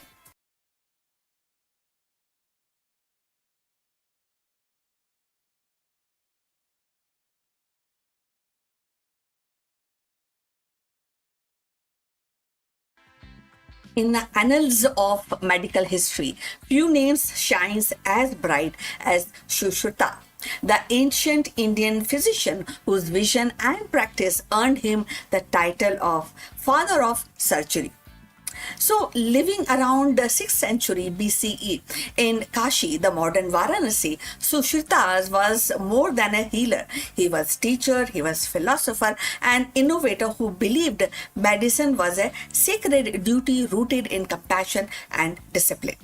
His legacy, preserved in Sushruta Samhita, continues to resonate even in 2026 as the world seeks balance between cutting-edge technology and holistic care. Sushruta Samhita is monumental text spanning 186 chapters covering surgery, anatomy, pharmacy, and pediatrics, taxology, and prevention medicines. Within its page, Sushruta described surgical techniques that astonish modern readers also, like rhinoplasty using skin flaps, cataract surgeries by lens removal, and lithotomy for bladder stones and obesities, a procedure to save mothers, especially in critical conditions. He catalogs over 300 bones, 700 vessels, and a wide array of surgical instruments. So, demonstrating a mastery of anatomy that was centuries ahead of its time. His insistence on hygiene, diets, and lifestyle as pillar of health foreshadows even the modern preventive medicines. So, if you have reached this far, please inform us from which city you have tuned in and in which language you are watching this video. This will help us to determine the reach of our channel. So, going forward on this wonderful topic, Sushruta's contribution was not merely technical. He emphasized on ethics, compassion, and the morality of responsibilities of physicians. So, in an age where the artificial intelligence and robotics are entering in operating rooms, his reminder that the healing is both science and art, and that feels especially both the things, combination and the field, definitely you will also agree is very urgent even in 2026. Technology may enhance precision, but the human touch, empathy, respect, and ethical judgment remains irreplaceable. In 2026, Sushruta's relevance is striking. As reconstructive surgery advances, his pioneer in rhinoplasty techniques are recognized as a procedure to modern plastic surgery. As integrative medicines gains traction, his holistic approach, combining such surgery with Ayurveda, diets, and lifestyle, offers a model for sustainable healthcare. And as a global health system grapples with the pandemics, lifestyle diseases, and ethical dilemmas, his vision of medicines as moral duty provides timeless guidance. So, Sushruta's life reminds us that innovation is not only about inventions but about foresight. He anticipated the need for structured surgical training, insisting that students practice on watermelon or animal carcasses before operating on human. As a principle, echoes even today's medical simulations. He saw the physician not as a technician, but as a custodian of life, entrusted with both skill and conscience. So in 2026, Sushruta's voice echoes across millennia. His cave of knowledge, like that of Batcave of virus ecology, teaches vigilance and balance. He reminds us that the medicine must evolve and serve the humanity, and the healing is a dialogue between tradition and innovation. His contribution is not a relic of past, but a living lesson for the future. So, definitely, and this is something, his legacy is not definitely we should read, we should appreciate, and we should also follow the footstep what he has put across for human development, human health development. So his legacy, as I said, is not definitely a relic. It's a living compass pointing us towards future where the healing is both precise and compassion. So we have come to end of this interesting topic. I will request you to like and subscribe our channel and look forward for your comments on this topic. See you in the next one. But before we end this live video, a few words about our affiliate partner. Stop settling for a good enough video.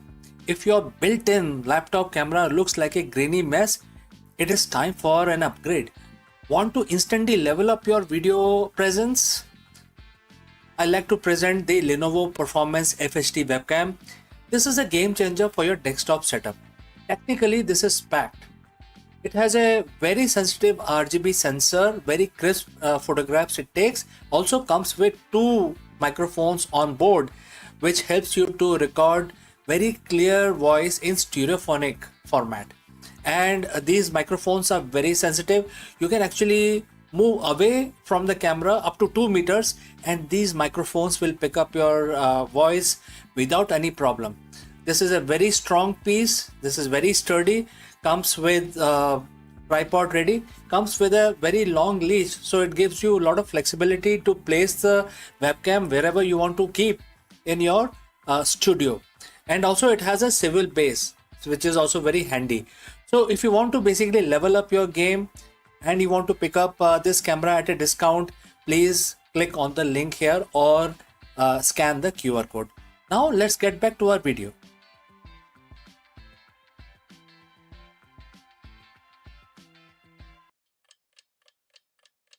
Hello friends, Namaskaram. In this video, we dive into the bizarre world of super puff planet celestial bodies that are so incredibly low density that they defy our current understanding of the physics and planetary formation. Astronomers have recently identified these strange worlds orbiting distant stars, and the science behind them is turning the world of astronomy upside down. Are these planets made of gas, or is it something else going on here? Join us as we explore the mystery of these impossible. Let's go. For millennia, humanity has looked at the stars and assumed we understood the rules of the game. Gravity pulls things together, pressure builds up, and the planet forms into a dense solid sphere. It's a cosmic certainty. But what if I told you we have found planet that doesn't follow these rules? What if we found the worlds that are essentially giants floating balls of fluff? Today we're talking about super puff planets. These are worlds with the density of cotton candy, defying the laws of the physics as we know them today.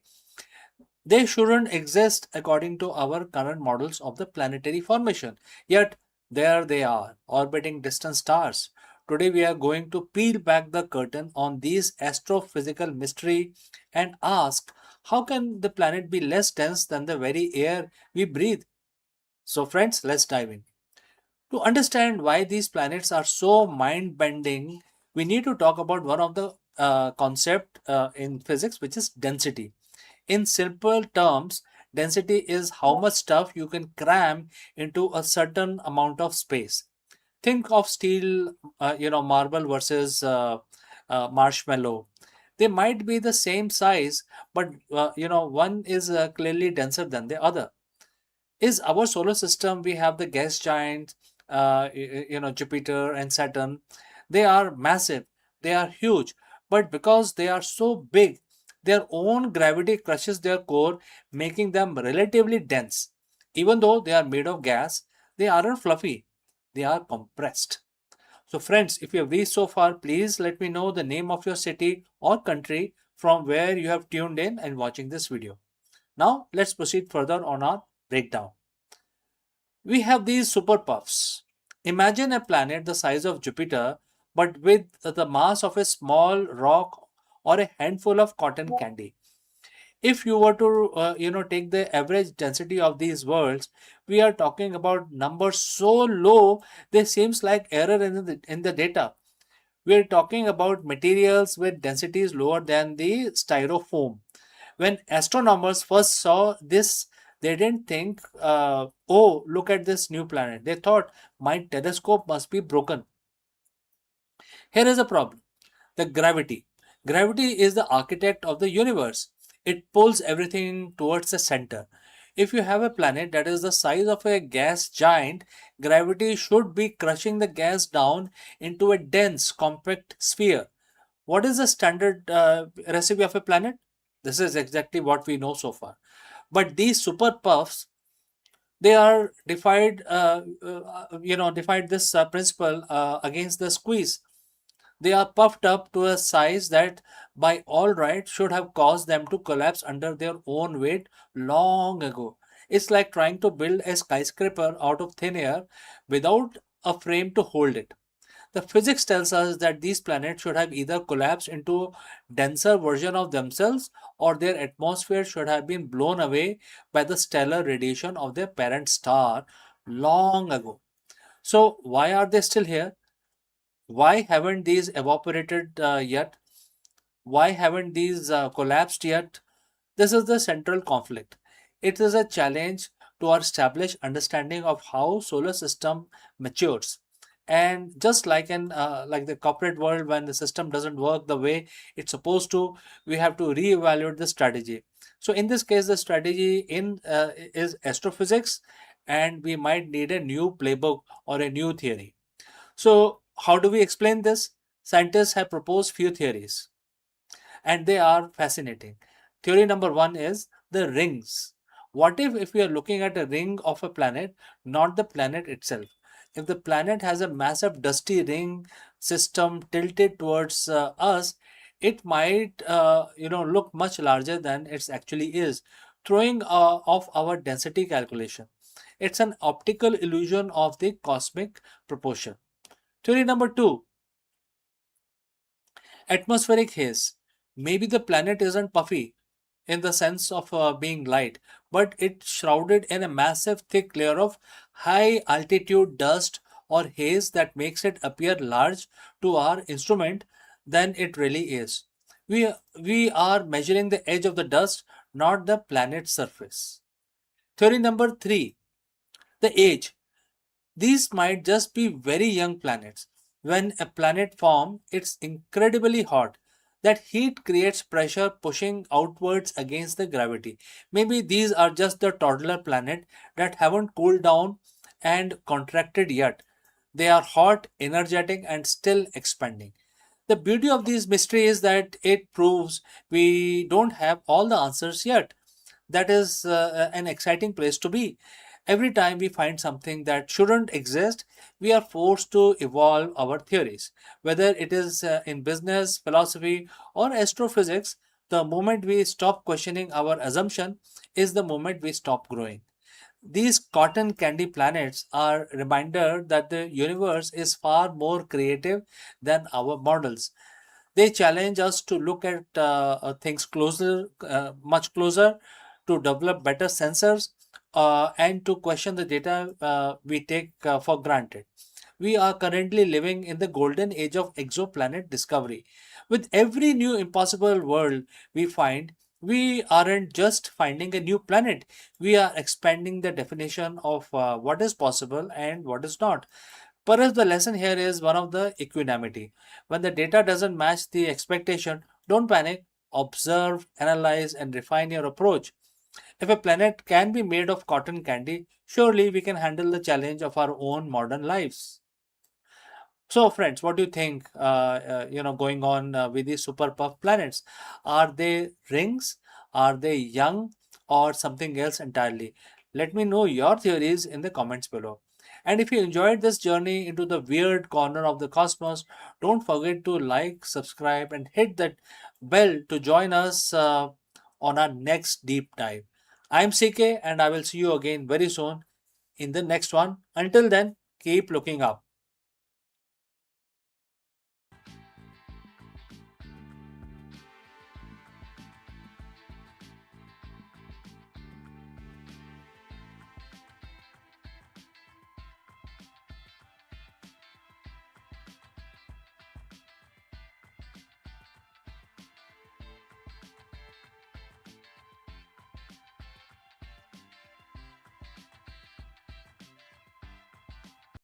Hello, friends, welcome. In this video, we decode one of the most profound verses of the Bhagavad Gita to reveal a blueprint for a modern leadership and business's longevity. While the most CEO fear the end of a market cycle or the disruption of their industry, the Gita teaches that dissolution is simply the precursor to a more powerful manifestation.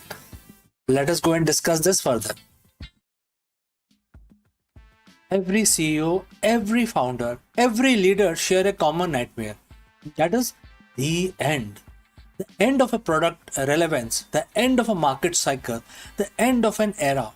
We spend billions on R&D and strategy just to stave away and stave off the inevitable moment when what we have built is no longer enough. We treat disruption like an enemy and therefore it has to be defeated. But what if the end wasn't a failure? What if it was a biological, even cosmic necessity? Today we are bridging the gap between the modern boardroom and the ancient Vedic philosophy. We are looking at chapter 9, verse 7 of the Bhagavad Gita, where Shri Krishna, Bhagwan Krishna, reveals a concept that can transform your lead, you can scale, and most importantly, how you can pivot. Welcome to the Eternal Pivot Leadership Lessons from the Cycle of Kalpa. So friends, if you have reached this far, please inform us from which city you have tuned in and in which language you are watching this video. This will help us determine the reach of our channel. Alright, let's look at the verse. The text says, and in this context, Bhagwan Krishna says to Arjun, quote starts, every material being enter into me at the end of every cycle of Kalpa or a millennium. O Kaunteya, I send them back again at the beginning of the next cycle. Quote close.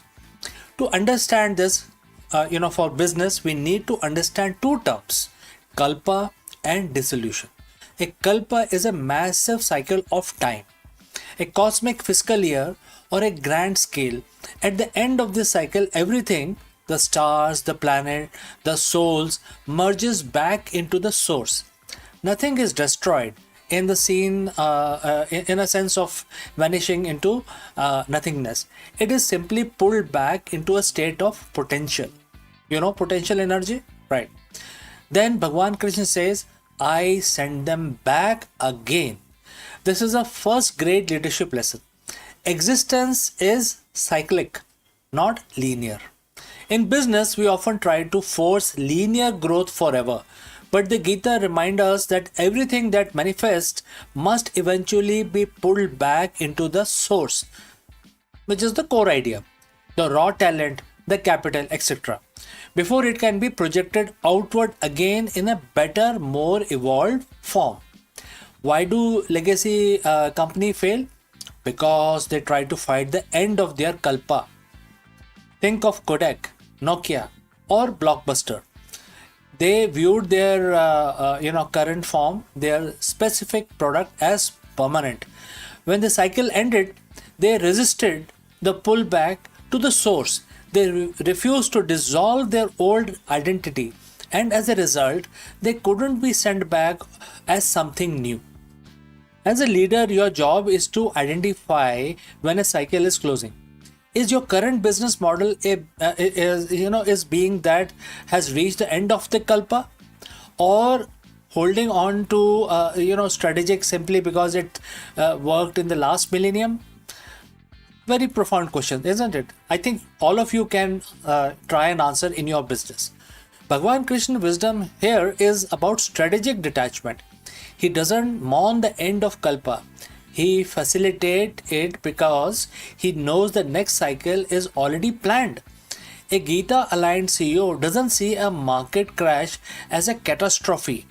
They see it as the universe clearing the whiteboard for a new, more efficient design. So how do you apply this? We call it the eternal pivot. The eternal pivot is the ability to withdraw your energy, resources, and talent from a dying cycle and bring them back to the source, which in your case is your core purpose. When you pivot, you aren't changing who you are changing how you manifest. There are several things that you need to take care. First, identify the end of the cycle signal.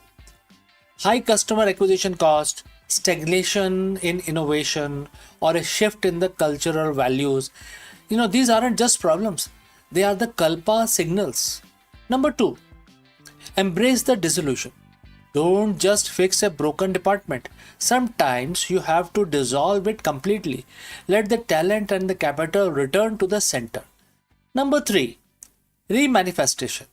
Ask yourself, if you were starting from scratch today with the wisdom of the past, what would I send back into the world? This is exactly what Krishna does. He doesn't just repeat the previous cycle.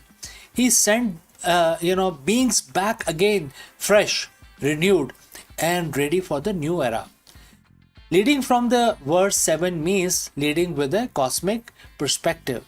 It removes the ego from the pivot. If you believe you are your current product, a pivot feels like a personal death. But if you see yourself as the facilitator of the cycle, like Bhagwan Krishna of your organization, then the pivot becomes your greatest act of creation. You become a leader who's unshakable. When the industry is in chaos, you are calm because you understand the mechanics of the kalpa. You know that for something to be born, something must first return to the source.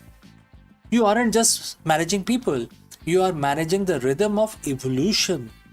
Next time, when you face a major transition, a failed venture, or a shifting market, don't look at it as an ending of the your career, etc. Look at it through the lens of chapter 9 and verse 7. The cycle is closing so that the new one can begin.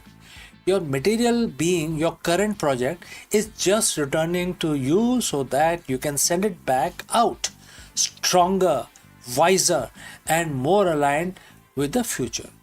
Master this cycle, embrace the dissolution, and always be ready for the next kalpa.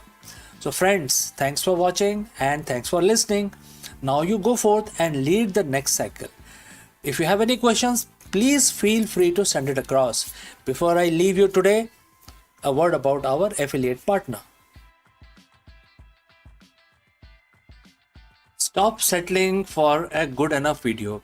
If your built-in laptop camera looks like a grainy mess, it is time for an upgrade. Want to instantly level up your video presence? I like to present the Lenovo Performance FHD webcam. This is a game changer for your desktop setup. Technically, this is packed. It has a very sensitive RGB sensor, very crisp photographs it takes. Also comes with 2 microphones on board, which helps you to record very clear voice in stereophonic format. And these microphones are very sensitive. You can actually move away from the camera up to 2 meters and these microphones will pick up your voice without any problem. This is a very strong piece. This is very sturdy. Comes with tripod ready. Comes with a very long leash, so it gives you a lot of flexibility to place the webcam wherever you want to keep in your studio. And also it has a swivel base, which is also very handy. So if you want to basically level up your game and you want to pick up this camera at a discount, please click on the link here or scan the QR code. Now let's get back to our video.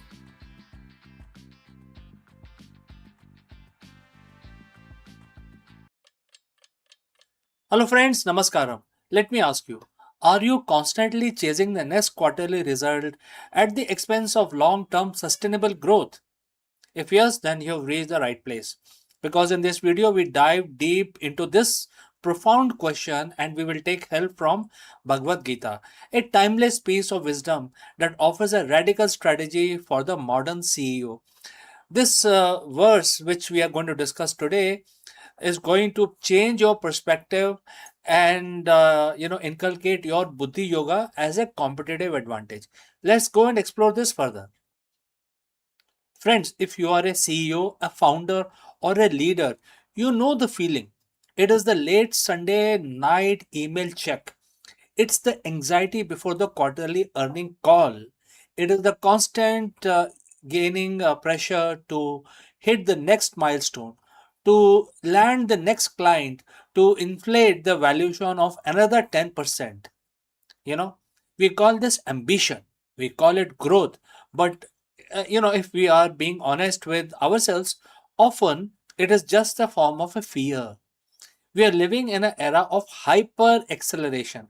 The market demands results and it demands them now. But here is the paradox that most leaders ignore. The more you obsess over the result, the fruit of your action, the more likely you are to compromise the very strategy required to achieve it. Today, we are going to look at the piece of the ancient wisdom from Bhagavad Gita, specifically chapter 2, verse 49, that offers a counterintuitive, radical strategy for modern leadership. It's a guide to longevity, sanity, and ultimately better performance. So, friends, if you have reached so far, please let me know the name of your city or a country from where you are, tuned in and watching this video. All right, let's proceed further. Let's look at the verse, chapter 2, verse 49, and the quote start. Choose to act on the basis of disciplined intelligence rather than desire for enjoyment. Only the miserly cling to the fruit of action, O conqueror of wealth. And the quote close.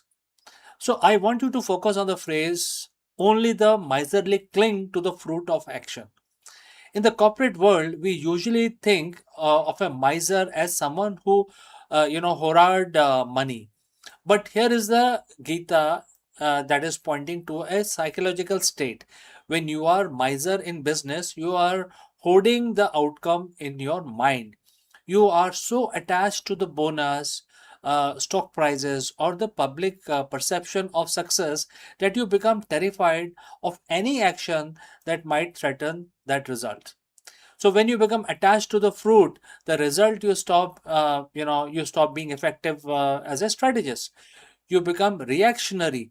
You start making short-term decisions that hurt the long-term health of the organization just to hit a quarterly target. You are no longer leading, you are gambling. So what is the alternative? The verse offers a solution, which is Buddhi Yoga or disciplined intelligence. The disciplined intelligence is the ability to decouple your identity from the outcome. It's not about being indifferent. It's not about saying, I don't care if the company fails. It's exactly the opposite. It is the ability to throw 100% of your energy, your passion, your talent into the work itself, into the product design, the team culture, the client relationship, while remaining mentally detached from whether the specific quarterly number hits the target or not. Well, why? Because you are detached from the fruit. You are free to make the right decisions, not the safe decisions. Imagine you are the CEO, you have two options. Cut R&D funding to boost the quarter's profits, or maintain R&D to ensure product remains market leading for the next 5 years. So if you are a miserly clinging to the fruits of action, you will cut R&D every single time. You choose the short-term sugar rush for better quarterly report. If you possess disciplined intelligence, you look at the strategy objectively. You do what the business requires for the long haul and you stay on the course. This is not just a philosophy, this is the competitive advantage. When you act without attachment to the results, you lower your cholesterol levels, you reduce your anxiety that leads to burnout. You create psychological safety, not for your teams because you aren't lashing out with things don't go according to the perfect linear plan. In a volatile, uncertain, complex, and ambiguous world that we call the VUCA environment, the CEO is unattached to outcome is the most dangerous person in the room. Why? Because they are the only one who can see reality as it is, not as they need it to be satisfy their ego. So when you stop chasing the result, you ironically start producing better ones. Think about the greatest leader in history. They weren't focused on the applause. They were focused on the mission. They were focused on dharma, the duty of the role. When you focus on the quality of your input, the output becomes naturally a byproduct, not a source of the stress. So, friends, how do you apply this? How do you move from miserly CEO to conqueror CEO? First, there are a few things you must do, starting with goal audit. Look at your current KPI. Ask yourself, am I pursuing this because it's fundamentally vital for our mission, or because I'm afraid of how the board or the market will judge me if I miss it? Second, embrace the process orientation. In your next leadership meeting, stop talking about the quarterly target for 5 minutes. Talk about the quality of the current process. Is your team working with integrity? Is your product solving, is solving a real life problem? Is the process is excellent? The result will follow. If the process is broken, no amount of chasing will save you or your company. Now, third, practice radical acceptance. When a result is not what you wanted, practice pausing. Detach from for a moment. Analyze what went wrong in the strategy, not just the frustration of the outcome. This is how you develop the disciplined intelligence that is mentioned in chapter 2, verse 49. The CEO longevity is not about surviving the quarter, it's about building a legacy that survives the decade. The Gita reminds us to be a conqueror, not a miser. Conquer is the urge to trade your long-term vision for short-term gain. Conquer the fear of unknown by anchoring yourself in disciplined intelligence. Stop chasing results. Start perfecting your actions. So, friends, if you found this breakdown helpful, share it with your colleagues who is feeling the weight of the quarterly grind. And remember, true leadership isn't found in the fruit you harvest. It's found in the seed you plant with intelligence and integrity. Thanks for watching. And if you have any questions, please do not hesitate to send it across. And I will catch you again in the next one. Friends, the universe isn't just expanding, it is going somewhere. From the mysterious great attractor to the inevitable big freeze, where everything actually heading? That's a very big question that we want to address today. In this video, we trace the ultimate trajectory of every star, galaxy, and atom in existence. Have you ever wondered about the final destination of the cosmos while we go about our daily lives? Our Milky Way galaxy is screaming through space at 2.2 million kilometers per hour. But where it is going, what is pulling it? Let us discuss this further. भारतीय इतिहास की धारा में कई योद्धा आए और गए, पर कुछ नाम ऐसे हैं जो सदियों तक गूंजते रहते हैं। फरीद खान, एक साधारण अफगान सरदार का बेटा, जिसने अपनी योग्यता और साहस से दिल्ली की गद्दी हासिल की और शेर शाह सूरी कहलाया। उनकी कहानी केवल सत्ता की नहीं है, बल्कि दूरदर्शिता की, प्रशासनिक सुधार की और अदम्य संकल्प की है। चलिए और जानते हैं इनके बारे में। और भारतीय इतिहास में कई ऐसे शासक हुए जिन्होंने अपनी योग्यता और दूरदर्शिता से समय समय पर इतिहास की और समय की धारा बदली। उनमें से एक नाम है फरीद खान, जो आगे चलकर शेर शाह सूरी के नाम से प्रसिद्ध हुए। उनकी कहानी केवल सत्ता प्राप्ति की नहीं है, बल्कि प्रशासनिक कौशल और न्यायप्रियता की है। फरीद खान का जन्म अफगान सरदार हसन खान सूर के घर बिहार के सासाराम में हुआ। बचपन से ही उनमें नेतृत्व की क्षमता और शिक्षा की प्रति लगाव था। उन्होंने जौनपुर में शिक्षा प्राप्त की और वहीं से प्रशासनिक ज्ञान अर्जित किया। युवा अवस्था में ही अपने पिता की जागीरों का प्रबंधन संभाला। उनकी दक्षता और न्यायप्रियता ने उन्हें जनता में लोकप्रिय बना दिया। कहा जाता है कि एक बार उन्होंने अकेले ही शेर का सामना कर उसे मार गिराया और तभी से लोग उन्हें शेर खान के नाम से बुलाने लगे। समय के साथ उन्होंने अपनी शक्ति बढ़ाई, बंगाल पर अधिकार किया। 1539 में चौसा की लड़ाई और 1540 में कन्नौज की लड़ाई में उन्होंने मुगल सम्राट हुमायूं को परास्त कर दिल्ली की गद्दी हासिल की। यहीं से उनकी पहचान बनी शेर शाह सूरी, सूर साम्राज्य का संस्थापक। उनका शासन काल केवल 5 वर्षों तक था, यानी कि 1540 से लेकर 1545 तक। और लेकिन इन 5 वर्षों में उन्होंने ऐसे सुधार किए जिनकी गूंज आज भी सुनाई देती है। और आगे बढ़ने से पहले आपसे पूछना चाहेंगे कि अगर आप यहाँ तक पहुंचे हैं तो कृपा करके बताइए कि आप किस शहर से जुड़े हैं हमसे, किस भाषा में आप इस वीडियो को देख रहे हैं। इससे हमारे चैनल की पहुंच को समझने में हमें मदद मिलेगी।